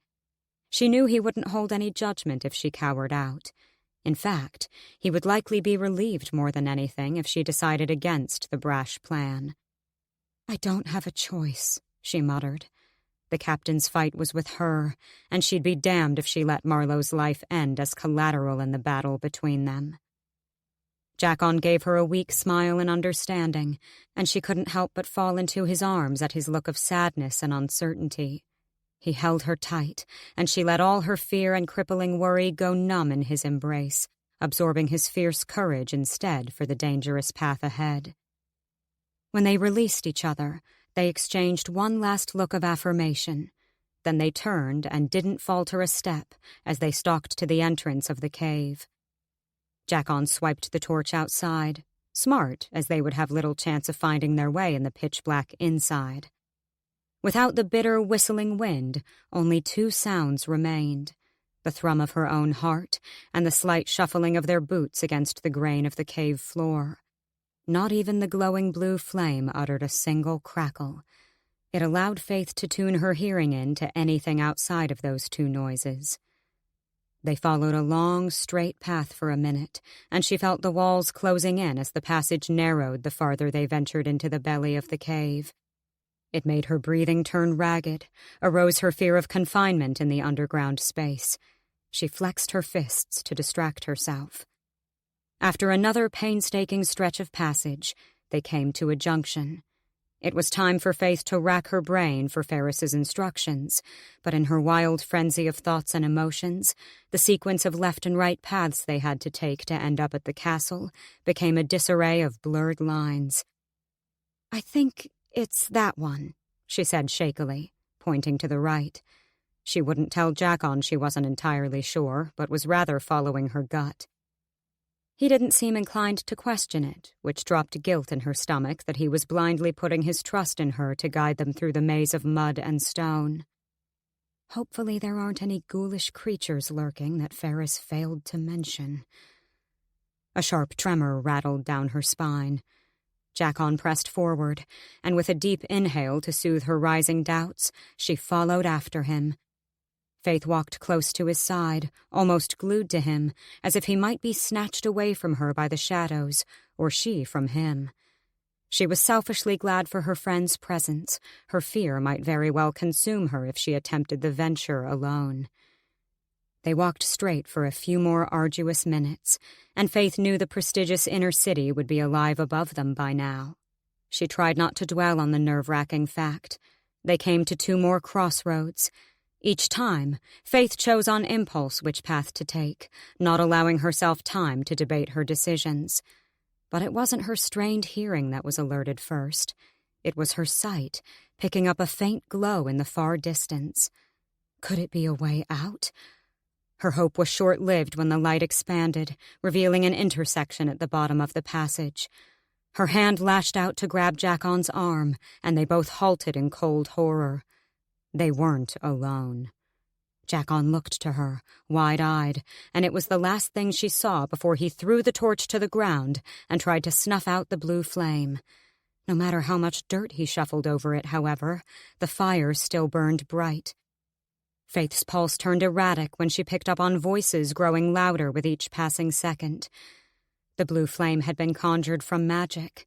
It was logical to assume it could only be extinguished by it, too. Gripping Jackon harder, she pulled him with her as she silently jogged back into the pitch blackness, away from the torchlight. Their company was too close for them to retreat the whole way back without making a noise. They would have to hope they could hold the element of surprise long enough to attempt an ambush. Faythe stayed deathly still, pressing her whole form hard against the freezing wall, as if it could swallow her whole and save her from the impending confrontation. She freed Lumarius, slowly, silently. Jackon stood against the opposite wall. More than one voice echoed, louder now. They would need both angles to stand a chance. Though if the oncoming voices belonged to the Fae, Faythe doubted any weapon, attack, or position could save them. She didn't let the fact cripple her internally. They couldn't fail, not when they hadn't even made it to the city streets above. She turned her head to watch the shadowed forms grow larger, their distorted bodies like wraiths filling the bottom of the intersection. Unable to balance her breathing with the racing of her heart, Faythe felt dizzy under the weight of danger. Then shadows were made flesh when the figures rounded the corner toward them. They each held a torch of blazing amber. With their faces illuminated, the first thing Faythe identified almost made her sigh out loud in shock and relief. Humans. That pompous bastard, making us trek all the way here and not show, one man cried. He had a short, lanky stature. Faythe had already picked him for herself as he was conveniently on her side anyway. The other, a bit taller and packing muscle in comparison, grumbled in agreement. I think we may have to find another Fae for dealings on the inside. Lord Helios may be compromised, he said roughly. Faythe flashed Jackon a look, barely visible under the cloak of darkness, and he gave a short nod. They didn't need words to confirm their plan of action in that moment. Over their decade of friendship, they had developed their own unspoken alignment of thought. That's strange, the lanky man mumbled, brow creasing when he caught sight of their discarded torch still glowing a few meters away from where they lay in wait. While the smaller man bent down to investigate it, his companion wisely drew his sword, scanning the area, but, foolishly, he advanced with caution toward them. Just a little closer. Before he had a chance to distinguish their bulging forms against the flat wall, Jackon lunged, and Faythe didn't hesitate to follow his lead. The larger man clashed swords with Jackon, and she only hoped he was winning as she darted for his friend, still crouched, and heaved her foot against his chest. He went flying backward, splaying across the ground in terrified bewilderment. Then she was above him, sword poised over his heart. She breathed hard, letting go of her pent-up suspense. The cries of steel added anguish to the shadows, but Faythe couldn't take her eyes off the man under her blade to check if Jackon was leading the fight. There was a loud clattering of steel against stone. Someone's disarmed. Her heart thundered at the thought of it being Jackon. Then she heard a quick-step commotion. Come on, Jack. Finally, a loud thud as a body hit the ground. She froze. Please, please, please. When a figure caught the corner of her eye, she didn't hide her long breath of relief at the friendly face. Jackon smirked.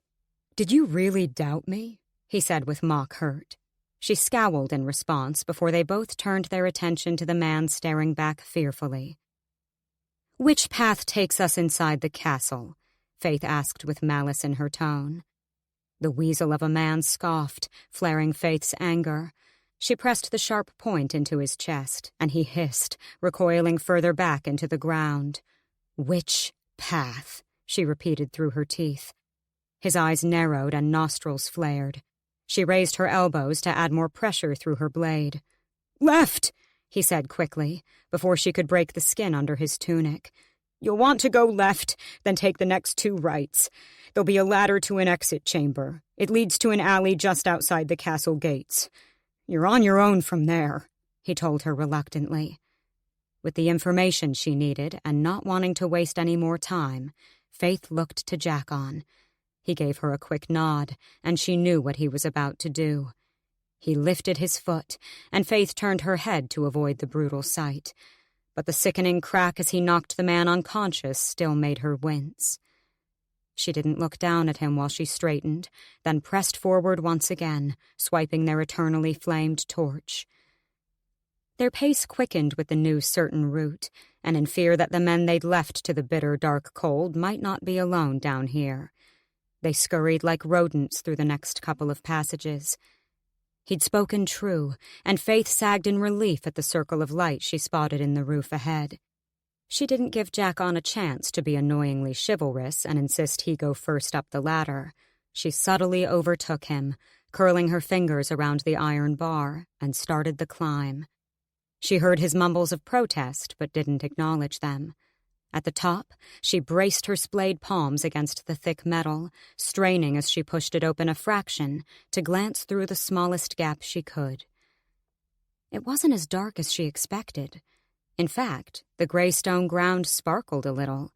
She used her shoulder to lift the hatch higher. Then the heavy weight of it was suddenly relieved from her completely.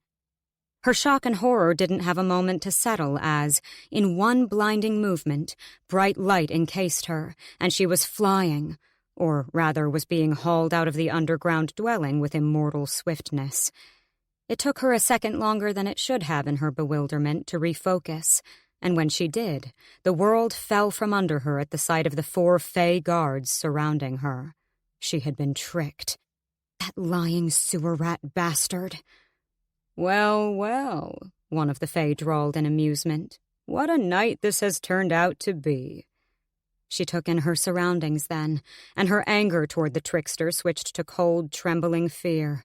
She stared directly ahead, down the long garden path beyond the iron gates, craning her neck in awe and horror at the dauntingly tall white stone castle. She had naively believed the spineless coward's directions, and he'd led her right to the wolves guarding the castle perimeter. "You're not the first to have tried to gain unpermitted access into the city, though you're certainly the most foolish," another guard sniped. She didn't have it in her to respond with words or facial expressions. She could only surrender to her shock and disbelief that it was over. She had been caught and would be taken straight to the castle. It was exactly where she needed to be. They would be the fools for escorting her directly to her intended destination. Then, in a spear of panic, she remembered she hadn't come here alone. Faythe didn't dare glance back at the hole she'd been pulled from and risk arousing their suspicions. Jackon was smart. He would have seen her being grabbed and wouldn't be foolish enough to expose himself too. There would be no plausible reason to doom himself. He had to stay below and find another way in or out, though the latter she had painful doubts about. He wouldn't leave her or Marlowe, who was already beyond the royal fortification.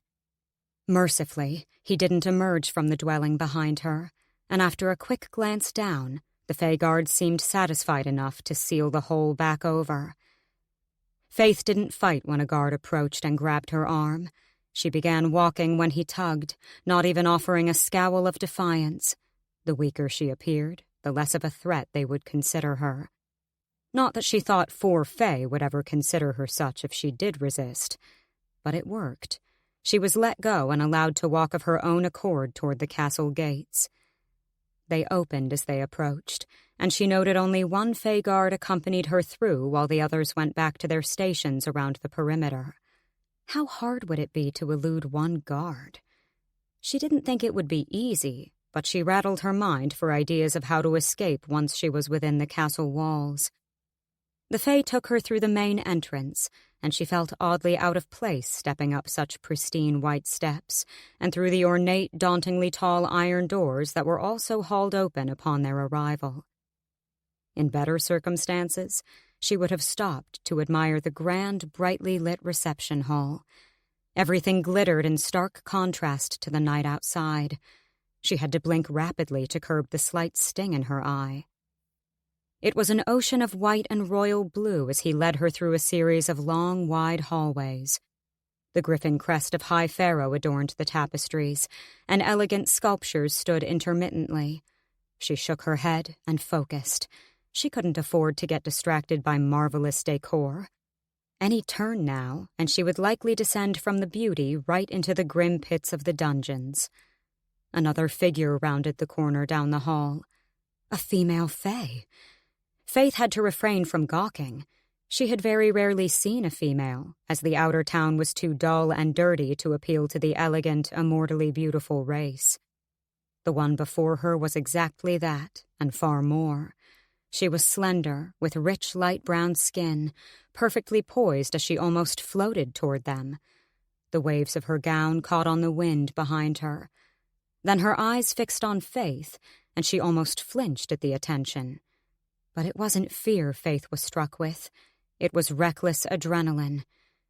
She flashed her eyes at the guard, who wasn't on the right side to be between her and the female drawing closer. While his hand rested on the hilt of his sword, he marched at almost an arm's reach from her, thinking there wasn't any chance of a mere human girl being able to escape him. A fool. She was quick, and her plan didn't require her to be able to maneuver far. Perhaps she had gone completely and utterly insane in her desperation to save her friend. Faythe subtly reached for her dagger under her cloak, slowly sliding it free with no sound.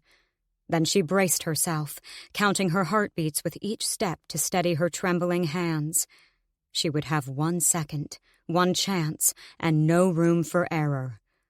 When the female came to pass, Faythe lunged forward, twisted on her toes, and halted in position behind her.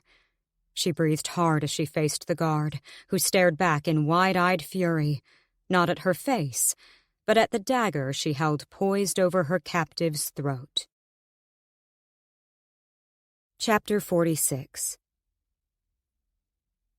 I need an audience with the king. Faythe spoke the words calmly, confidently.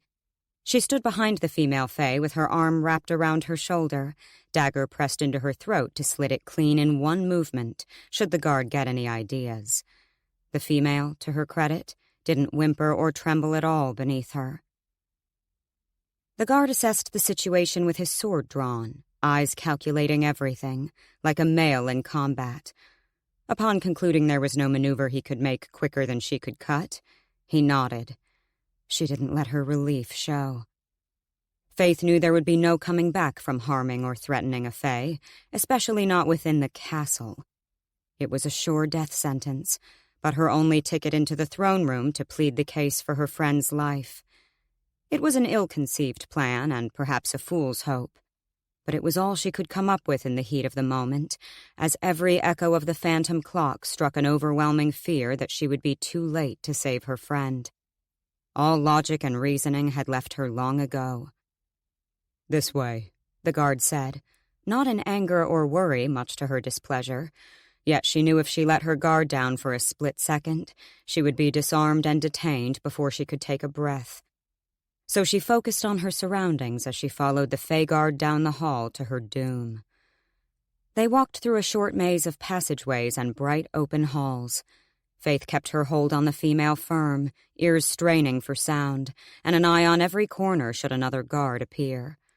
The halls were surprisingly quiet, and she thanked the spirits for that small mercy. Any more of them, and she would risk losing her hostage before she could make it to her destination. It wasn't long before a set of very large double doors came into view down the hall, and Faythe's heart became a wild beast rattling in her chest. It definitely wasn't the best way to get the king's attention, but she could only hope her hostage was valuable enough to get him to listen. The 2 guards posted outside the ornate wooden doors drew their swords the second they laid eyes on them.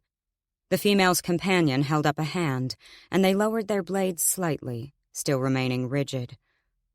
"Open the doors," the guard commanded. Their eyes looked her over, assessing if there was anything they could do to save the female and prevent Faythe from gaining access to the throne room. With anger and reluctance, they grabbed a handle each and hauled the doors open. "All of you, inside first," Faythe ordered. She wasn't foolish enough to leave her back exposed, so they could grab her before she could inflict harm on her captive. They did as she asked, and once they were all past the doors, she allowed herself 1 second to breathe and release all her nerves before following. She only had one task, to free Marlowe, and then she would accept her fate in whatever form they chose. She would give herself up gladly if it meant the safety of her friends. She paused for a moment in the doorway, assessing her surroundings in case the guards had a plan of ambush the moment she stepped inside. The Great Hall was almost as she expected it to look, but she'd never had a room make her feel so dwarfed. Colonnades ran parallel down each side, holding up a balcony that encased the perimeter.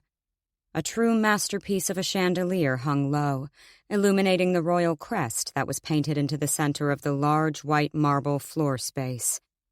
Beyond the crest was a long dais that held 3 thrones, one prominent center seat cushioned in royal blue fabric with gold embellishments, and 2 smaller ones featuring silver instead. Then she beheld the cluster of males gathered in a lazy circle at the far end to the side of the dais. Every pair of fey eyes was now locked on her. Noting the guards still poised to strike just past the door, she motioned with her head for them to keep walking. They hesitated for a second, glancing between each other as if deliberating a strategy. Faythe pressed the dagger a little harder, and the female hissed. She wanted to apologize. She was merely collateral damage, but it did the trick as the 3 guards started to walk further down the hall, keeping their eyes firmly on her.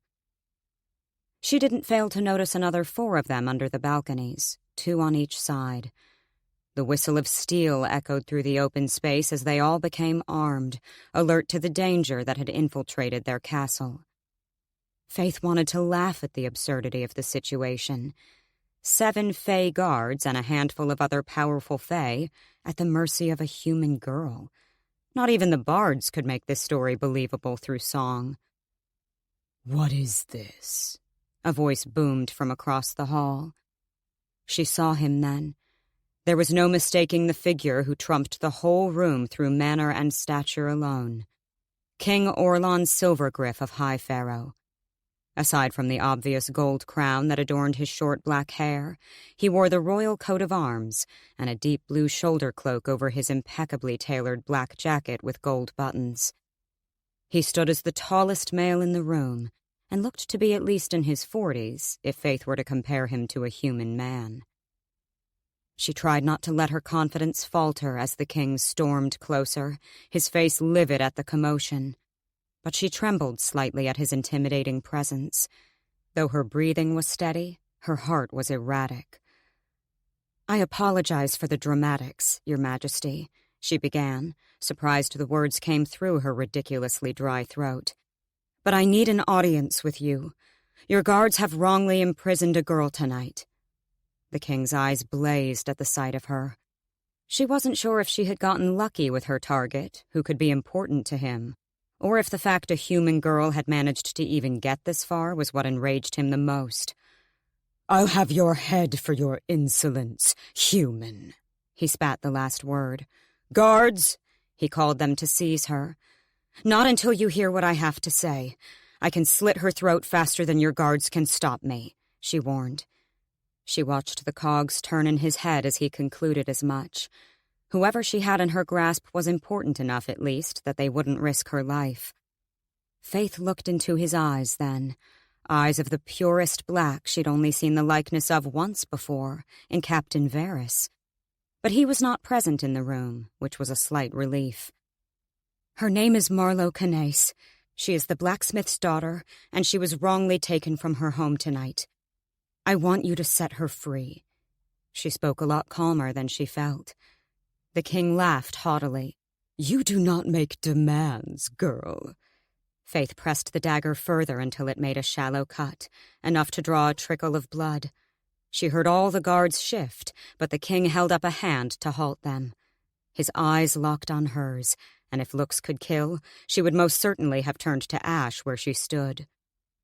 "Bring in whomever she speaks of," he commanded in a deadly quiet tone.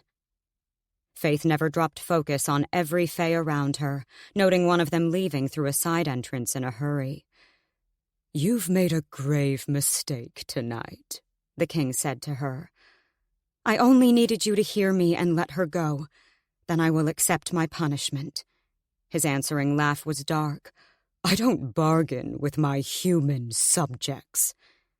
"Your captain of the guard wants me. He only took her to get me here," she said, hoping to anchor him to her fast-sinking ship. The king arched an eyebrow. "Did he now? A bold accusation." "It's the truth." His eyes narrowed on hers for a second as he took her in. The gaze made her uneasy, but she didn't balk. "Where is my captain?" he asked his guards casually. A few shuffled, and another left the room. She could only assume to locate Captain Varys and bring him here. She couldn't let her fear show, not until she achieved what she'd recklessly barged her way in for.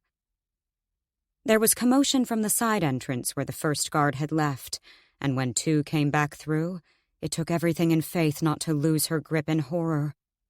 She tried to focus her mind as she watched Marlowe get dragged in, closely followed by Jackon. "I send you out for one, and you come back with two. How interesting," the king admired when he turned to them. "This one was apprehended in the city, trying to get through the castle gates," the guard said. Faythe commended Jackon for even getting that close when their plan had turned nether-damned.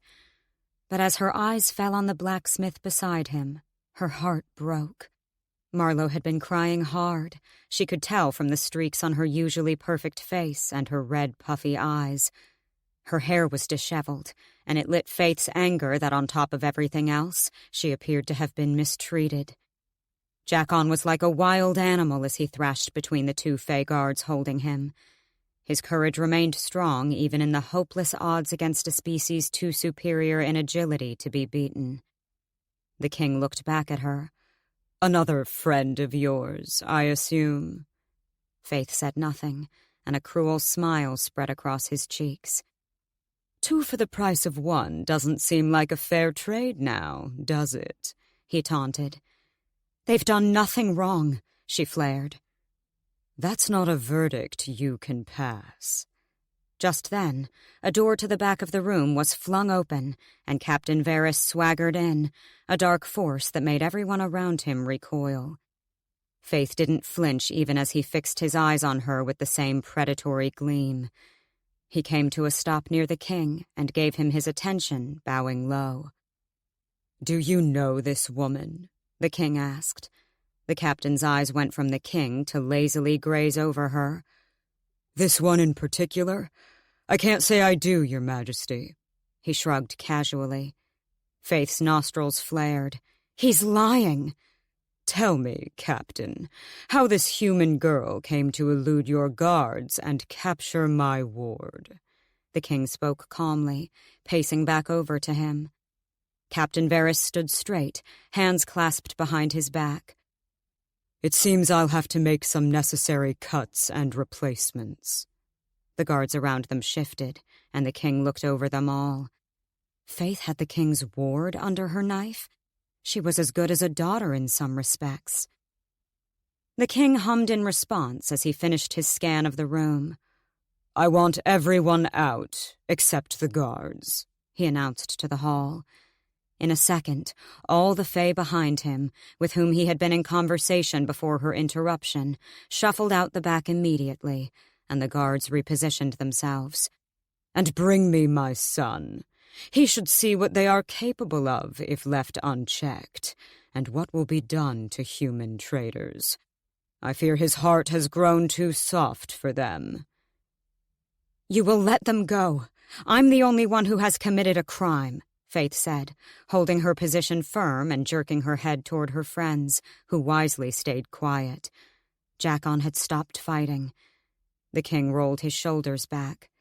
"Captain Varys, what is it the woman stands accused of?" he asked, gesturing to Marlowe without looking over. "Treason, Your Majesty. I have seen it." As he said, his eyes fell on her with vicious delight.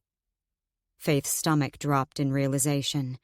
He could make up any story he wanted, and Faythe's word would be nothing against it. He was one of the king's most powerful Nightwalkers, his trusted advisor, and captain of the royal guard. It didn't matter what Faythe pleaded. "Lying bastard!" Jackon spat from the side of the hall. Faythe couldn't hold in her wince as one of the 2 guards punched him hard in the stomach, and he fell to his knees. Then the other one hit him across the face, and she almost broke her position to lunge for them. The captain's mouth twitched a little in amusement, and Faythe's anger flared wildly. "Check his mind," she blurted, knowing it was a step out of line. But she had already danced and skipped over the godsdamned line so much it was blurred beyond existence now. "You have other Nightwalkers in your service." The king's eyes snapped to her. "You dare to ask such a thing?" He stalked over to her, and she adjusted the blade. Orlon stopped a few feet away. "Captain Varys is a skilled Nightwalker and has served me loyally. You are but a desperate human fool who will say anything to save a friend." His head tilted in curiosity. "Though I do admire your cunning bravery in getting yourself this far, it would be a pity to kill you. Such a waste." "You can't execute people on the word of one male." His eyes narrowed on her. "You forget who you speak to, girl."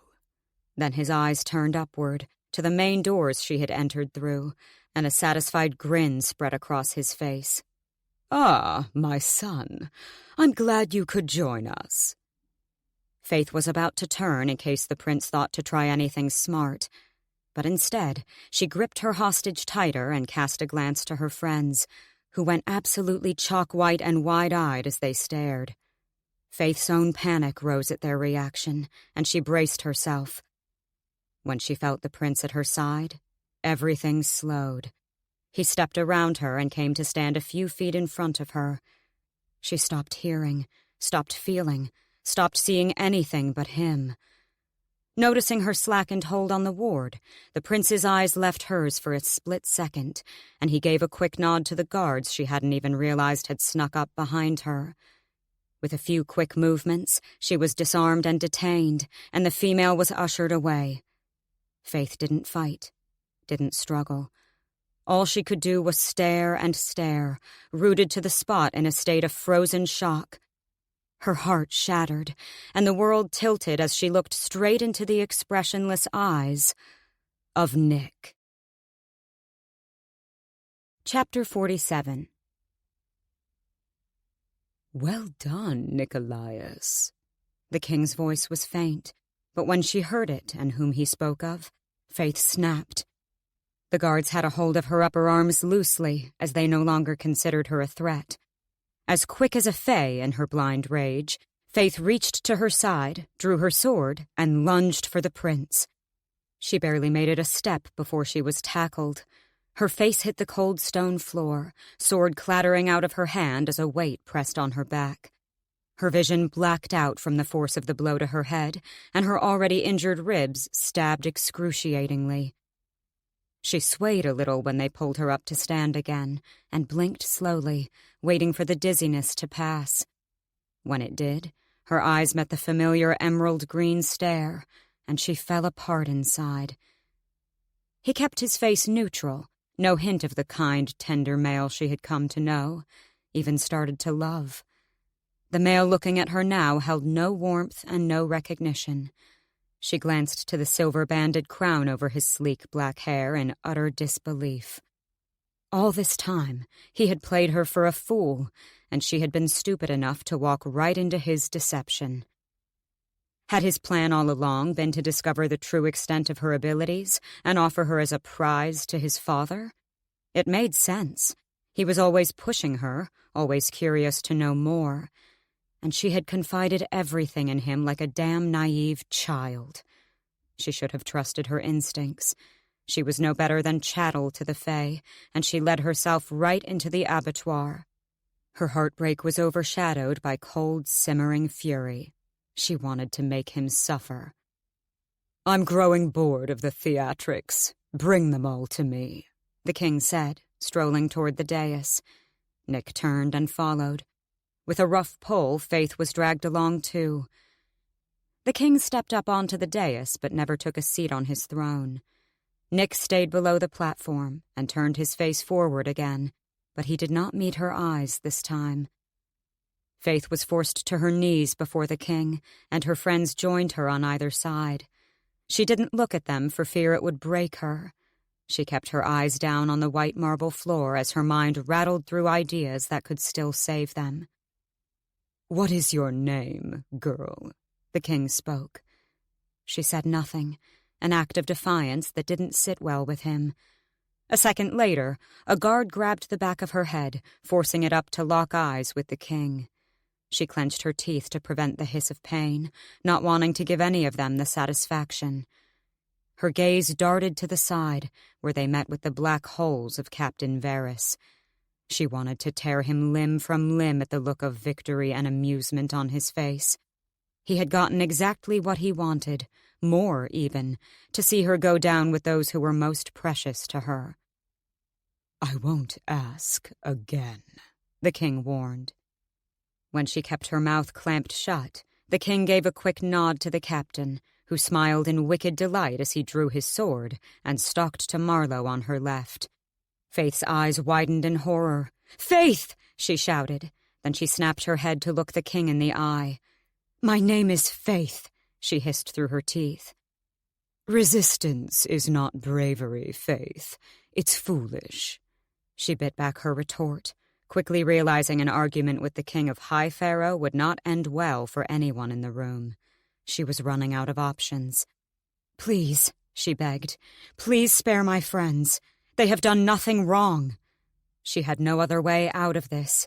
They couldn't fight, and even if they managed to escape by some miracle, they would not get far before the king found them and executed them on sight. "And here I thought begging would be beneath you," he commented. "I'm a little disappointed." He looked them all over for a moment, contemplating, and then he sighed with feigned sympathy. "I'm afraid I cannot let this go unpunished. You and your accomplices have been found guilty of armed infiltration of the castle with criminal intent against the crown. For your acts of treason, my sentencing is death for all of you." He looked at the captain and gave him another nod to proceed. The ground trembled beneath her as she watched Varys stalk toward Marlowe once more, his eyes dancing with an executioner's delight. "Don't you touch her." Jackon's voice was animalistic beside her. She heard the commotion of his struggle as he was roughly detained, but couldn't look at him. She could only stare, numb with horror, at the dark beast who promised death with each stride. "Please, please," she cried, desperate, staring into the king's eyes. But there was no mercy in them. She snapped her eyes to Nick instead. He could stop this. He could talk to his father and save her friend. He didn't meet her desperate look. He also had his eyes fixed on the captain with an unreadable expression. His jaw twitched, but he made no movement and said nothing as he watched Marlowe's death loom closer. Her friend was hysterical beside her, as two guards grabbed her arms and shoved her forward in a firm position to be beheaded. A brutal, messy death as a spectacle for Faythe, an extra punishment for her to watch, for making a fool out of his guards and capturing his ward. She couldn't hear the sobs, couldn't hear anything, as she scanned everywhere trying to think of something, anything, that might offer salvation.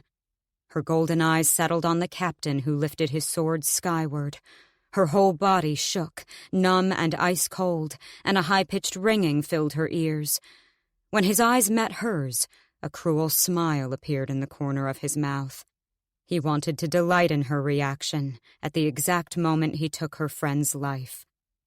The steel glinted in the light as he poised to bring it down in one clean motion. And as it started to fall, with her eyes connected to his, Faythe screamed. Chapter 48. Faythe met the oily black wall of the captain's mind and shattered clean through it.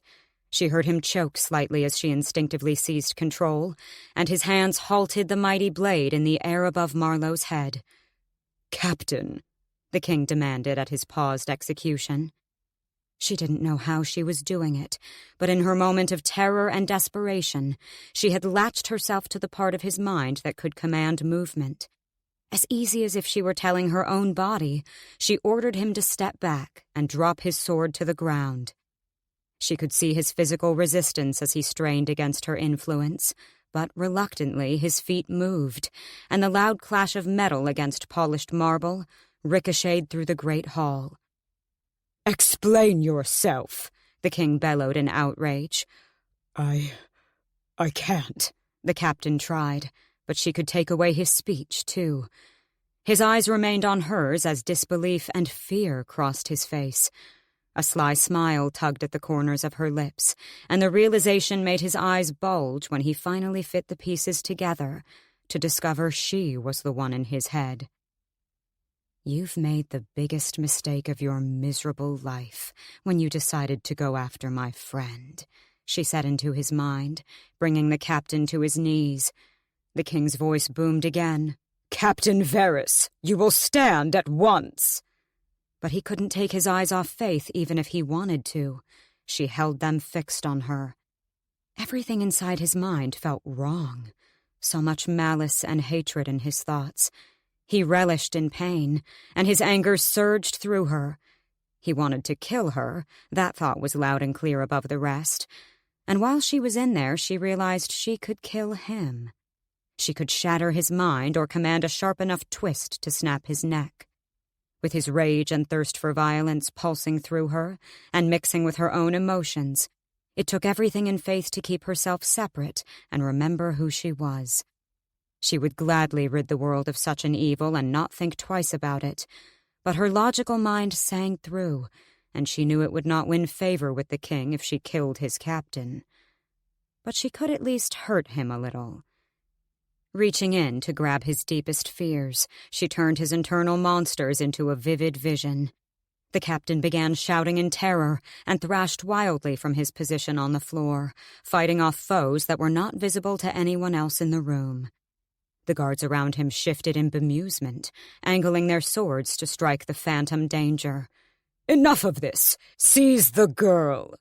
Faythe felt rough hands haul her to her feet, but she remained focused on the captain for as long as she could, relishing in his fear just as he had hers, until another calloused set of hands gripped her chin with painful force, and her eyes met the black depths of the king's. As he seethed in her face, she heard the captain gasp for air. Her connection to his mind severed, and Faythe too returned to herself, her physical surroundings coming back into full clarity. "What is this trickery?" The king let go of her roughly and stepped back again, but he was reeling. His eyes narrowed on hers, and she lifted her chin. "You?" he said, incredulous. "Impossible." Exposing herself had been the only way to save Marlowe, and she would find a way to hold the minds of everyone in this damned room if she had to. She cast a glance toward Nick and found him already staring at her, though he remained impassive to her display. Faythe kept silent, but didn't balk at his look, her eyes blazing at the sight of him. "It's true." For the first time since she'd entered the hall, Nick spoke. At the sound of his voice, her heart broke, and anger flared at the same time. Here it was, the great unveiling of everything he'd learned about her to send her to her doom. She glared at him, but his eyes left her to fall on the king, his father.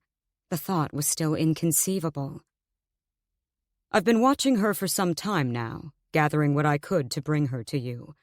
She is more gifted than I or any other Nightwalker, Your Majesty. She can enter the conscious mind," he said plainly, as if relaying battle information. It made Faythe sick. She couldn't bear to look at his face, for all she could see was months of lies and deception. Every feeling had been so real for her when it had only been a trap to him. She focused her gaze on the king instead, whose eyes widened a little in bewilderment. He took a cautious step toward her, sizing her up and down and making her feel horribly exposed. "What an interesting night this has turned out to be." He chuckled, though it lacked real humor. "A human with gifts more powerful than yours, you say?" He cast a glance to Nick, who said nothing. "And your friends?" "It's just me," Faythe said quickly. "What else do you know, Nicholas?" She had to close her eyes for a moment to brace herself. Nick angled his head. "Faythe Acklin, mother human deceased, father unknown. She lives a simple life in Farrowhold, though her swordsmanship is quite impressive. No criminal or violent history. Her ability is an anomaly, without any indication of where it derived from." His voice was smooth, factual. She found the bravery to look up, but he was already focused on her. Anger and heartbreak fought to be her commanding emotion, but in the end, pain took over. There was no hint of kindness, no sign of remorse. He spoke of her as if she were no more than a rare find, an object, as he laid out the brief summary of her life to the king. Faythe shook her head in disbelief and switched her gaze to the king. "Now you know everything," she said calmly, and then she straightened with confidence. "My friends played no willing part in any of it. I used them through my ability. They were unwitting bystanders in my plan to get here. They're innocent." The king cocked an eyebrow in surprise at her confession. "And what exactly was your plan?" "To avenge my mother. You had her executed," she lied easily. "Faythe, no!" Jackon's voice sounded from behind, and it took everything in her not to turn to him when she heard him struggle against the guards. "Their minds are not completely their own," Faythe said, dismissing Jackon's plea. "Sounds like a fool's desperate hope to save her friends." Faythe's nostrils flared. "I think we've all seen the extent of my reach." She cast a wicked smile to the captain, whose face contorted in savage fury. The king also looked to him. "Indeed," he drawled, stalking back up onto the dais and taking a seat on his grand throne at last. He propped one elbow on the arm of the chair to hold his strong, angled chin as he pondered her fate. "Now, what to do with you? We do not know what you are capable of if left untested, untrained." He cast another glance over to Captain Varys, who had regained his composure and stood livid, anticipating the call to end her life. "Powerful, for sure, to bring a Fae to his knees and whatever else you implicated on his mind." The captain's face twitched in humiliation. "You pose a threat to us all." "You can do whatever you like with me if you let them go." The king huffed a laugh. "Noble of you." He took a long breath in, as if only now finding himself bored of the events. "Take them all to the cells. Separate, Faythe," he said with a dismissive wave of his hand. Faythe could have sobbed in defeat. He wouldn't listen to her, and they would all die here in this castle. She didn't fight when her friends were both pulled to their feet, and they were all escorted from the hall. She dared one last look at Nick, but he never met her eyes. Damned spineless coward. She wanted to shout the words at him, but Faythe had become too tired for her anger to rise. She had failed, and her friends would pay the ultimate price. There were no more cards to play. There was no saving grace. She fell into a hollow pit of despair and let her hope fade to nothing. Chapter 49. The prince stared after Faythe and her friends in cold trepidation, but kept his face placid. His father could not know about his connection to Faythe and what he'd been doing these past months. Gods, if his father knew what she meant to him, he would kill her in an instant. It was one thing to feel sympathy and compassion for the humans, but to love one? The king could never find out. He would end her life as a brutal lesson for him alone. His mind was still reeling from seeing her, dagger poised over Toria's throat, when he was summoned to the throne room. It took every restraint in him not to grab her and flee from his father right then. As much as it pained Nick to see the look on her face, the look of betrayal at learning who he really was, he had to be smart so he wouldn't get them both implicated. He only prayed Faythe would remain impassive about knowing him too. She had played that part too well, and he knew her anger and loathing were not a front. There was no friendliness or love in her eyes when she glared right through him, and he had achingly tried to refrain from looking at her, or his face would have begged her to hold off judgment until he could explain. "Tell me what else you know of this, Faythe," his father demanded as soon as they were alone again. He shrugged nonchalantly. "Her powers are strong, as you already saw for yourself, but I think she is capable of a lot more." "Do you think I should put her down before she becomes a threat?" A test. His father was always one to feel him out on sensitive matters, such as executions. He claimed his son's heart was too soft to one day be ruler of High Pharaoh. "Yes, the kingdom has no room for such an unhinged, traitorous thing." The words burned like acid in his throat when he thought of who he was forcing himself to speak such words about. But his father liked agreement and ruthlessness.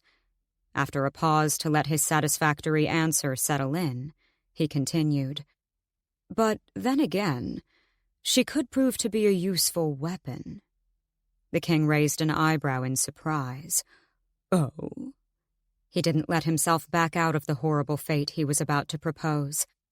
"As you said, the night-walking ability has limits. Faythe does not. She can know everything with a single glance into a conscious mind, right in the moment. She is powerful. With our training, she could bring your enemies to their knees before you. Best of all, no one would expect her to exist, least of all as a human." He stepped up onto the dais to look down on his father still sitting on the throne. Nick knew Faythe would detest the idea, would quite likely rather die than serve the king in such a manner, invading people's unwitting thoughts, even strangers, even if it would save her life. But it wasn't her own life Nick was counting on her being desperate enough to save. "You are wise indeed, my son," his father commented, and he could see he was deliberating. "I, for one, quite like her spirit." Toria's voice bounced through the room. She dabbed a small cloth over her neck where Faythe had drawn blood, the wound already sealed over. Nick raised an eyebrow, suppressing a crooked smile. "What? It's not often you see a female with such fire." Her eyes twinkled mischievously. He supposed he should have seen it sooner, that Faythe and Toria matched in strong-willed spirits, but it made him nervous for the world if they were to ever meet, without one holding the other as a hostage, that is. "I shall think on it. And what of the other two?" the king asked the council. Nick turned to him again. "It would be unwise to kill them. She won't make a cooperative ally if you kill her friends, and you can't force her ability out of her. If we let treason go unpunished, it puts the kingdom at risk and makes us look weak." "I believe there has been no treason committed, Your Majesty. As I've been watching Faythe, I have also been tracking her friends to see what information they hold, and I have suspected nothing." A small lie, but if Marlowe and Jackon were to die here, gods, she'd bring the might of the netherworld to their doors. While he had not really seen inside Marlowe's head for himself, he knew the captain had lied to get to Faythe. Nick decided he would find some way to have Varys removed, and not just from his position. "You say Captain Varys has lied. What reasons would he have?" "There are rumors of his unsavory activities in the human towns. Perhaps he held a grudge against someone else, and the girl was collateral." The king hummed and rose from his throne. "I will think on your proposition for this Faythe girl. To award a criminal with a high position in my court, a human. It has never been done before." Nick could only pray to the spirits his father would see her usefulness outweighed her brazenness, because the alternative, he couldn't bear to think of it. Chapter 50. Faythe sat hollow against the cold, uneven wall of her cell, the ground chillingly damp beneath her. She would have registered the bitter nip of the icy stone if she were capable of feeling anything at all in her numb state. They had taken her weapons and even her cloak, then chained her to the back wall of the cell, as if they were afraid anyone who came too close to the iron bars might fall under her mind's grasp if she had free movement. The thought humored Faythe slightly, how the mighty Fae people could be fearful of her. She didn't know if she could do it again, seize control of a mind like she did with Varys. She had acted purely on instinct and desperation, and had no recollection of how to replicate it. The harsh scrape of iron bit at her wrists. They were already red and swollen from her futile attempts to maneuver them free. The steady drip of a leak somewhere nearby had been the only sound for a while now, and she had no concept of how many hours had passed. She had been ripped away from her friends the moment they came down here, and she didn't know where they had been taken, as she was alone in the block of dark, empty cells that reeked of neglect and death. Jackon fought valiantly, but it had been wasted energy.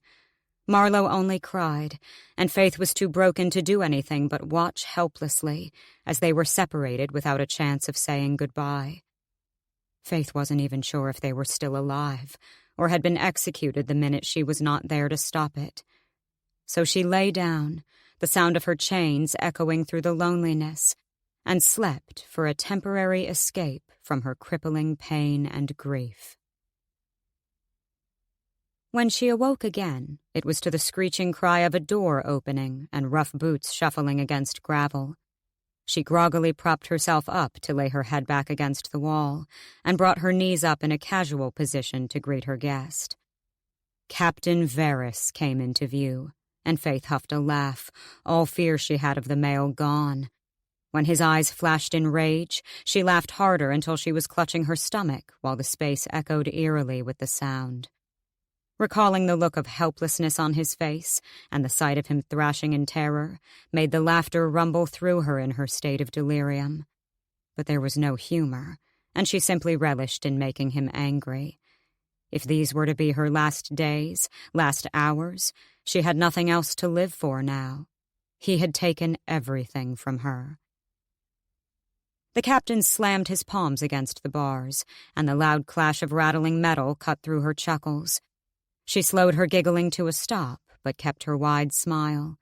She was surprised he still remained outside the cell and had not entered to beat her to oblivion, as his look told her he desperately wanted to. "You'll find you won't get into my mind so easily next time," he seethed. "Want to come closer and we'll find out?" Her eyes danced in challenge. His nostrils flared. She could see he was deliberating. The darkness put a dampener on her even being able to try to make the initial connection into his mind from where she sat. When she locked eyes with Varys in the throne room, she had felt everything through him, and the sensation of being in such a wicked mind still made her sick to her stomach. Mixing her thoughts and feelings with his was a dangerous gamble. If she dove too deep, she could have lost herself completely and done things there would be no coming back from. "How you managed to deceive so many people in that cave. It's fitting it was your own foolishness and arrogance that brought you here. To think you could best me." "If I remember correctly, you failed to best me also. Not as sharp as you thought you were, it seems." "I could have crushed your throat without any feat of strength." "After I held a dagger under yours. But if it helps you rest easy at night to see that as a win, by all means." She was really just trying to rouse him enough to get him to break through the bars so she could have a second chance to end him. She had no reason to hold back this time. The king had already cast his verdict on them all. "I've seen your darkest fears, Varys. You are nothing more than a sheep in wolf's clothing. You can drop the facade. It must be exhausting." She watched in delight as his fingers flexed tighter around the cell bars, using all his restraint not to pull them clean from the wall and storm right in to kill her with his bare hands. He had more control than she gave him credit for, as, instead, he lifted his chin after taking a moment to calm. Your life will be short, girl. I'll make sure I'm the one to end it for you. Consider it a parting gift, just like I gave your friends. The air turned ice cold, and Faythe lunged for him. The chains stung her wrists, but she bit back the pain and snarled. She strained furiously to get a line into his mind, but he was too far away, and his black eyes were barely distinguishable in the grim darkness. "I'm going to kill you," she promised. It was his chuckling that now filled the silence, and Faythe jolted again. "You probably should have when you had the chance," he sang as he walked off. The main door opened, and when it slammed shut, the vibrations met with loneliness once again. Faythe slumped back down in a heap, and the tears started to fall. Everyone she loved was dead because of her. It had started with her mother and ended with Marlowe and Jackon. The pain was so overwhelming she screamed and let her anguish ricochet off the stone and iron cage. When they came for her, she would make it count. No matter what she had to do, she would make them suffer as she now suffered. And the Crown Prince would be her target. She didn't know when she fell asleep again. Days could have passed, and she'd be none the wiser as she confined herself to that dark, restful pit. She couldn't bear to stay inside her own mind for long, didn't want to conjure the images of her friends, for fear she would find some way to end her own suffering. She would meet her end, but not until she achieved something in her last moments. Not until she had the chance to unleash her retribution on the King of High Pharaoh. Be wary of colorless eyes. Had Aurealis known this day would come? Was that some sort of warning about the trap she'd naively fallen into? First with Captain Varys, and now with the king. Both had the same haunting black orbs. Faythe cast away the thought of the spirit of life, even cursed her as she had failed her friends. She forced herself to sit up, her bones aching from the solid ground as they had not provided her with hay or any form of padding. She sat limp, with her hands on her stretched-out legs. The dripping sound actually kept her sane. It was like a metronome for her thoughts. She should have been smarter, should have forced Jackon to stay home so at least one of them would have a life. She had been on a fool's mission from the beginning. The block door cried open again, and Faythe tipped her head back against the wall with a groan. She was far too low on emotional energy for another round of insults and taunting from Captain Varys. But it was not the black-eyed monster who greeted her this time. Instead, the demon bore eyes of striking green and a mask of cunning deceit. 2 other guards were behind the prince. His stare never left her as he said to them, "Leave us." They hesitated, but reluctantly shuffled out, foolishly leaving her alone with her intended target of revenge. She straightened her head to look at him. A visit from the Crown Prince of High Pharaoh himself. I should be honored, she drawled. "Faythe, You don't get to call me that, she snapped. You don't get to call me anything. I am nothing to you, as you are nothing to me. She could have sworn his eyes twinkled with sadness. Another game, one she wouldn't fall for this time. She heard the keys jingle in his hand a moment before he twisted them into the lock, and the door swung open. Foolish prince. He stepped inside but remained at a distance. If he came a little closer, she would throw everything into breaking his damned wall, and she would tear him from the inside out. "I had to tell him, or he would have killed you right there," he said quietly. She laughed without humor. Don't act like you give a damn. Her eyes met his, still too far away in the dark. I have to give you credit, though. You played the role perfectly. Or perhaps I'm simply more of a fool than I thought. He took another step toward her. "I was never pretending, Faythe. Never with you." She ignored him. I hope I at least satisfied your human curiosities. Tell me, are we as fragile as you thought? A pained look shot across his face. She shrugged nonchalantly. It's just a pity you never got to sample the full-course menu. She clicked her tongue. Might have hindered your findings a little. He took a small step closer, and it was enough. As soon as she felt his mind, she slammed into the black wall with everything she had and saw him physically wince. It was starting to crack, and she pushed harder. He didn't retreat when he could have in a matter of seconds. Instead, he walked toward her, and when he was right in front, he crouched to where she sat. I'm going to let you in, to show you it was all real, he said, heartbreakingly soft. At his closeness and tender voice, tears welled in her eyes from better memories. But they were lies and disillusioned feelings. She didn't break focus. The strain lifted as he granted her access, and she stumbled into his mind. Flashes of thoughts and feelings came her way, but she pushed them aside and dove deeper and deeper until she found the part of his mind she was searching for. Nick audibly gasped. Faythe. She told his lungs to stop breathing air, and a choked sound came from him.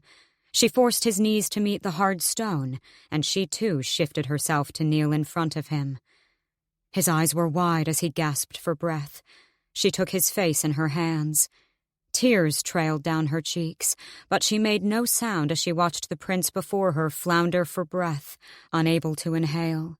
He would suffocate soon, and for what felt real on her part, the days they had spent and kisses they shared, she would hold him until the light in his eyes went out. Even though he had betrayed her, even though her body trembled in pain to do so, she could kill him. For Marlowe, for Jackon, for his role in their deaths, and to punish the king. She could do it. He gripped her arms as she felt him start to fade, but one message shot through the walls she'd put around herself and his mind. They're alive. Faythe inhaled sharply, and the mental shield she'd erected around herself wavered. He showed her an image of her friends in a cell, huddled together, cold and scared, but alive. How do I know that wasn't days ago? She wouldn't let him breathe again, not yet, not when he could force her back out of his mind the moment she released control. You have to trust me. Not good enough. Then all his feelings were thrown at her at once, and she was living through familiar memories from a different perspective. Everything they'd seen together, every moment they'd shared together. It was real. His emotions racked through her like a storm, and she sobbed. Not in relief or happiness. She sobbed in sadness and frustration. This changed everything and nothing at the same time. His grip on her arms loosened, and his hands fell as his mind began to fade to blackness. Faythe let his body fall. Chapter 51. Faythe sat back against the cell wall, bringing her knees up to her chest as she watched Nick's still figure lying in front of her, unconscious but breathing. After a short moment, he came around and groggily rose to a sitting position. He groaned. I suppose I deserved that. His voice croaked. She remained emotionless. I'm not finished with you yet. His face fell, and then he stood, brushing himself off. She took in his appearance as he did, and it was so obvious she wanted to slap herself. Prince Nicolaus Silvergriff of High Pharaoh. Though he wore casual clothes when they met, his poise, his grace, his secretiveness, it was right there in front of her the whole time. She had been too blinded by her own problems to really look at him. Maybe if she had, she would have figured it out sooner. I'm sorry, Faythe. Truly. I never meant to deceive you by not telling you who I really was. Nothing would have been the same if you knew. You would never have trusted me to help you. She wanted to laugh at the irony. And I'm supposed to trust you now? Trust built on the foundation of a lie is always doomed to fall. When you assumed I was a guard from the solstice, it was the perfect cover. I never lied, only concealed my true name and standing. Semantics. She had seen it in his mind, the truth he couldn't hide from her, his feelings for her. While it comforted her to know she was not alone in those, nothing would ever be the same for them. Who I am. It changes nothing. It changes everything. Not the way I feel about you. Her heart splintered, and she had to turn her gaze from his. It can never be between us. It never really was anything. The Fayguard I fell for, he was never real. Nick opened his mouth to respond, but the main door interrupted his words as the same 2 guards entered through it. Taking in the open cell door and the risk to their prince, both guards darted for the hilt of their swords. Faythe rolled her eyes. One cleared his throat. "Your Majesty requires your presence in the throne room, Your Highness. We're to escort the prisoner." She would never get used to him being addressed with such a foreign title. Nick sighed as he looked down at Faythe. The unspoken words he had for her would remain so, possibly forever, if she was to head to her death. She was ready. If Nick hadn't lied, Marlowe and Jackon were still alive. There was still hope, and she would do everything in her power to see them walk out of here, free. Nick left her with one last longing look before he stalked out of the cell and then out of her view completely. The guards warily stepped inside. Faythe smiled slyly at them, and they flinched a little, both of them taking extra caution to avert their eyes. She could at least have fun with their obvious unease about what she could do. They mercifully removed her chains, and she rubbed her tender wrists, which had formed thick red abrasions. Each guard held her tightly by the arm so she couldn't make any quick maneuvers. She didn't plan to fight or struggle anyway. Words would have to be her weapon if she stood a chance of getting her friends set free. They took her down familiar hallways. She'd tried to note as much detail as she could in her previous short tours. A lot of them looked the same, and she knew she wouldn't stand much chance of navigating her way out easily, if at all. She glanced at her guards, but they didn't dare look back, and she smirked to herself. They passed a few others, and she picked up on the sound of a couple more joining her escort. Faythe had to admit, she was kind of flattered the king considered her such a threat to warrant so many. They approached the familiar double doors of the great hall, and the 2 Fae posted outside swiftly opened them before they arrived. Her guards didn't falter a step as they guided her in. Inside, she beheld the king atop the dais on his throne, his ward on the smaller throne to his right, and Nick on his left. She allowed herself one quick glance at the prince, and his eyes met hers with cool impassiveness. It made her realize he must have kept the knowledge of just how well he knew her from his father. Faythe then cast her gaze to the ward, and was struck as she only now took in the full appearance of her hostage. Her skin was a glowing golden brown, and her long dark brunette hair fell like a waterfall of silk, elegantly half-braided back to show off her delicately pointed ears, which were decorated beautifully with gold accents. She sat perfectly poised in a deep green flowing gown, appearing like a monarch in her own right. But what stunned Faythe the most was the bright, eager smile she cast back to her. Not exactly the reaction she expected when she'd held the ward at knife point and threatened to end her life. Finally, her eyes fell on the king, who stalked her carefully, calculating, perhaps deciding how best to make a show of her death as the human girl who brought a Fae to his knees and took hostile action against another. The guards halted a few paces before the throne and bowed. Faythe remained upright, and the king's eyes narrowed in irritation at the disrespect. She felt hands on her back about to force her down, but the king raised a hand, and they released her, stepping to the side but remaining close. "It seems you are something that has not existed before, Faythe," the king began, "and I fear what you may be capable of if left unchecked." This was it. Her death sentence. She squared her shoulders, about to plead for the life of her friends with her last breath, but he continued. "That is why, at my son's wise counsel, I have decided you may be of use to me here in the castle." Faythe couldn't have heard right. Her eyes flashed to Nick's in accusation, but he showed no emotion. "Just listen." She heard it at the edge of his mind. She wanted to scowl at him, but instead she reluctantly turned back to the king. "You can't be serious," she said. His jaw flexed at her informal tone. "Oh, I assure you, I am very serious. In return for my sparing your life and dismissing your treason, the rest of your days will be bound to my service as my spy master. However, you will live here under an alias as emissary to the humans, in the presence of any guests." It took her a moment to register his words and be sure she heard them correctly. Faythe laughed breathily. She looked around the hall, but no one shared her incredulous humor at the completely absurd idea. Her laughter faltered as she took in everyone's straight faces and realized this was no joke. Then it dawned on her exactly what he was asking.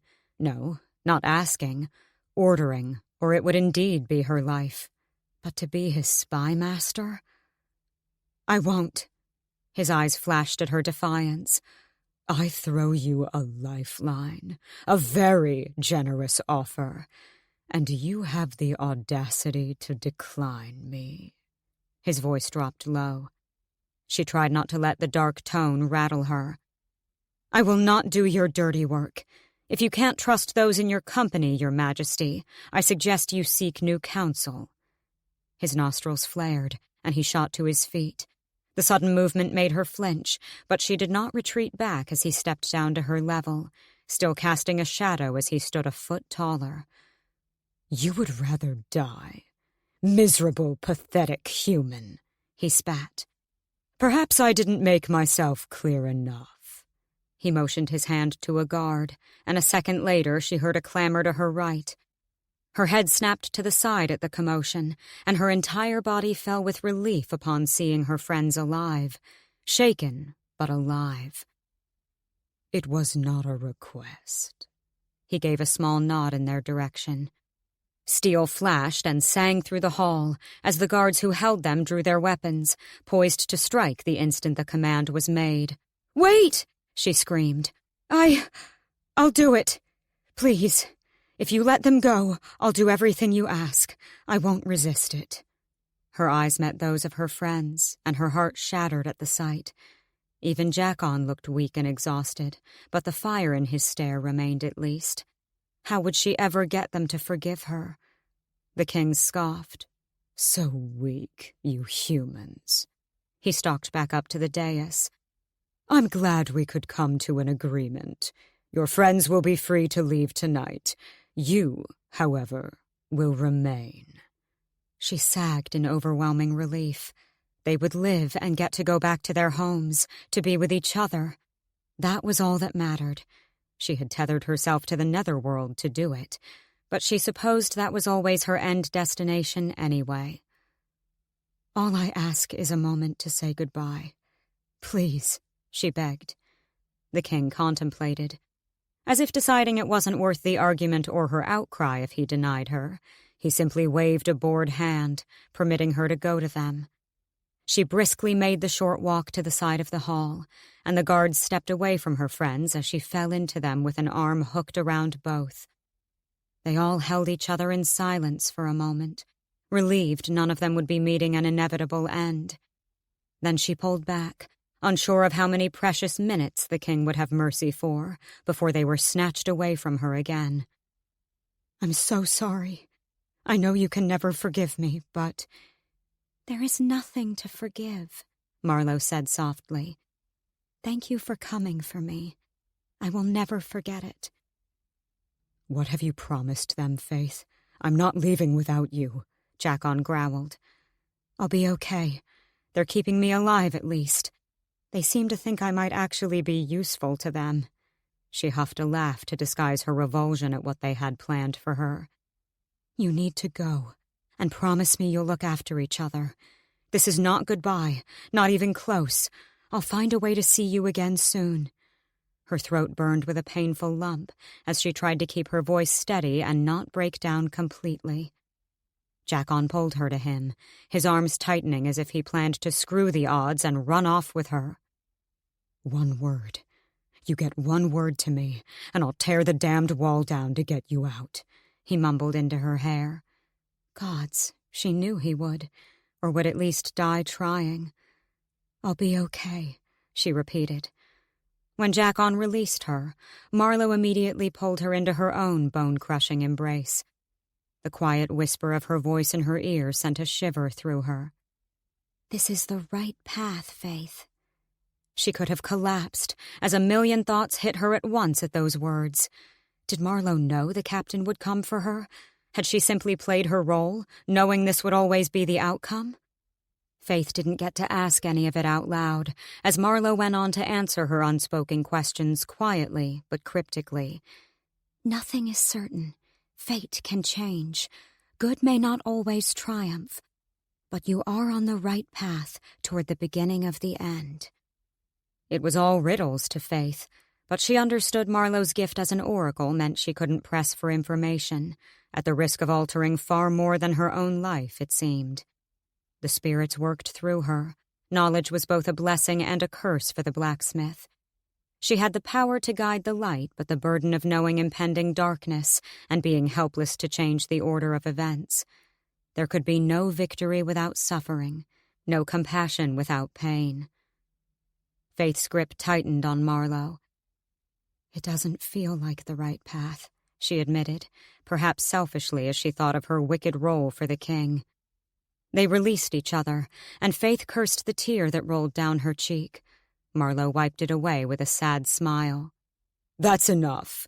Take them away and escort them to the wall," the king's voice boomed from across the hall.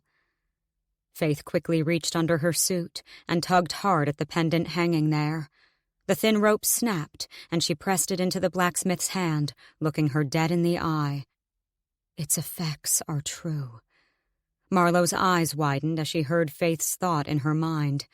She glanced at the slab of magestone, and then gave Faythe a subtle nod of understanding. She let out a sob as Marlowe was roughly pulled from her grasp by nearby guards. "Look after each other," Faythe called again when they were dragged further out of reach. She tunneled into hollow despair with each stride they made away from her, until they were both gone through the wooden side door. She would have collapsed right then if she wasn't all too aware of the audience behind her. Quickly wiping her face, she straightened, holding back her sadness for when she could finally be alone again. Chapter 52. After her friend's departure, a guard approached Faythe, and she snapped her eyes to him. He quickly averted his gaze. These guards were quick studies. She heard movement from behind and twisted to see the king and his ward stalking toward her. Faythe straightened nervously at the dark approaching force. His voice dropped deadly low. "Make no mistake, girl. If you try a single mind trick, or try to attack or escape, I will personally see to your agonizing execution." She swallowed hard at the lingering threat. Then his voice perked, and the mood turned chillingly jovial. "Lady Toria will find suitable living quarters for you. I trust there are some apologies to be made for your earlier antics." He gestured a lazy hand to his ward, who kept a sweet smile as she looked at Faythe. Honestly, she would admit Toria made her more anxious than the king in that moment. Did she plan to settle the score between them the second she got Faythe alone? Toria walked gracefully past her and mumbled for her to follow. She did so, without a glance back at where Nick stood atop the dais. 6 guards flanked them, and Faythe refrained from huffing at the excessive protection detail. It wasn't as if she could hold the minds of more than one person. Or, at least, she had never tried and supposed they were just as unknowing about the full extent of her powers as she. They weaved through a maze of hallways that all looked the same, and neither female spoke. The pristine splendor of the palace was more daunting than welcoming, making Faythe feel hideously out of place at the stark contrast to her humble hut. This was to be her new home? It shocked her to hear she was even getting living quarters, as she had highly anticipated she would spend her life in the cells given the king's obvious distaste for her. But she was to be integrated as a member of his council, spy master to those in the know, and human emissary to any outsiders. She knew such a title had never existed in High Pharaoh's history, or likely any kingdom's past. The Fae couldn't care less about the affairs and lives of the humans in the towns below them. Jackon and Marlowe, they were the reason she would submit to it. As much as the thought twisted a knot in her stomach, it would ensure their safety, for she had no doubt his offer of execution would extend to them also if she refused or stepped out of line. They walked down another wide, bright hallway that looked just like the last, except a few paintings were different, she noted. It might look like an endless loop of halls at first, but you'll learn the differences quite quickly, Toria said, observing Faythe as she scanned her surroundings. Faythe met her deep brown stare. "I'm sorry about before. I just needed the king to hear me," she said sheepishly. Toria shrugged in dismissal. "I wanted him to hear you, too." A sly smile appeared at the corners of her mouth, and Faythe's brow rose. The ward stopped in front of a large wood door. "This should do nicely." She opened the door and glided inside. Faythe hesitated for a second before following her in with 4 guards. 2 others remained outside. She stood and gaped when she entered. She was sure the bedroom was big enough to fit the whole feeble structure of the hut inside, with an excessively large bed a prominent focal feature along the wall. She walked a few steps further in, eyes grazing the finery in admiration. She spotted a separate wardrobe ready to be filled with clothes, and a private bathroom complete with its own bath. Another door to her right led off into a small dining area. Gods! She had never seen such a luxurious living space, and this was to be where she stayed? "A little ostentatious, I know, but I'm sure you'll find yourself quite comfortable." Toria's eyes twinkled in amusement at Faythe's dumbfounded gawking. Then the ward headed to the far end of the room that was lined with full-length glass double doors leading onto a stone-walled balcony. She pushed them open and stepped outside. Faythe read her silent invitation to follow, where they might talk semi-privately out of earshot of the 4 guards. It was night, and the cloudless sky opened up to a view of the bright blanket of stars and a glorious full moon that illuminated where they stood. Toria braced her palms on the balcony's stone rail, and Faythe stepped up to join her. The view that unfolded from the vantage point took the breath from her. The entire inner city sparkled as if the sky had rained its stars below. "Beautiful, isn't it?" Toria commented. Faythe didn't reply. Instead, she asked, "Why are you being kind to me?" It wasn't an accusation or a lack of appreciation, but Faythe didn't expect the warm reception from any Fae female, never mind one whose life she had threatened. Toria looked at her, eyes turning a bright hazel in the moonlight. "Why shouldn't I be?" When Faythe didn't reply again, not seeing the need to state the obvious, Toria sighed sadly. "We're not all the heartless, human-hating monsters your people have come to see us as, Faythe. I hope in time you will see that." Faythe winced. "It's hard to believe your kind has any regard for us when you live like this, while so many suffer in the towns outside the wall." She nodded to the city below. Toria was quiet in contemplation of her words. "There are a lot of us who would like to see that changed." Faythe turned to the ward, glancing briefly at the delicate points of her ears that set the 2 females apart. For a moment, she imagined what it would be like for their 2 species to get along in friendship and equality, rather than live in a divided coexistence. It struck her then that in Toria's voice, she heard the words and wisdom of Nick. It warmed and broke her heart at the same time. "Do you think it's possible?" Faythe said quietly. The ward gave a wholesome smile. "When Prince Nicolaus takes the throne, I think it will be the dawning of a new age for the citizens of High Pharaoh, for both races." Toria spoke in loving admiration of Nick, and it had her wondering what kind of history lay between them.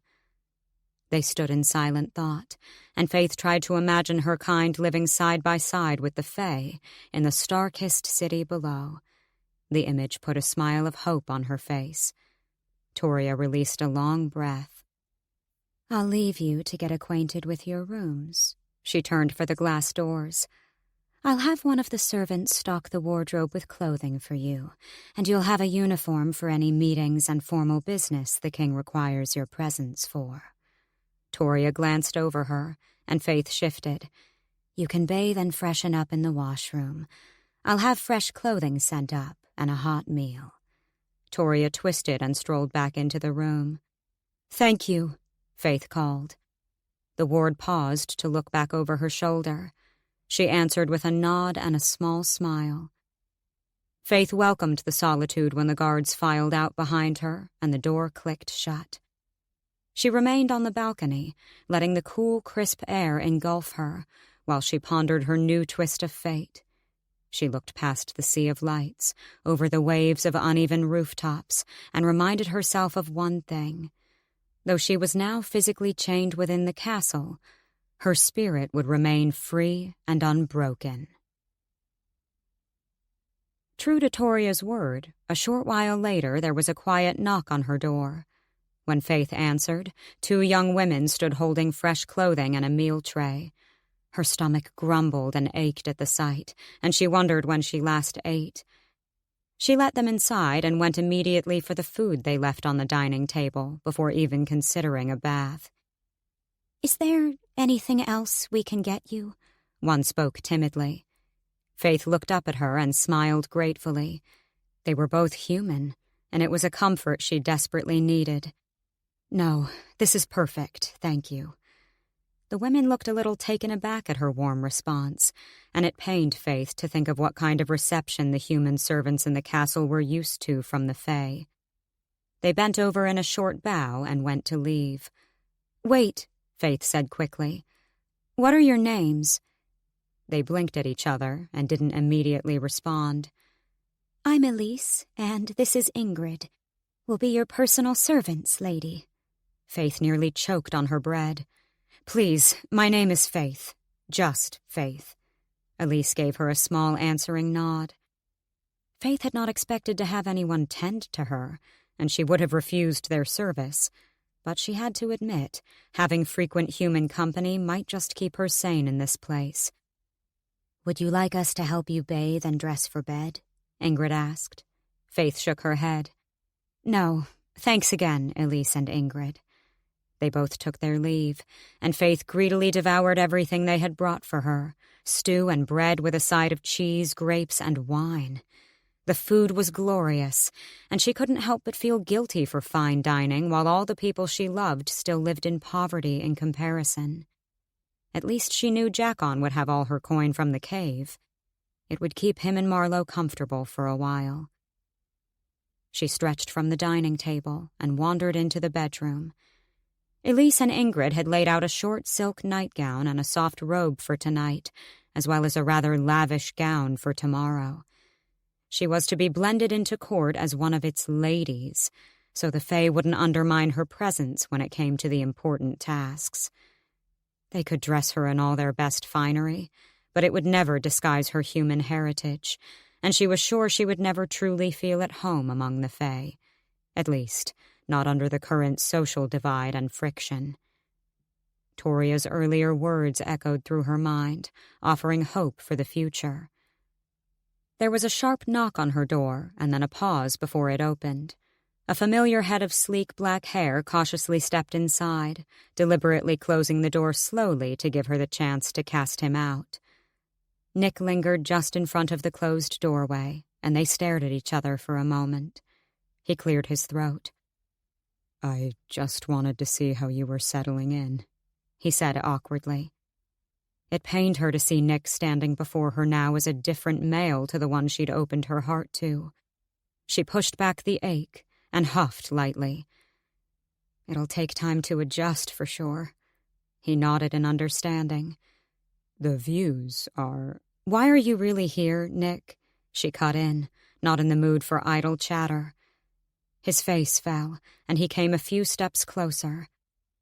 I need to know you don't hate me for who I am. I hate that you lied to me, she admitted. Can you forgive me? I don't know. It was the truth, and she refused to meet his eye. Instead, she distracted herself with the folds in the dress splayed out on the bed. He stepped closer again, and out of the corner of her eye she caught his hand going to her face. Faythe retreated a step. "Don't," she warned. Pain flashed across his face. Then it was gone, and he straightened. "We can't pretend anymore. Not here." Her heart cracked. She couldn't hide her sadness as she looked him in the eye. "You're a crown prince, and will one day be the king of High Pharaoh. Maybe not in my lifetime. We were doomed from the start, Nick." She blinked back the burning in her eyes. It wasn't just who he was. There had always been the fact of what he was that Faythe had tried so hard to forget. But no one could outrun time. She would grow old and pass away, while his immortality would keep him young and thriving. She wanted so badly to take away the despair in his eyes at the cruel reality they had both avoided confronting until now. "When you said the Fae guard you fell for was never real, did you mean it?" he asked in no more than a whisper. "Yes," he winced a fraction. "And no," she held his intense stare. "What we had between us was real, but I have no idea who you really are, Nick Elias." He bowed his head in understanding. "Will you give me a chance to find out? The real me, no more secrets." She smiled then, a warm, genuine smile. "I'd like to." His shoulders loosened in relief. "I will always care for you, Faythe." It was all the closure she needed.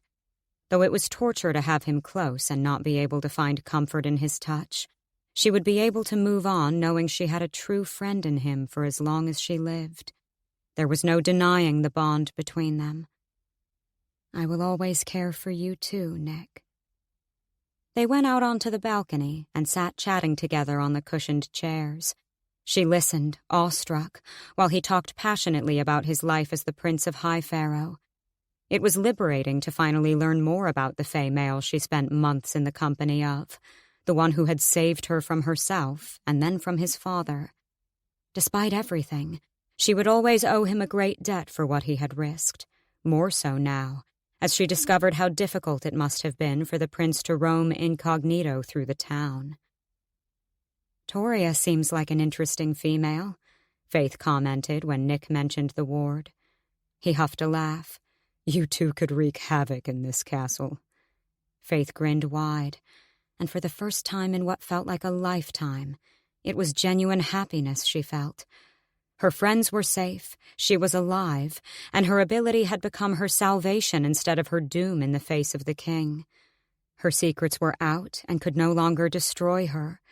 She despised the reason why she'd ended up in the castle, but she was exactly where she needed to be, to find the temple ruin and free her soul, which was still anchored to the eternal woods.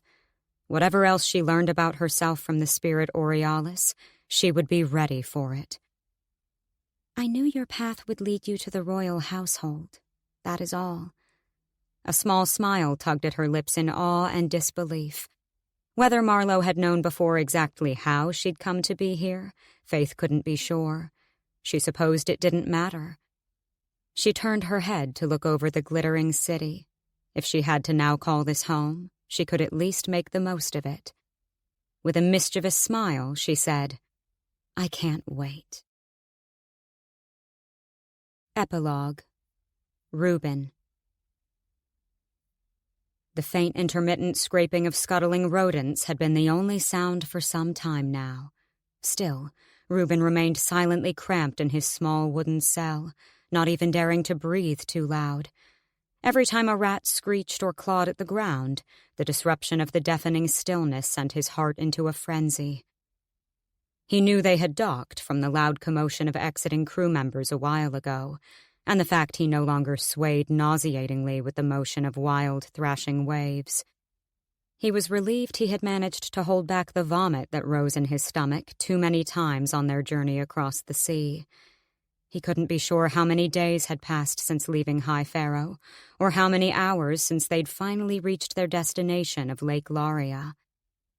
His whole body had ached during the first stretch of the grueling journey, and he'd tried to shuffle his position routinely as best he could within the painful confines of the crate. Now he was completely numb all over and worried about the functionality of his limbs. Deciding no one was coming back for the cargo anytime soon, Reuben braced his splayed palms against the lid above his head. His pulse drummed in his ears in anticipation of being free from his confines and setting foot on completely new land, unknown territory. He strained against the enclosure and would have tasted the fresh air sooner were it not for his dead muscles that were agony to stretch, protesting against the strength it took.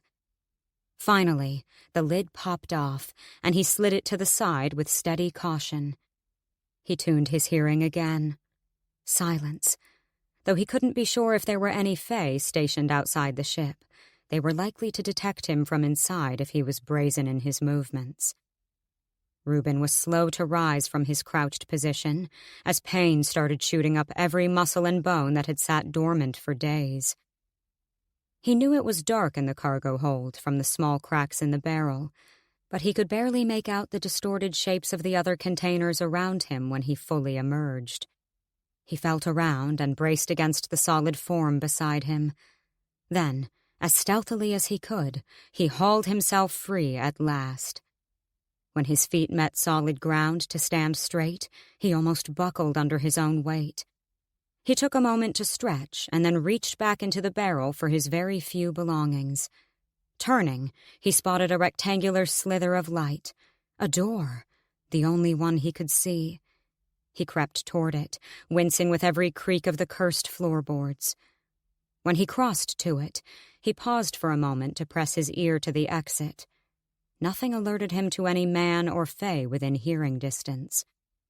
With his heart a wild rattle in his chest, he grasped the handle and slowly pulled it open. He dared a wary peek out the door first, finding no bodies in the dimly lit cabin, to his great relief.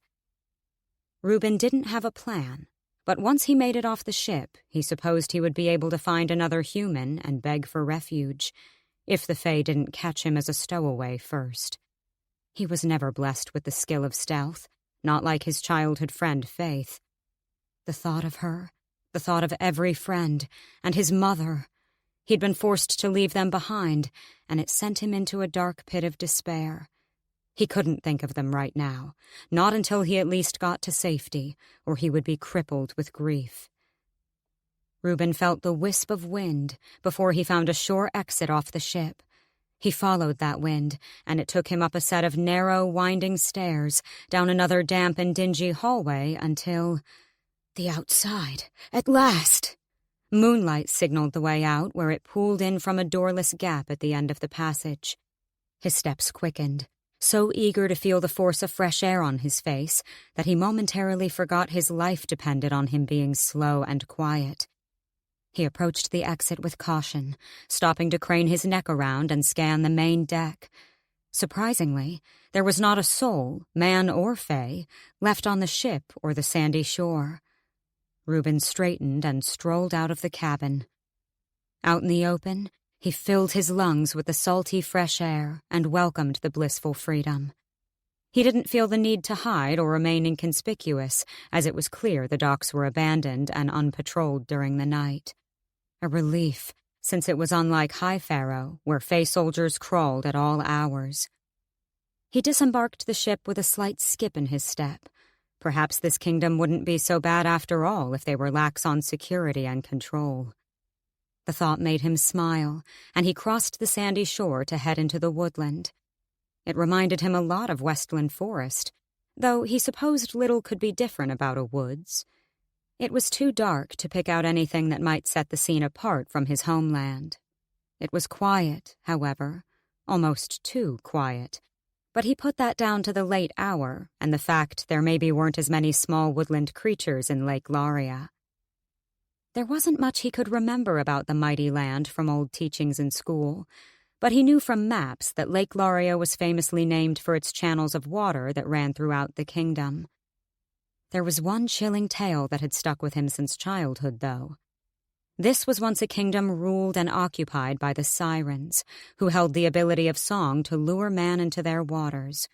Of course, it was all myth and scary stories, but Reuben would be keeping far away from the lake paths, just in case.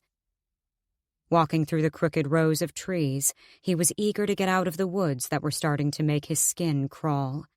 But he stopped dead in his tracks, certain he caught one of the skinnier tree trunks, moving. His calm heart picked up a rapid, uneven rhythm, caught between remaining paralyzed in fear or taking off in flight. He decided on something in the middle, pressing forward slowly while clutching the straps of his backpack painfully tight, should he need to make a run for it. Capturing another flinch of movement out of the corner of his eye, he whipped his head around. It could just be the leaves. He reeled in his panic. There were infinite things that moved in woodland areas. His mind was simply jumping to irrational conclusions in fear, triggering mild paranoia that he was being tracked. Still, he quickened his pace. Just as he took his next step and a branch cracked underfoot, all went black. Reuben cried out when something was thrown over his head, followed impossibly quickly by someone restraining his arms and binding them behind his back. He didn't even catch a breath before he was fully captured by his stealthy assailant. "Please, I mean no harm. Please, let me go!" Reuben cried frantically in his panic. No one spoke back to him. Still, he knew the first attacker wasn't alone when he felt an arm hook around each of his elbows and begin to drag him away.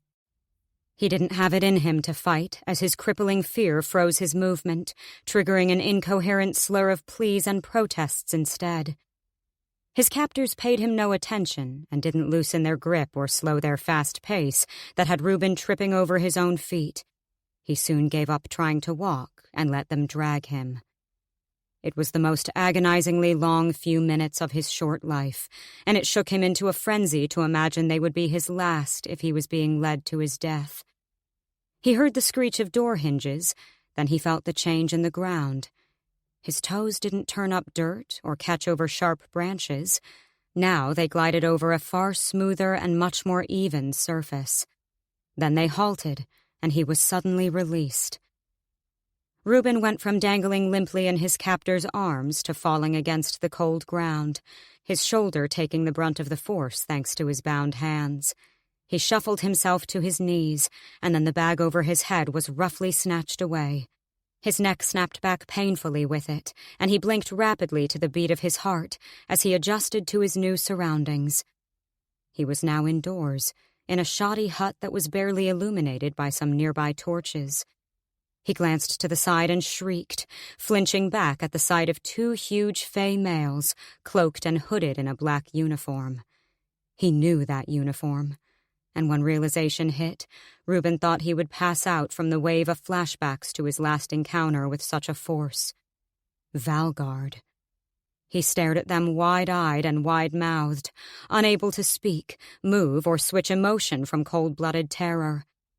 The Fae remained stationary and didn't return his stare as they stood straight and poised, eyes fixed behind him.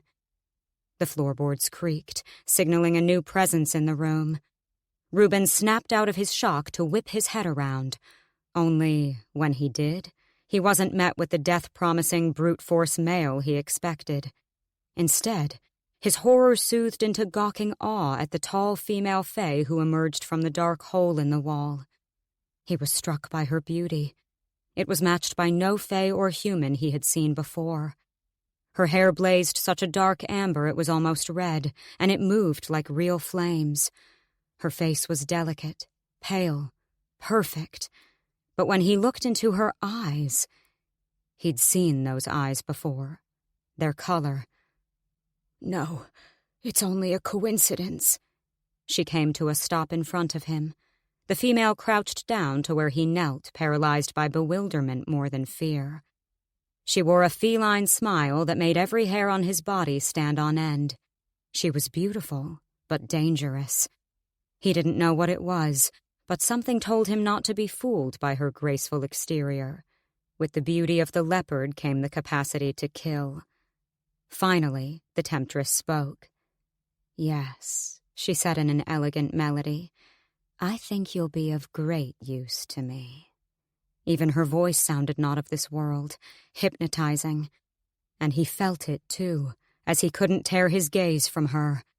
Perhaps he was still in a deep stupor at the thought of who else surfaced in his mind at seeing her eyes of glittering gold. There was only one other he knew whose irises shared such a color, except the females in front burned slightly brighter, almost glowing in comparison. The ethereal beauty's rouge-painted lips twitched in a cruel smile that had him trembling violently. Reuben stared and stared into those blazing orbs, straining his mind to not let the face morph into Faythe's.